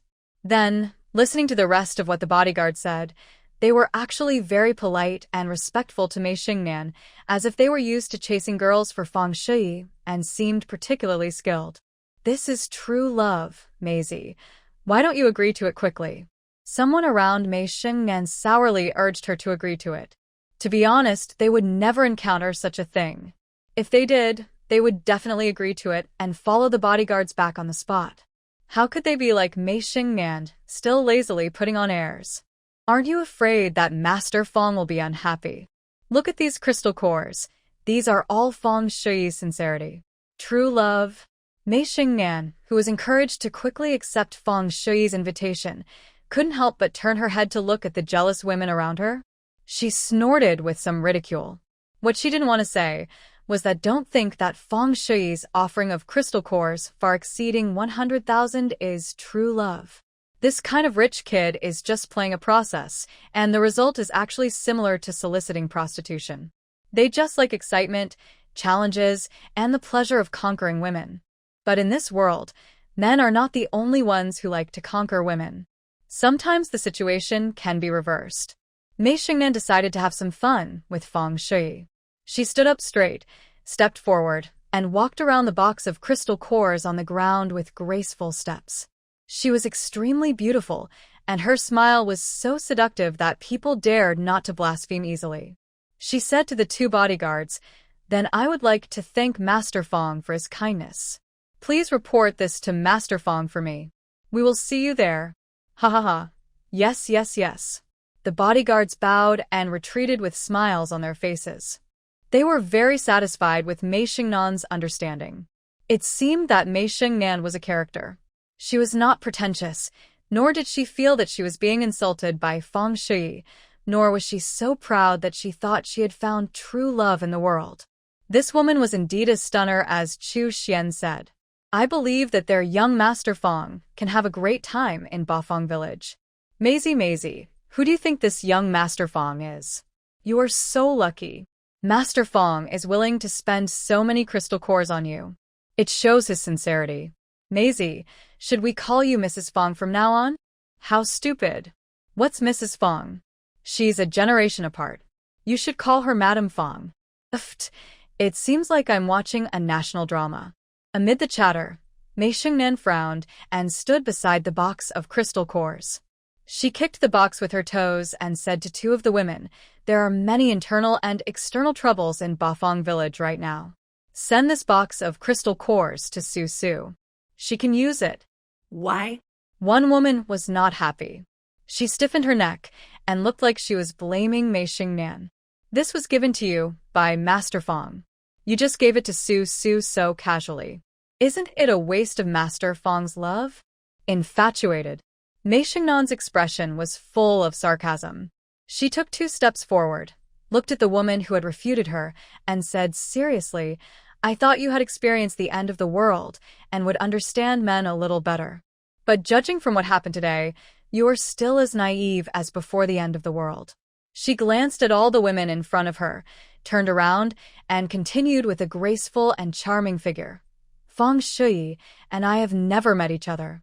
He gave me this box of crystal cores, not because of love at first sight, nor secret admiration. This kind of novel plot is impossible in reality. He just wanted to say that he could afford the price and hoped that I could be worth it. Regarding the games between men and women, some are straightforward and direct, some are slow and circuitous, and some are ambiguous. It all depends on how the man chooses and what he wants from the woman. A night of passion is the most basic way to have fun. A man and a woman, after the money and goods are settled, they go their separate ways the next day. The man just wants to enjoy the pleasure of his lower body. It is obvious that Feng Shui is not looking for a one-night stand with Mei Xingnan. He is an expert in playing games between men and women. A man like this will never lack women who will throw themselves at him, whether before or after the end of the world. For him, women are too easy to get, so Feng Shui has no interest in continuing. He is romantic, but definitely not. A romantic man is more dangerous to a woman than a man. A man only hurts a woman's body, but a romantic man hurts a woman's heart. But it was obvious that Mei Xingnan's words were not taken to heart by the other women. It was true that they had experienced the baptism of the end of the world and had been severely tortured physically by a group of despicable men, but women have always been emotional, and when their lives became a little more stable, they began to yearn for love. Seeing those women with non-committal expressions on their faces, Mei Xingnan said nothing more. She just turned around and invited them to play mahjong. As soon as she left, Su just woke up from a nap and saw Zhou Xiaolin came in with a child in her arms and said loudly to Su, something happened. What happened again? Now, whenever Su saw Zhou Xiaolin, she felt a little irritated. She couldn't understand why Zhou Xiaolin had time to stare at Mei Xingnan when the maggots were surrounding the Bafang village. Sure enough, every time Zhou Xiaolin came to Su, she was here to complain about Mei Xingnan. She didn't see the annoyance on Su's face. She just held her daughter in her arms and said to Su, "Do you know? This morning, the new young master Fong in our village actually asked his bodyguards to carry hundreds of thousands of crystal cores to invite Mei Xingnan to dinner?" Oh.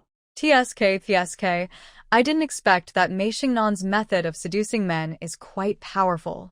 There are actually people who spend hundreds of thousands of crystal cores just to have a meal with her. Did Mei Xingnan agree? How could she not agree? If it were me, I would agree too. Zhou Xiaolin's expression was hard to tell whether it was jealousy or sarcasm. Anyway, her words were a bit sour. Her husband was an ordinary person, and she was also an ordinary person. Crystal core? She had never seen one. Now that she followed Su, she was lucky to have a full meal in Bafang village. She was not as shameless as Mei Xingnan to earn this kind of crystal core. It was useless for ordinary people in Bafang village to have crystal cores. I say, if you have nothing to do, play with the children more. This Bafang village is not big or small, and you can find a few parenting books. If you have nothing to do after eating, you might as well join Li Xiaoyu's women's self-improvement team and practice your physical strength. Impatient to listen to Zhou Xiaolin's words, Su walked out of the yard. She thought Zhou Xiaolin was just idle. She didn't have a smooth life yet, but she was meddling in other people's affairs. Out of curiosity, he spent hundreds of thousands of crystal cores to invite Mei Xingnan to dinner. She could afford the price and was willing to pay the price. What did it have to do with Zhou Xiaolin? Why was she jealous? Su walked out of the yard, holding her waist, and looked at a group of women marching in the open space, and another group of women running around the edge of the open space. Su walked directly towards the watchtower. There were still the same number of maggots outside, but the mutated bushes outside the earth wall had grown a good distance out of the trench and were so lush that they were about half the height of the earth wall. Some of the bushes had changed from their original lush green color to purple and green. Su had sharp eyes and saw that a lush green branch had actually stretched out from the bushes near the gate. At the top of the branch, there was a green bud. It seemed that this mutant bush had eaten enough recently and was preparing to upgrade. But I didn't know what this bud would be when it grew up. Su had a vague impression in her mind, but there were so many strange species in the world that it was too early for her to say that this bud would upgrade into a man-eating plant that could actively forage for food. Being a little cautious, Su asked the people on the watchtower to keep an eye on the bud at all times, and to notify her at any time if they saw the bud open. Because the mature piranha plant will actively look for food, and the stem can twist on its own. If you are not careful, it may take the principle of proximity and eat the two supernatural beings on duty on the watchtower quietly. But if this bud is removed now, it is a bit of a pity. If it is really a piranha plant, Su can transplant it outside the trench when it is still very fragile, far away from Bafang village, and even open up a piece of open space to feed this piranha plant. This can be considered as adding some attack methods to Bafang village. Full of expectations for the piranha plant, Su walked down from the watchtower in a good mood. Before she walked under the locust tree, she saw King Kong holding a ultrasound form, smiling silly as he walked along with his head down. When he saw Su walking over with a bulging belly, King Kong smiled, raised his hand and greeted Su, saying silly, "Hi, Su, look, this is my baby. Congratulations." Su smiled sincerely, then changed her mind and decided that she would not go there now and should go see Xie instead. So she supported her waist and walked towards the clinic behind King Kong with her belly bulging. As she walked, she kept looking back at King Kong. King Kong had such a bright smile on his face, and he held up the ultrasound report in his hand to show off to everyone he met. He was indeed very happy to have a child. When we entered the clinic, Xie was lying on the sofa. Junjiu, who was beside him, pushed out an oxygen tank for emergency treatment, intending to give Xie some oxygen. Xie, looking pale, shook his hand and said to Junjiu, "Don't waste oxygen. Save it for others." How can that be? "It's very dangerous for you to be like this." Junjiu disagreed, but still pushed the oxygen tank over, holding a sky blue tube in his hand, and handed it to Xie. Seeing Su coming in, Junjiu opened the oxygen tank and said to Su, "Are you here for a prenatal checkup? I'll be done soon." "No hurry, just do your thing." Looking at Xie's pale face and the happy King Kong just seen, the two people's emotions are obviously completely contradictory. Su knows that Xie didn't tell the truth to King Kong at all. The baby in her belly needs to be protected. How long can you keep it a secret? Su sighed, sat on the sofa, and looked at Xie with a frown. Xie was leaning back on the sofa, with both hands on her forehead, one hand holding an oxygen tank, breathing in. After hearing what Su said, she said in a muffled voice, "I was planning to have an abortion, but now I'll keep it a secret until after you give birth. You're already 8 months pregnant, and I can't make any mistakes." "What do you mean? What mistakes will you make?" Hearing Xie say this, Su suddenly had a bad feeling in her heart. She asked Xie, but Xie closed his mouth and didn't want to answer. So Su looked at Junjiu, who looked embarrassed, but under Su's insistence, Junjiu still said, "Su, Dr. Zhua's child won't last long. Just now I was examining Dr. Zhua and discussing the abortion when King Kong suddenly barged in. We couldn't hide it, so we told King Kong that Dr. Zhua was pregnant. Otherwise, we would never have told King Kong about it. I started bleeding as soon as I got pregnant. If this happened before the end of the world, I would have just laid quietly in bed for maybe 7 or 8 months. If I had followed the doctor's advice, taken medicine well, and rested well, I could have grown the baby in my belly. But there's a chance that I might have a premature birth, and premature babies have to be put in an incubator. But now is the end of the world, and women in the end of the world are not suitable for giving birth to children. The question of whether to keep the child in Xie's belly is not whether to keep it or not, but whether it can be kept at all. If it is saved reluctantly, it will probably be a premature birth. But where can we get an incubator in Bafang village now? Besides, if you want to preserve the pregnancy, there is no oxygen and no medicine. How can you preserve the pregnancy? Preserving the pregnancy is not just about lying in bed. Abortion was possible, but when Xie and Junji were discussing a time to have an abortion, King Kong saw them. Seeing King Kong looking as happy as a child, he ran out with the ultrasound report to show off. Later, there was no chance to talk to King Kong about abortion. "Hey, you want an incubator?" Su stood up with her belly bulging and frowning, and said to Xie, "You should have told me earlier that you want an incubator, and I'll ask King Kong to give it to you." For Su, she was perhaps like King Kong, and had never thought that Xie would finally decide to abort the baby in her belly. Su felt that aborting a child was inconsistent with her current beliefs. "Oh, how can you be so decisive? We are afraid that you will do this. One or two of you will do this." Junju stepped forward, helped Su sit back on the sofa, and explained patiently, "Let's not talk about the medicines and equipment needed to preserve the fetus. To preserve a premature baby, not only an incubator is needed, but also many other equipment. The key problem is Dr. Xie's physical condition. She can't have a baby at all." After a pause, Junju glanced at Xie and seemed to feel that what he said was a bit cruel to Xie, so he continued, "Let's take a step back and say that the child can be kept alive until the day of premature birth, but now there is a doomsday virus everywhere and premature babies will not be completely safe even if they stay in an incubator.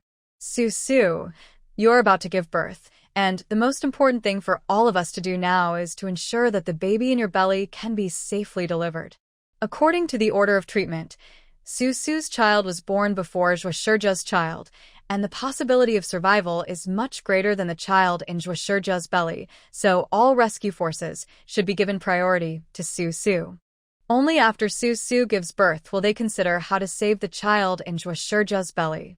For example, when certain disasters occur, of course the one with the highest chance of survival will be rescued first. Only when there is excess strength will we go back to rescue those with lower chances of survival.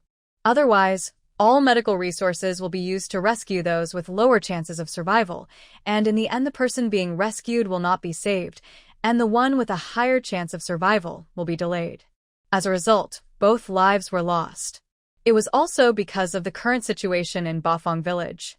Seeing that Su was about to give birth, Xie did not want to cause any trouble, so she decided to abort the baby, and therefore did not tell King Kong about this matter at the beginning. And now, if King Kong knew that he had a child and needed all kinds of equipment to preserve the fetus, she was afraid that he would no longer care about the situation outside Bafang village, and would desperately drag the special forces out to find medicine and incubators to preserve the fetus. Then, Su was the only one left in Bafang village with a big belly, and she had to take care of the safety of the whole village, young and old. Although Su was a 4th-level psychic, she was also a woman who was about to give birth. So things have developed to this point. Xie had finally made up her mind. She decided to abort the child she had been waiting for, but because King Kong knew about it, she had to put the matter off. She wanted to wait until Su gave birth, and then tell King Kong about preserving the fetus. As long as she could wait and the child in her belly could wait, perhaps there was still a chance. Su sat on the sofa in silence, looking at Xie's pale face. A very uncomfortable feeling spread in her heart. She felt as if she owed Xie a huge favor. From the bottom of her heart, Su felt that things shouldn't be like this. It's the end of the world. Who can really be responsible for whom? When everyone is capable, they stay together to help each other and get through the crisis together. But when a crisis that cannot be solved comes, they really can't take care of each other. Of course, they should go their separate ways and take care of themselves. For example, Xie now, since there is a possibility of saving the child, she wants to save it herself. If it were Su, she would naturally not think so much and would just instruct King Kong to find medicine and equipment. But Xie thought differently from Su. Xie was different from Su. She and Junju were right. Bafang village was in trouble both internally and externally. Now it was definitely inseparable from the protection of the 18 special forces. If King Kong knew the truth now and immediately took people out to find equipment, what would Su do? Su definitely couldn't handle such a big village. But why did Su want to take care of such a big village? She was the village chief, but that was the title everyone called her. In a critical moment, she could only take care of the whole village. She couldn't take care of the whole village, so of course, she only needed to think about how to protect her family. Now that Junju said this, It seemed as if they trusted her so much and thought that she was so kind-hearted that she would definitely consider the overall situation in a crisis and support the safety of the entire Bafang village alone. Su didn't realize until now that she had been deified by these people. According to Junjiu and Xie Yaoshi's understanding, everyone is now in the same boat, and this boat is steered by Su. All of them are considering Su because Su is now taking care of the entire ship. Although Su herself does not feel it, everything she does, every detail, proves that she has tried her best and has devoted all her energy to the whole village. To be honest, being deified like this, Su felt a lot of pressure. What's the matter? Tell me. King Kong was in high spirits because of good things happening. He walked very fast and almost floated in front of Su. His dark face was full of smiles. Before Su could speak, he took the initiative to shout, Su, you are about to give birth. Why don't you learn from our Dr. Xie? Our Dr. Xie was also pregnant. As soon as she found out she was pregnant, she would lie down instead of sitting, and would sit instead of standing. You're not like me who runs around every day. Yibapi, why don't you wake up quickly? Otherwise, you will die with such a big belly. Me. Su rolled her eyes in anger and glared at King Kong. Was she in the way of him? Then she said, I won't argue with you. I have something to tell you. The baby in Dr. Xie's belly needs to be preserved. The clinic doesn't have enough oxygen tanks and all the medicines to preserve the baby. Go ask what medicines are needed and bring people to find them. Also, bring back the baby incubator and other things. In an instant, the silly smile on King Kong's face gradually disappeared with Su's words. He was stunned for a long time, as if he didn't quite understand what Su meant. He asked, Dr. Xie, does the baby in your belly need to be preserved? Yes, that's right. Go and ask her what she needs now to keep the baby, and then go and bring people to get everything she wants back. Sumu had a wooden face. After he finished speaking in a straightforward manner, he supported his waist and walked away, leaving King Kong standing there alone, feeling as if he had fallen into an icy cave under the scorching sun. She still chose to tell King Kong the truth, not because she disregarded the safety of the entire Bafang village, nor did she think she was a saint, nor did she disregard the safety of her unborn little AI, nor did she think that she could ensure the safety of the entire Bafang village by herself. But when Su saw King Kong's excited look, she couldn't help but say it. Perhaps after thinking about it, it could only be attributed to one thing. Su didn't want to owe Xie Yaoshi and King Kong such a big favor. It was terrible to owe favors to others. If she couldn't pay it back, Xiao AI would have to pay it back. In the clinic, on the sky-blue plastic sofa, Junjiu brought a thin blanket and put it under Xie Yaoshi's back and buttocks. Xie Yaoshi's face was pale. After Junjiu finished tossing and turning, he complained to her, You shouldn't have told Su about this. You've been together for so long, and you know her personality. Even the day before giving birth, she was thinking about doing something. What if she can't stay idle and runs out to find medicine and an incubator for me? No, that's impossible. She's about to give birth. She won't do anything so risky. She doesn't seem like someone who would be so reckless. After hearing what Xie Yaoshi said, Junjiu felt a little regretful. In fact, she saw that Xie Yaoshi was also very conflicted. Since she had already told King Kong about this, she had been hesitating whether to keep the fetus. As a result, she felt very miserable alone. The bleeding was flowing every day, and Junjiu couldn't help it. When Su asked, she told him, That's because you don't understand her. She's actually a very soft-hearted person. She can't go out and find the medicine and the incubator by herself, but she can instruct others to do it. Xie Yaoshi had a look of powerlessness on her face. She tilted her head and frowned tightly. Just now, she saw Su walking out thoughtfully, and she definitely didn't look like someone who would just leave the matter alone. But now there were not many military forces left in Bafang village. If they went out to find medicine and incubators for her, everyone in the village would be in danger. Just as she was thinking, Xie Yaoshi was stunned, and then she saw the burly body of King Kong standing outside the door without knowing when. She straightened her neck, looked at King Kong, and opened his mouth, wanting to ask him what he had heard. Then, looking at the expression of pain, suppression, shock, and anger on King Kong's face, she suddenly realized that King Kong knew everything. Is what Su Su said true? King Kong walked in step by step. His burly figure in camouflage uniform walked slowly from the golden sunlight into the rather shady clinic. He asked Zhuo, "Do you really need to preserve your pregnancy?" Then, without waiting for Zhuo to speak, King Kong had already walked in front of Zhuo, staring at Zhuo's belly with eyes wide open, and suddenly he knelt on his knees and collapsed in front of Zhuo. "You." Zhuo was somewhat helpless. Looking at King Kong's appearance that seemed to be greatly shocked, he thought for a moment, sighed, and said, "In fact, I might as well hold on and not tell you about this." She felt a little regretful after listening to Su Su's words. It happened that she was having a prenatal checkup and was caught by King Kong, who broke in. So, Zhuo couldn't control herself for a moment. When King Kong asked her questions full of suspicion, she told King Kong about her pregnancy. King Kong was so happy. Seeing King Kong's overjoyed look, Zhuo felt a pang in his heart. Now, comparing it with King Kong's shocked and lifeless look, Zhuo's heart began to ache again. Perhaps if she had chosen to tell King Kong the truth at the beginning, King Kong wouldn't be in such a desperate look now that he knows the baby needs to be preserved, right? I should know. King Kong lowered his head and placed his hands on both sides of Zhuo. The dull pain in his heart could not be described in words. He looked up. He was a big man who had shed blood and sweat but never cried for anything. But this time his eyes were red.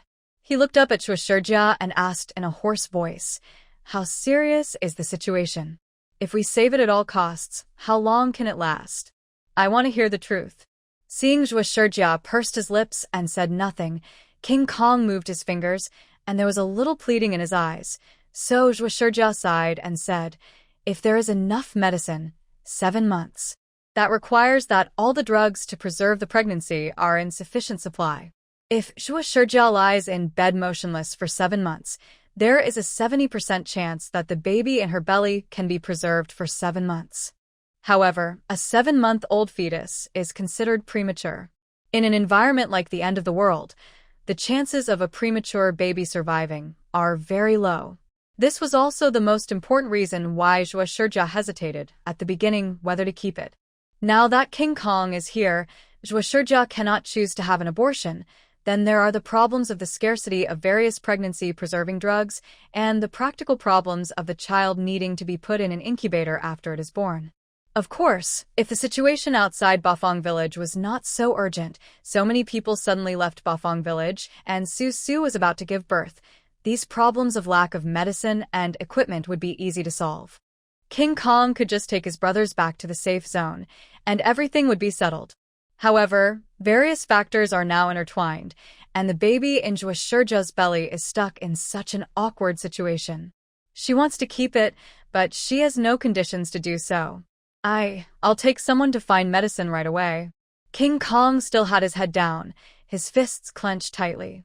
He seemed to have just floated up to the clouds, and now he fell directly from the clouds into the abyss. His mood was going up and down, making him feel very uncomfortable. Then he heard Zhuo speaking calmly over his head, "So you pulled everyone out, leaving behind Su Su, a pregnant woman about to give birth, and all the people in the village? If something happened to Su Su, would you be worthy of your brother who is still evolving? But he is my child." Unable to understand Zhuo's calmness, King Kong suddenly raised his head and stared at Zhuo. He clenched his fists tightly and shook his head slowly at Zhuo in disbelief. If Yi Ba Pai's child encountered such a thing, he would not sit idly by. Yes, but his little love has not encountered such a thing as our child. Zhuo closed her eyes and no longer looked at King Kong. She understood many things, and she believed that King Kong would understand. This was the current situation. Even if they paid the price of destroying the entire Bafang village, their child could only be barely saved. Even if he was barely saved, he would be born prematurely, and if he was born prematurely, he might not survive. The price is too high, too high. She looked coldly at King Kong, who was in a dilemma. King Kong stared at her blankly, then lowered his head, bent his body, stood up with a lonely look, and slowly turned around and walked away step by step. When Xie Yaoshi saw his back, she felt so helpless, so lonely, and very sad. She knew that it was not that he was incapable of finding her pregnancy-preserving medicine, nor was it that he was incapable of protecting his premature child. It was precisely because he had the ability but could not do it at this time that he seemed so sad. The world is so helpless. Everything is just not in my hands. Early the next morning, Xie had not slept well the whole night. She lay beside Yu, who was as charred as charcoal. In the dim light, she tilted her head to look at the man beside her, wondering what kind of panic situation she would face when she went out in a while. How many of the 18 Special Forces soldiers with superpowers will be taken away by King Kong? Maybe all of them will be taken away. After all, the medical level in Xiangqing is well developed, right? Now Xiangqing is full of maggots and zombies. King Kong wants to find medicine for Xie Yaoshi, so naturally he has to bring more people. Then how many armed forces are left in Bafang village? It is estimated that there are not many left. The remaining few superpowers are at the first and second levels. These two levels can only do ordinary construction at most. If they really want to kill maggots and zombies, they still need to practice. Then came her own problem. It was already more than 8 months, and the false contractions were becoming more frequent day by day. She still wanted to try her best to hold on until full-term delivery. So, no matter what happened, Xie encouraged herself. She must not panic. Absolutely not panic. Things have developed to this point. She should be more selfish. She should pick up the cold-bloodedness of her previous life. At the critical moment, when the crisis comes and she can't handle it anymore, she will leave without taking any survivors except her parents, including this burden. Yu. Yes, it should be like this. At most, all the people in the village will be locked up in the vault. The vault is a good place. Yu once took Xie to see it. There are 8 layers of metal walls inside. Maggots and zombies can never get in. If she can't defend Bafang village anymore, she will lock everyone in. After she gives birth, she will have enough energy to come back and release the survivors in the vault. Then it will be time to kill those maggots and zombies. The most important thing now is to stock up some supplies in the vault to prevent the elderly and children from starving to death in the vault. Having made such arrangements for herself, Xie was no longer afraid of the coming and going of those Special Forces soldiers with superpowers. She was in a good mood and propped herself up to sit up. She felt as if her waist was about to break, so she sat on the edge of the bed to relax, then went to wash her mouth with her big belly. When she came downstairs, she saw hot porridge and steamed buns on the table in the main hall. Xie ate while listening to the women's self-improvement team led by Li Xiu outside the yard, who were shouting 1, 2, 1, 2, 1 and at ease. Stand at attention. Stand still with great momentum. Xie smiled, and after finishing the porridge and the steamed buns, she walked out with her back supported and saw King Kong leading 2 men, walking past her with weapons in hand. Huh. Why didn't King Kong take anyone to find the medicine to preserve the pregnancy?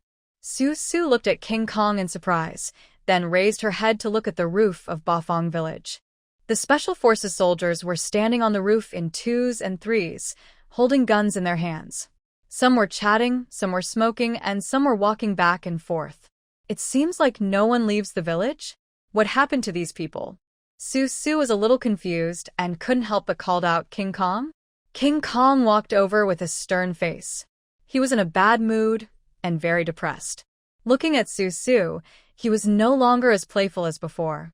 He walked up to Xie and asked with a sour face, What? Say it. You didn't bring anyone to find the pregnancy-preserving medicine? Speaking of the words pregnancy-preserving medicine, King Kong's face suddenly became extremely ugly. He moved his lips and uttered 2 words, no. Then he turned and walked away. After walking 2 steps, King Kong stopped, turned around, stared at Xie, and said word by word, Xie, you must ensure that the baby in your belly is safe and sound and comes into this world healthy. You must. Otherwise, I will not let you go because that was obtained in exchange for his and Xue Shijia's child. I sigh. Watching King Kong walk away without looking back, Su opened her mouth, not knowing what to say. She looked down at her big belly, sighed, reached out, and touched her belly. For the first time, she discovered that Xiao AI, before she was even born, was already much luckier than other babies. At least Xiao AI was now in her belly, stable and secure. There was no need to worry about whether the fetus could be saved. Seeing that Su was a little depressed again, the scholar walked by her side, carefully observed the melancholy expression on Su's face, and advised, Su, everyone has their own destiny, so don't put too much pressure on yourself. King Kong is a man. Any man would be in a bad mood if he encountered such a thing, so his words would inevitably be a little harsh. Don't take it to heart. No, I don't blame him. She shook her head and frowned, not knowing how to tell the scholar. Su was actually not good at speaking. Normal words would often take on a different meaning when spoken from her mouth, so she did not explain much. After saying goodbye to the scholar, she turned around and went back to the yard. After a while, before Su recovered from King Kong's determination not to find the pregnancy-preserving medicine, she saw Shengnan walking in with graceful steps and twisting her hips. She was wearing a white shirt and blue jeans, an outfit that could not conceal her unparalleled beauty. Su was sitting on a small bench in the yard. Next to the bench was a small coffee table. On the coffee table was a large watermelon that had been cut by Su's mother. It was said that this watermelon was produced by the joint efforts of 3 disabled with type ability users. It took them half a month to produce such a large watermelon, which was not easy. She glanced at Shengnan, pointed to a small stool not far away, and said, You can take a stool and sit on it. I'm too lazy to move. Shengnan glanced at Su's bloated body with disdain. She didn't know whether it was because Su's waist was too round or the stool was too small. Anyway, Shengnan couldn't see the stool under Su's buttocks. She turned around, moved a stool like a familiar person, sat down next to the coffee table, picked up a slice of cut melon, opened her mouth, took a bite without any image, and praised, So sweet. Well, there will be no shortage of sweet melons like this in the future. Seeing Shengnan eating with gusto, Su responded to her indifferently, and then she heard Shengnan say, while eating melon, You, don't be so stern. Life is already tense. When you have such a stern face, everyone in the village will be nervous from the bottom of their hearts, afraid that we can still hold on for now. Haven't you seen the mutant bushes in the trenches become more and more lush? Even if a wave of zombies comes, those bushes can digest them all. That's good. Shengnan nodded, put the watermelon peel in her hand on the coffee table, and took out a soft handkerchief from her trouser pocket. While wiping her hands, she said to Su, Hey Su, are you interested in listening to gossip? Su raised her eyebrows and glanced at Shengnan. She knew that Shengnan would not come to her for no reason. Gossip? Although it was gossip, what Shengnan wanted to say must have a great relationship with Su and Bafang village. Shengnan pretended to be mysterious for a while, then she twisted her body, leaned her waist, and leaned lazily on the coffee table and said to Su, Do you know where Feng Shui came from? It's a big deal, I don't know the details. Then, do you know Spring City? I know that all the survivors outside are heading to Spring City now. Do they think Chuncheng is safe? In fact, Chuncheng is also in fierce competition. Feng Shui has a father named Feng Yud, who is said to be very powerful before the end of the world. He also has an uncle named Feng Yumao, who is Chu Xian's immediate superior. It is said that he was a big tiger in the army before the end of the world. Now Feng Yumao is in Chuncheng. The fact that Chuncheng can develop so well now is not unrelated to Feng Yumao. Shengnan observed Su's reaction while she was talking. It seemed that Su was very interested in what she said, so she continued, Don't worry about the weapons in the military trucks of you and Chu Xian. They are on the way. But I guess Feng Shui won't give them to you so easily. If for no other reason, Fang Yumao wants to be the top leader in Chunqing now, and he is short of supplies to win people's hearts. Our Bafang village has developed well, and Fang Shui has made a very detailed investigation during this period. I think he wants to cooperate with us and buy our supplies. How much supplies do we have here? Su Su yawned and thought for a moment. Actually, when all was said and done, Bafang village had quite a lot of food supplies. Excluding the chickens, everyone in Bafang village now grew vegetables. Even the vegetables that grew according to the laws of nature had reached the point where they could never be eaten up. If it develops further in the future, it will also be able to supply the material needs of Chunqing. But there was no one in Bafang village, and now it was surrounded by maggots and was in danger all the time. It was still too early for Mei Xingnan to tell her what she had said. So Fang Shui is still observing. Mei Xingnan smiled with her red lips pursed. She tilted her head to reveal her snow-white neck. She looked at her fingernails nonchalantly and said to Su Su, "Let me tell you another piece of gossip. Do you know what the relationship between Xiao Xi and Fang Shui is?" "What is it?" Xiao Xi's mother was the mistress of Fang Shui's father Fang Yud. It was said that they were in true love, but they never married. Later, Xiao Xi's mother died. Fang Yud, thinking of his relationship with his mistress, took Xiao Xi back and raised her as his adopted daughter. Xiao Xi is Fang Yud's adopted daughter. Aren't she and Fang Shui nominally siblings? Su Su is still a bit gossipy. She looked at Mei Xingnan and asked, "Then how did they have a child?" "Haha, this is exactly what Xiao Xi does." Mei Xingnan is Mei Xingnan, so she simply had a romantic dinner with Fang Shui, and then she found out everything about Fang Shui. She continued, "As for Xiao Xi, it is said that she has been secretly in love with Fang Shui since she was a child, but Fang Shui knows his limits when it comes to playing with women. He obviously cannot touch someone like Xiao Xi, so he told her very clearly a long time ago. But Xiao Xi was ignorant and insisted on fantasizing about living together with Fang Shui. So, she got drunk, took drugs, and took the initiative to send herself to Fang Shui's bed. That's it." Mei Xingnan looked at Su Su with an expression that said, "You understand now, don't you?" And said with a smile, "Finally, I have another good news for you. Xiao Xi is coming back." "What?" Su Su opened her eyes and changed her previous weak look. Looking at Mei Xingnan, who was full of interest, she couldn't help but ask, "Is this good news?" "Of course, you have a fight to watch. How is that not good news?" "Who's fighting with whom?"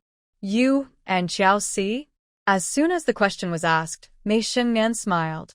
She stood up nonchalantly, walked in front of Su Su, flicked the dust off the corner of her clothes, and said, "Now Fang Shui and I are having a good chat.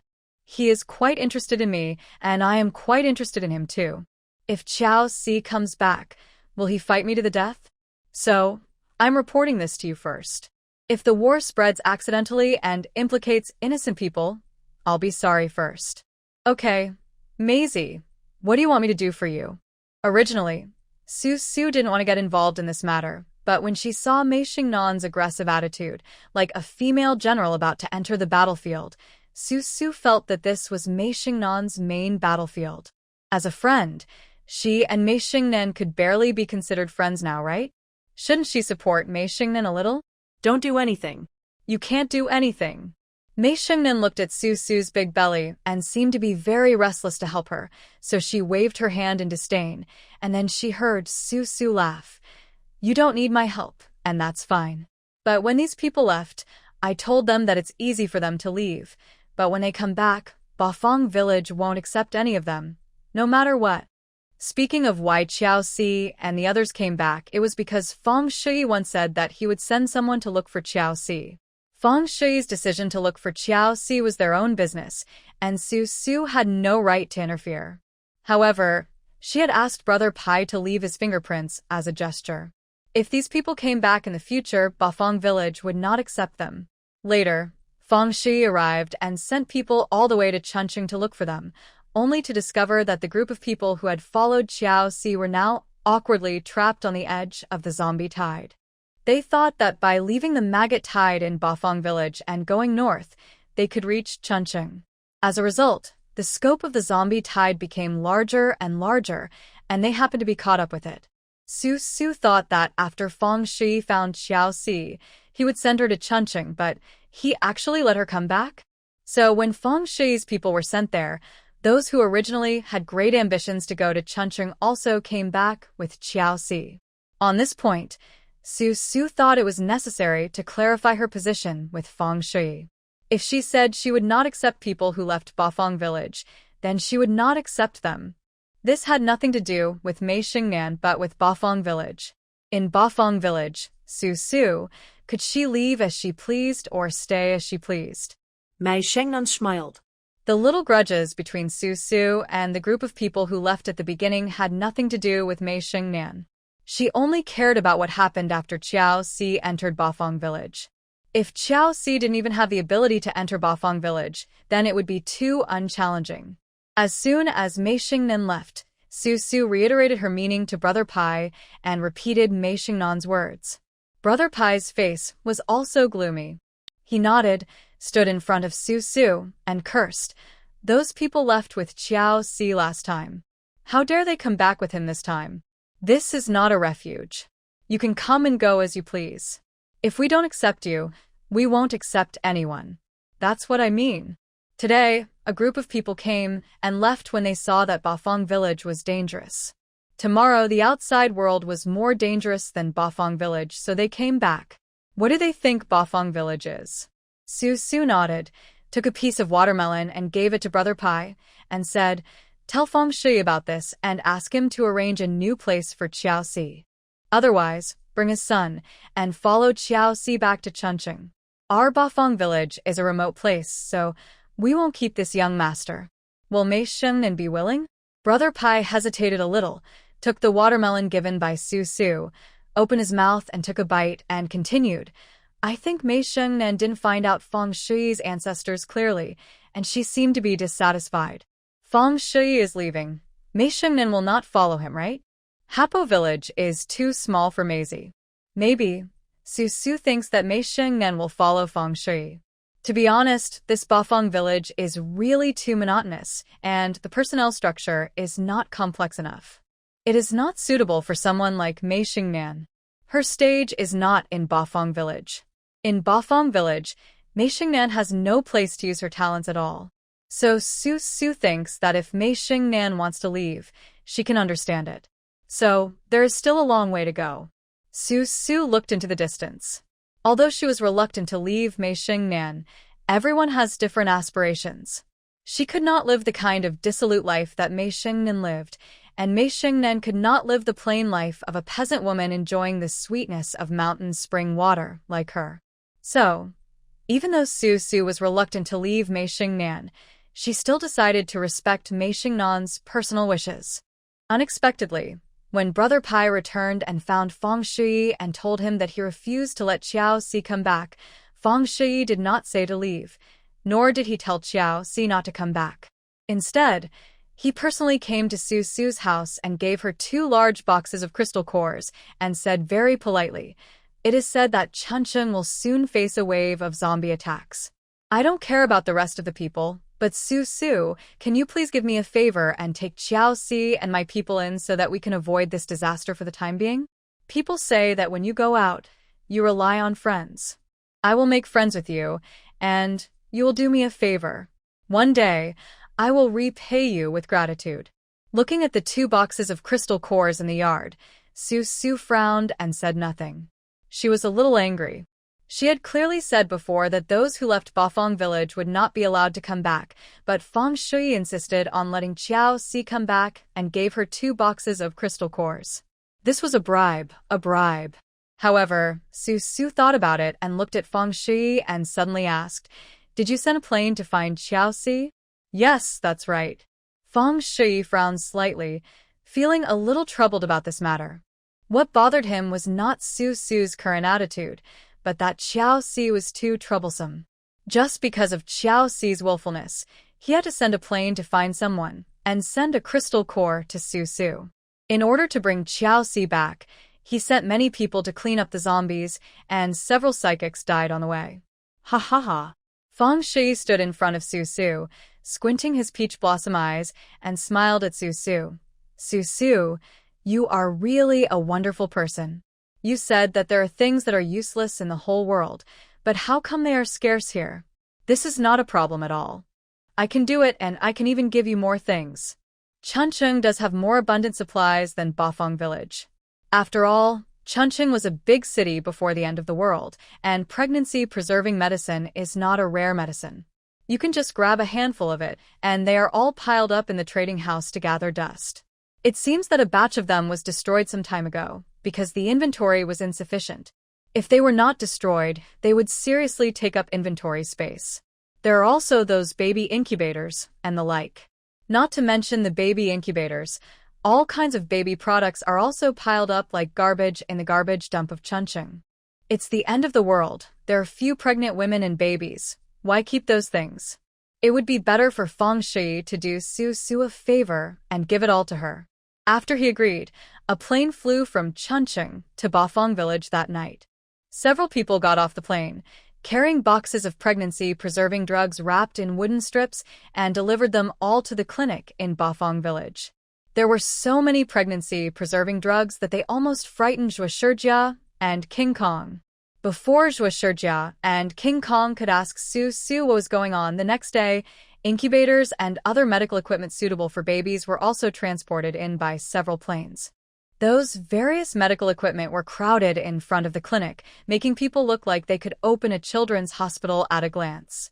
In addition, there are many baby products, piles of children's clothes for all seasons, boxes of unopened baby milk powder and complementary foods, a variety of toys, various watercolor pens, crayons, gouache, drawing paper, and plasticine, as well as a large number of exercise books, pencils, erasers, and small school bags. Then, a convoy, escorting Xie Yaoshi, appeared on the path in front of Bafang village. The psychics led the way and continuously cast their skills.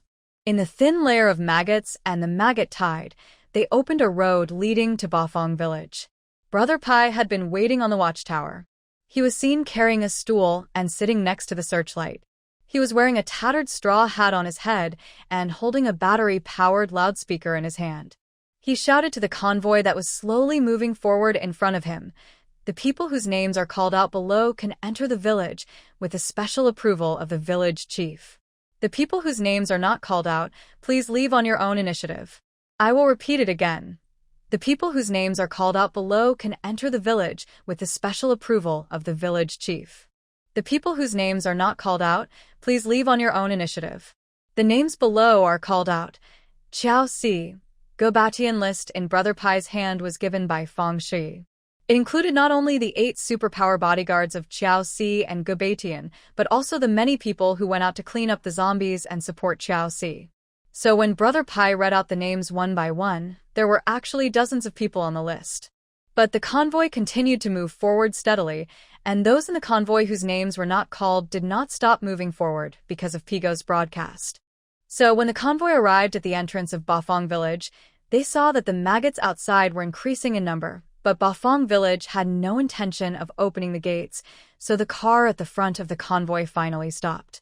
Because of the stimulation of the living people, a lot of maggots emerged from the soil in the distance and swarmed towards the convoy. The maggots that had originally moved towards Bafang village now turned around and attacked the convoy. The gate at the entrance of the village was slow to open, and everyone became a little panicked. Open the door, idiot. There are zombies coming from behind. That's right, Brother Pai. Don't you recognize us? I'm Lu Chuanfeng, Brother Pai. Open the door for us quickly. There are zombies in the back. Yeah, the zombies outside are so scary, scarier than maggots. Brother Pai, open the door quickly. The people whose names are called out below can enter the village with the special approval of the village chief. Those whose names are not called out, please leave voluntarily. The following names are called out. Xie Yaoshi. Go-Batian Brother Pai ignored the acquaintances outside and continued reading on his loudspeaker. At this moment, Brother Pai had only one thought in his mind, that it would be great if there was a recording so that he wouldn't have to read the list over and over again, and it seemed like those people outside didn't understand. Captain Liu, it looks like the Bafang village is planning to turn against us and lock us out. In the convoy, a man named Lu Ren found Lu Chuanfeng. Lu Chuanfeng was the person with the highest level of supernatural power among those who left Bafang village. He currently had the 3rd level fire supernatural power, so he deservedly became their leader.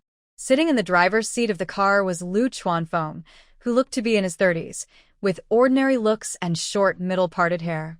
He looked gloomily at the front of the car, where there were 2 tall watchtowers. Brother Pai was sitting on one of the towers, holding a loudspeaker and reading a list. On the list, those of them who had left Bafang village were not included. What should we do? Brother Lu, what should we do? Lianxin, who was only wearing a t-shirt but from the waist down, climbed up from the back seat of the car.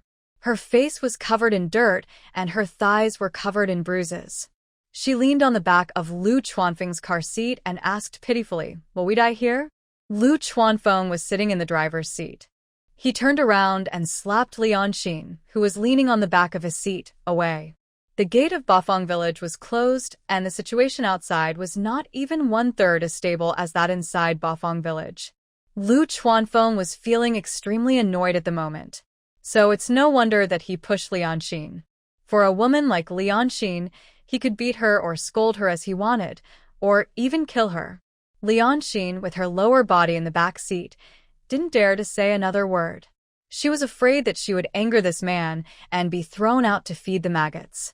Outside the car, a man saw this, chuckled a few times, opened the door of Lu Chuanfeng's rear car, got in, grabbed Lianxin, and started doing dirty things in the car. What a coward.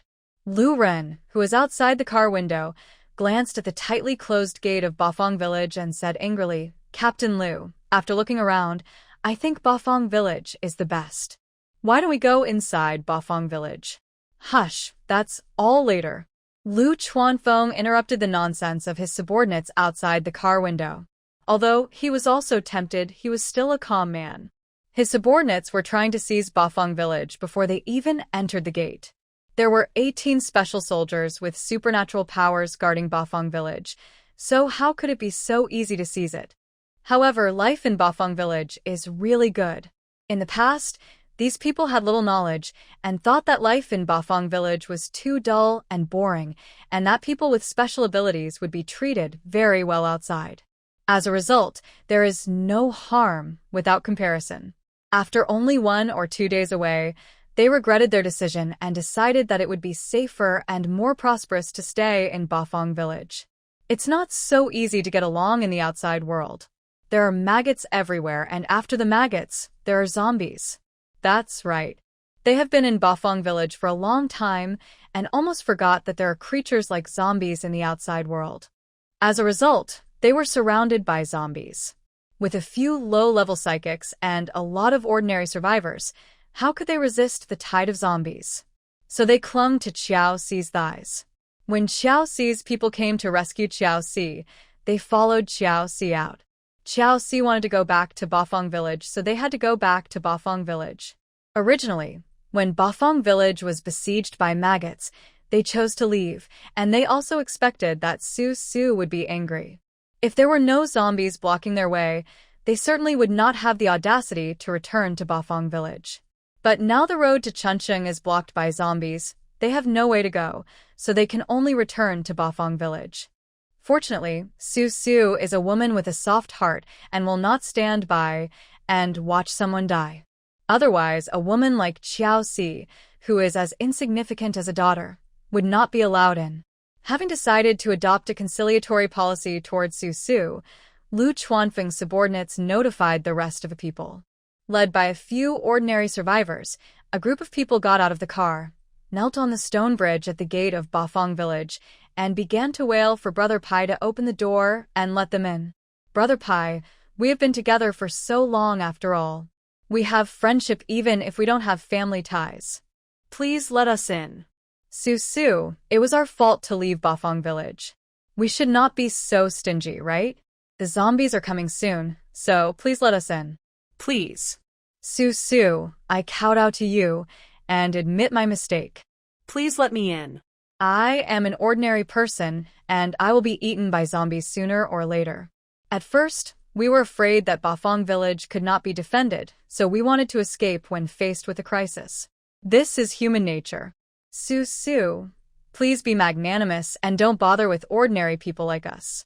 Su, please. Various wailing sounds rang out amid the sound of supernatural special effects. Xie Yaoshi, who was sitting in the car, couldn't bear it. She thought for a moment, opened the car window, and said to Gobatian, who was guarding outside the car, "These people haven't done anything wrong. Go talk to Su and let them in. They are so pitiful. Isn't it said that saving a life is better than building a 7-story pagoda?" Susu is so cruel. This. Gobatian was throwing wooden thorns into the maggot tide. Hearing what Xie Yaoshi said, he turned his head to look at Xie Yaoshi in embarrassment, pursed his lips, and said nothing. He actually wanted to say that Xie Yaoshi himself was admitted through special approval by young Master Fang, who spent a lot of money and asked Su to use the back door. As a result, now Xie Yaoshi still wants to speak for those who are determined to leave Bafang village. Isn't it a bit too much? To be honest, if Gobatian had not accepted the job of the eldest son of the Fang family, he would have been too embarrassed to return to Bafang village.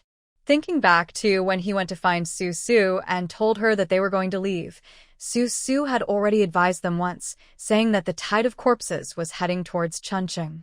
As a result, Gobatian thought that Su wanted to keep them so that they could grow vegetables for Bafang village, so he did not listen to Su's advice. After I went out, I found out that what Su said was true. On the watchtower, Brother Pai was still shouting with a megaphone. His throat was about to smoke. Looking back, he saw that the survivors who had left Bafang village had not left, but had knelt in front of the gate of Bafang village. This made Brother Pai very angry. He threw the megaphone away and stopped shouting. When he hurried down the watchtower, he saw Su walking towards him with a bulging belly on the steps. He complained to Su, "Those people outside don't understand what we're saying and are kneeling at the door. What should we do?" "Kneel down. What else can I do?" Shushustrad lightly. Even standing inside the mud wall of Bafang village, she could hear the wailing outside. The sound was so loud that she didn't even need to look to guess what the people outside were like.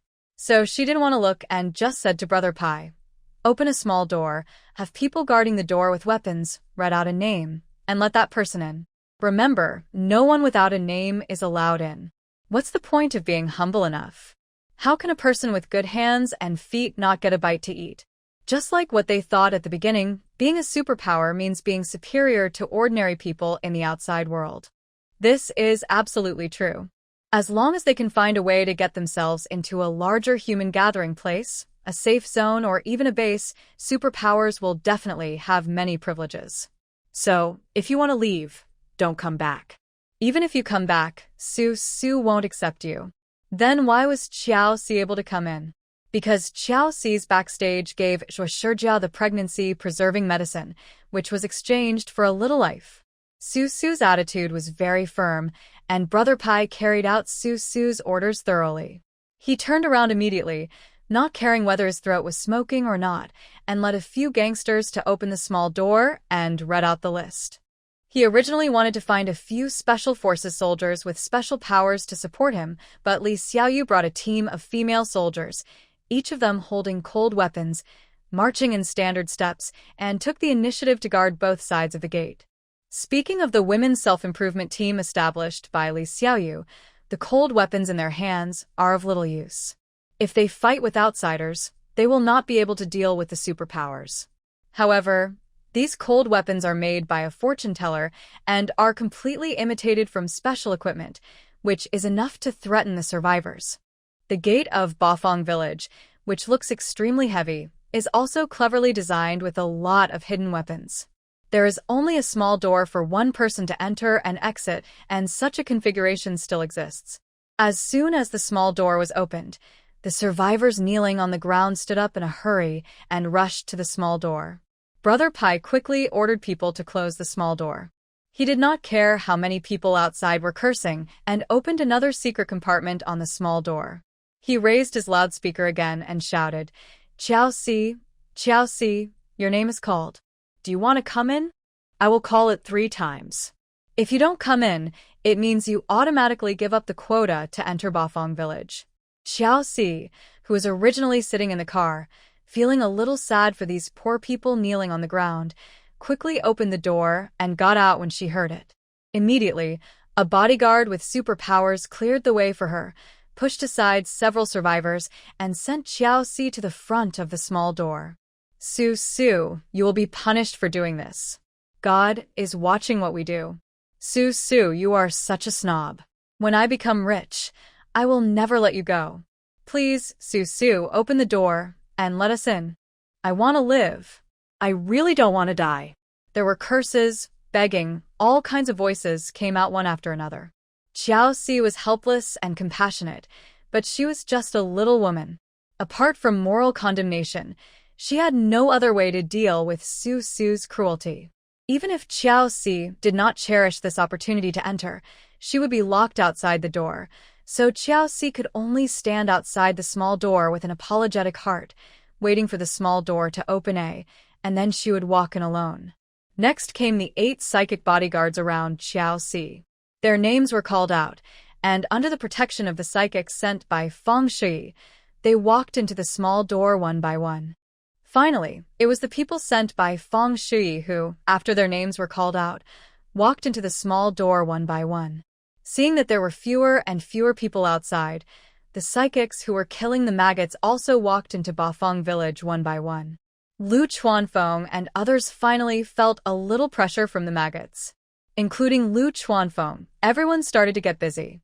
Some were killing maggots, some were crying, some were howling, some were cursing. In short, they were busy. Speaking of killing maggots, it is actually quite easy to kill them, because although there are so many maggots densely packed together, the maggots outside Bafang village cannot pile up very high, and their movement speed is not very fast, so you can just use a broom to sweep away a piece of open space.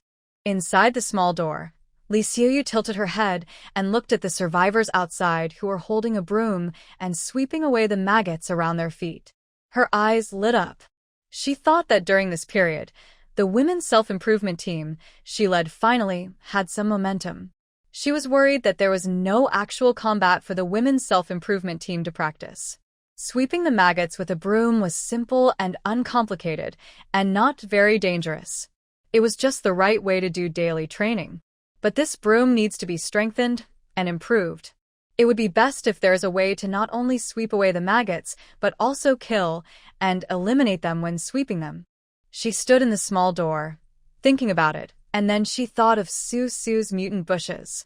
If there was any way to make the mutant bushes into a broom, she could sweep the maggots with the broom in her hand, and at the same time, the maggots could be digested and eaten by the broom. With this idea, Li Xiaoyu went to find a fortune teller and a scholar to find a solution. The fortune teller was a metal-based superpower, and the scholar always helped her a lot. The three of them thought together, and they could always come up with a good solution. When passing by Su's yard, Li Xiaoyu told Su this idea again. Su immediately felt very good, so she had Dr. Hong dragged out of the laboratory and met with Li Xiaoyu. The fortune teller and the scholars went together to find a solution. Now, Dr. Hong has basically lived a life of seclusion. He has realized his long-cherished wish that was not realized before the end of the world. He does not have to worry about work pressure, food, or buying a house. In short, he does not have to worry about anything. He only needs to finish his work. Just devote yourself completely to experimental research. His recent research direction is also quite broad, from the Doomsday virus to its effects on the human body, how to use the Doomsday virus to make a vaccine to cause the human body to mutate, and then to animals and plants. Dr. Hong's materials are the mutant chickens and mutant bushes in Bafang village. From a scientific research perspective, Dr. Hong actually understands the end of the world better than anyone else, not even Su herself. Dr. Hong was asked to give Li Xiaoyu advice on how to make a mutated bush broom, and Dr. Hong was very capable. Looking at Xie Yaoshi and his group who had already entered through the small door, at this moment, everyone in Bafang village deeply felt the power of Feng Shui. He indeed had a very deep background. Except for Gu Baitian's 8 psychic bodyguards, the people Feng Shui sent to pick up Xie Yaoshi this time were all psychics in the army. Although they were not wearing military uniforms, their every move was very precise, which was easy for the 18 Special Forces soldiers with special powers who had served in the army to recognize. Soon, the last psychic also entered the small door. Behind him, a survivor wanted to follow him. The psychic turned around, slapped the survivor in the face, and pushed the survivor who wanted to enter the small door out. The small door was then closed with a bang. A terrifying wailing sound was heard outside the door. Yaoshi, who had already entered Bafang village, frowned, looked around, and asked Chu Xian, who came to pick her up, "Where is my big brother?" Chu Xian was wearing a military uniform and smiled at Yaoshi like a fox. He said, "Master Fong has something to do, so he specifically asked me to come over and greet you personally." "Oh, what's the matter?" Yaoshi pouted, her girlish charm clearly visible. She felt that she had finally escaped from the tide of zombies and thought that she would see Feng Shui standing at the door in person to greet her. However, Feng Shui said that he was very busy and only sent Chu Xian. What could be more important than welcoming her? She gave birth to a big fat son for the Fong family. However, although Yaoshi was a little dissatisfied with Feng Shui for not coming to pick her up, she still didn't dare to disturb Feng Shui from his work. It didn't matter. After Feng Shui finished his work, she would naturally be able to see him. Wasn't it the same before the end of the world? So what was Feng Shui really busy with? He was busy staying in a decent room with Mei Shengnan, playing elegant music, drinking red wine, and discussing profound philosophical topics like Marx and Engels. They were really just discussing topics. Feng Shui was a person who pursued some kind of spiritual pleasure, and Mei Shengnan became a human when she met a human, and a ghost when she met a ghost. When she met a man with a lot of style like Feng Shui, she could chat with him all day long. The two of them completely ignored Yaoshi, who was anxiously waiting to be summoned by Feng Shui, and just happily had a spiritual exchange. Yaoshi waited for a whole afternoon, and then another whole afternoon. She became a little impatient and sent Gobatian to ask several times, but he always told her that Feng Shui was still busy. When dinner was served, Yaoshi threw down her chopsticks and went back to her bedroom to sulk. After a while, there was a knock on the door. Two confinement nannies held Xiaoshi and stood outside Yaoshi's bedroom door and asked, "Miss, do you want to see the young master?" "Don't come and see me. Take me away and tell my big brother that if he doesn't come to see me, I won't eat." The hunger strike again. The 8 bodyguards, including Gobatian, who were listening outside the door, had long been immune to Yaoshi's trick. They shook their heads and looked at each other. Gobatian couldn't help but stepped forward and looked at Xiaoshi in the arms of the nanny, praising, "I haven't seen this young master for a few days, and he has gained some weight." Yes, the young master is very easy to take care of, very well behaved and obedient.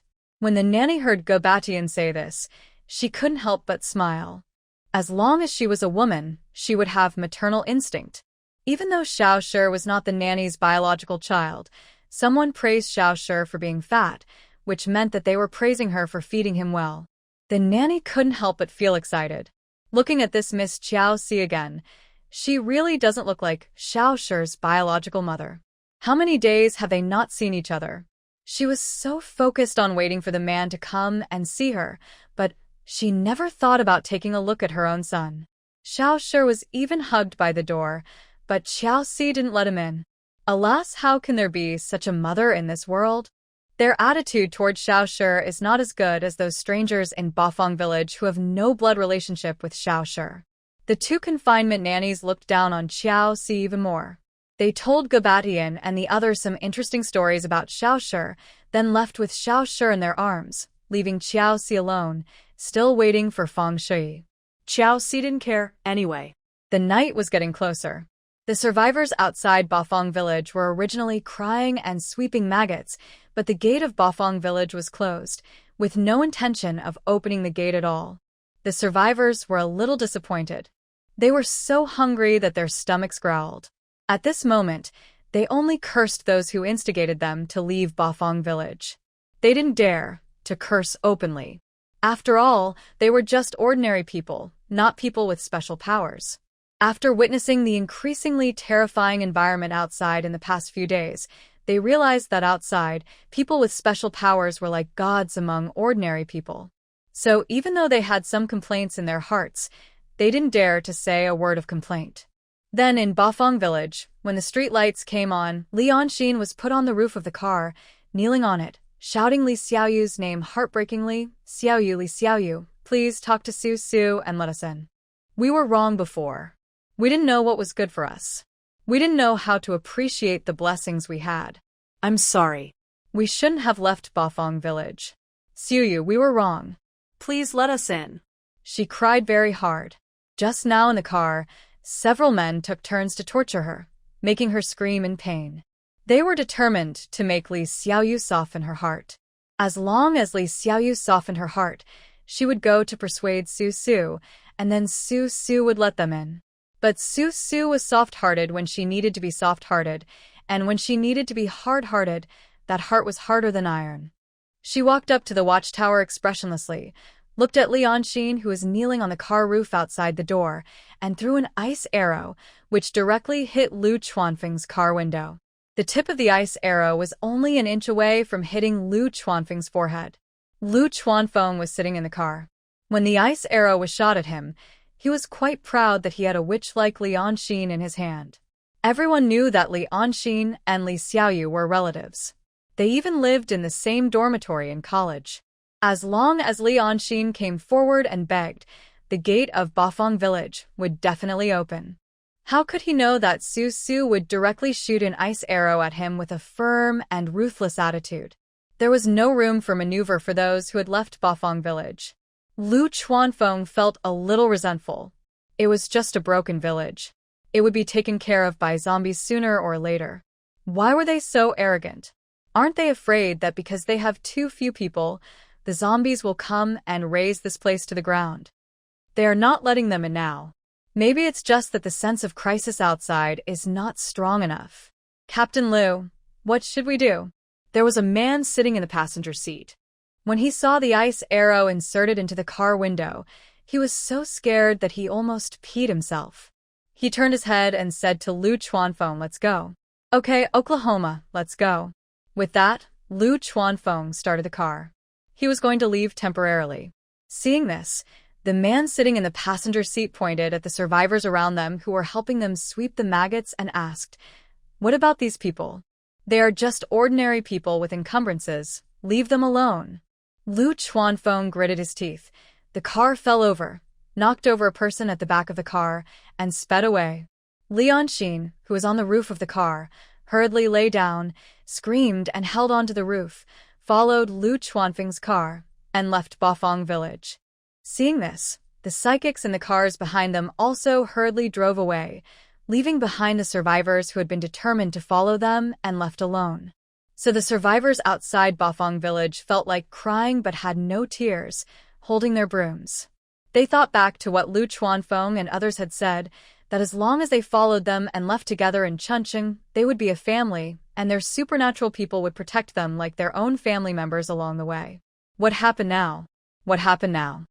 They were instigated to leave Bafang village, and then abandoned by Lu Chuanfeng. Now they can't go back to Bafang village. Where can they go if they want to move forward? Su Su, Lu Chuanfeng and his superpowers are gone, and those left at the door are just ordinary people. What should we do? Outside Bafang village, most of the maggots were eaten by the mutant bushes. In many places, there were mutant chickens helping to eat the maggots. So the maggots seemed to have surrounded Bafang village, but they were only a thin layer, and most of them were just small maggots the size of rice grains. They could survive by just sweeping them away with a broom. And Su Su said she would not open the door, and she still didn't open it. After a night, the survivors outside actually discovered that there was a small safe zone outside the earth wall of Bafang village. That was in front of the gate of Bafang village, above the stone bridge, and there were no maggots. Because there are clusters of lush bushes under the stone bridge.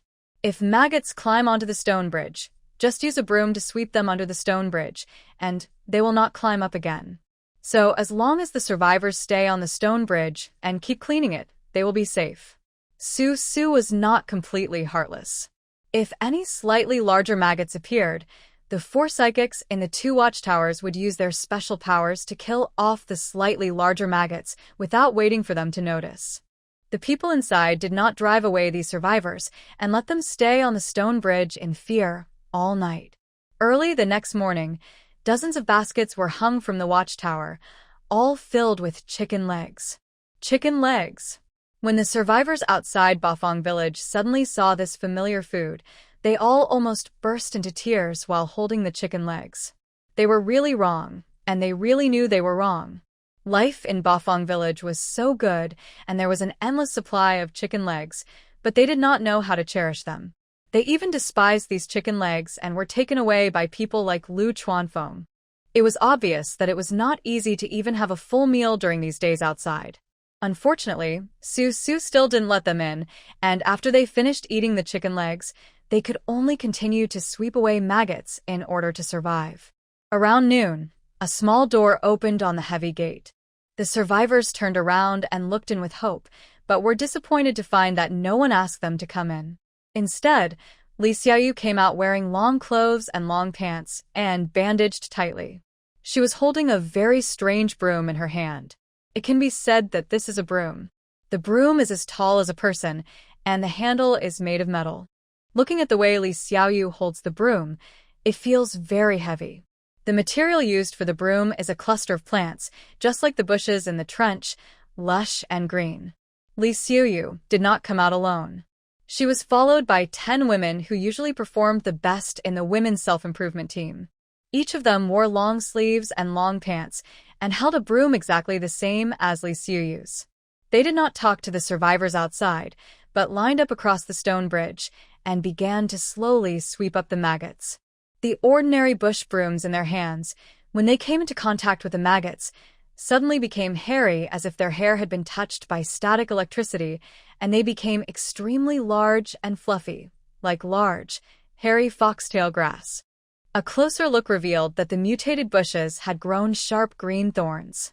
Because it was going to be used as a broom, Dr. Hong selected the roots to the middle section of the bush. The bush in this part is more vertical in shape.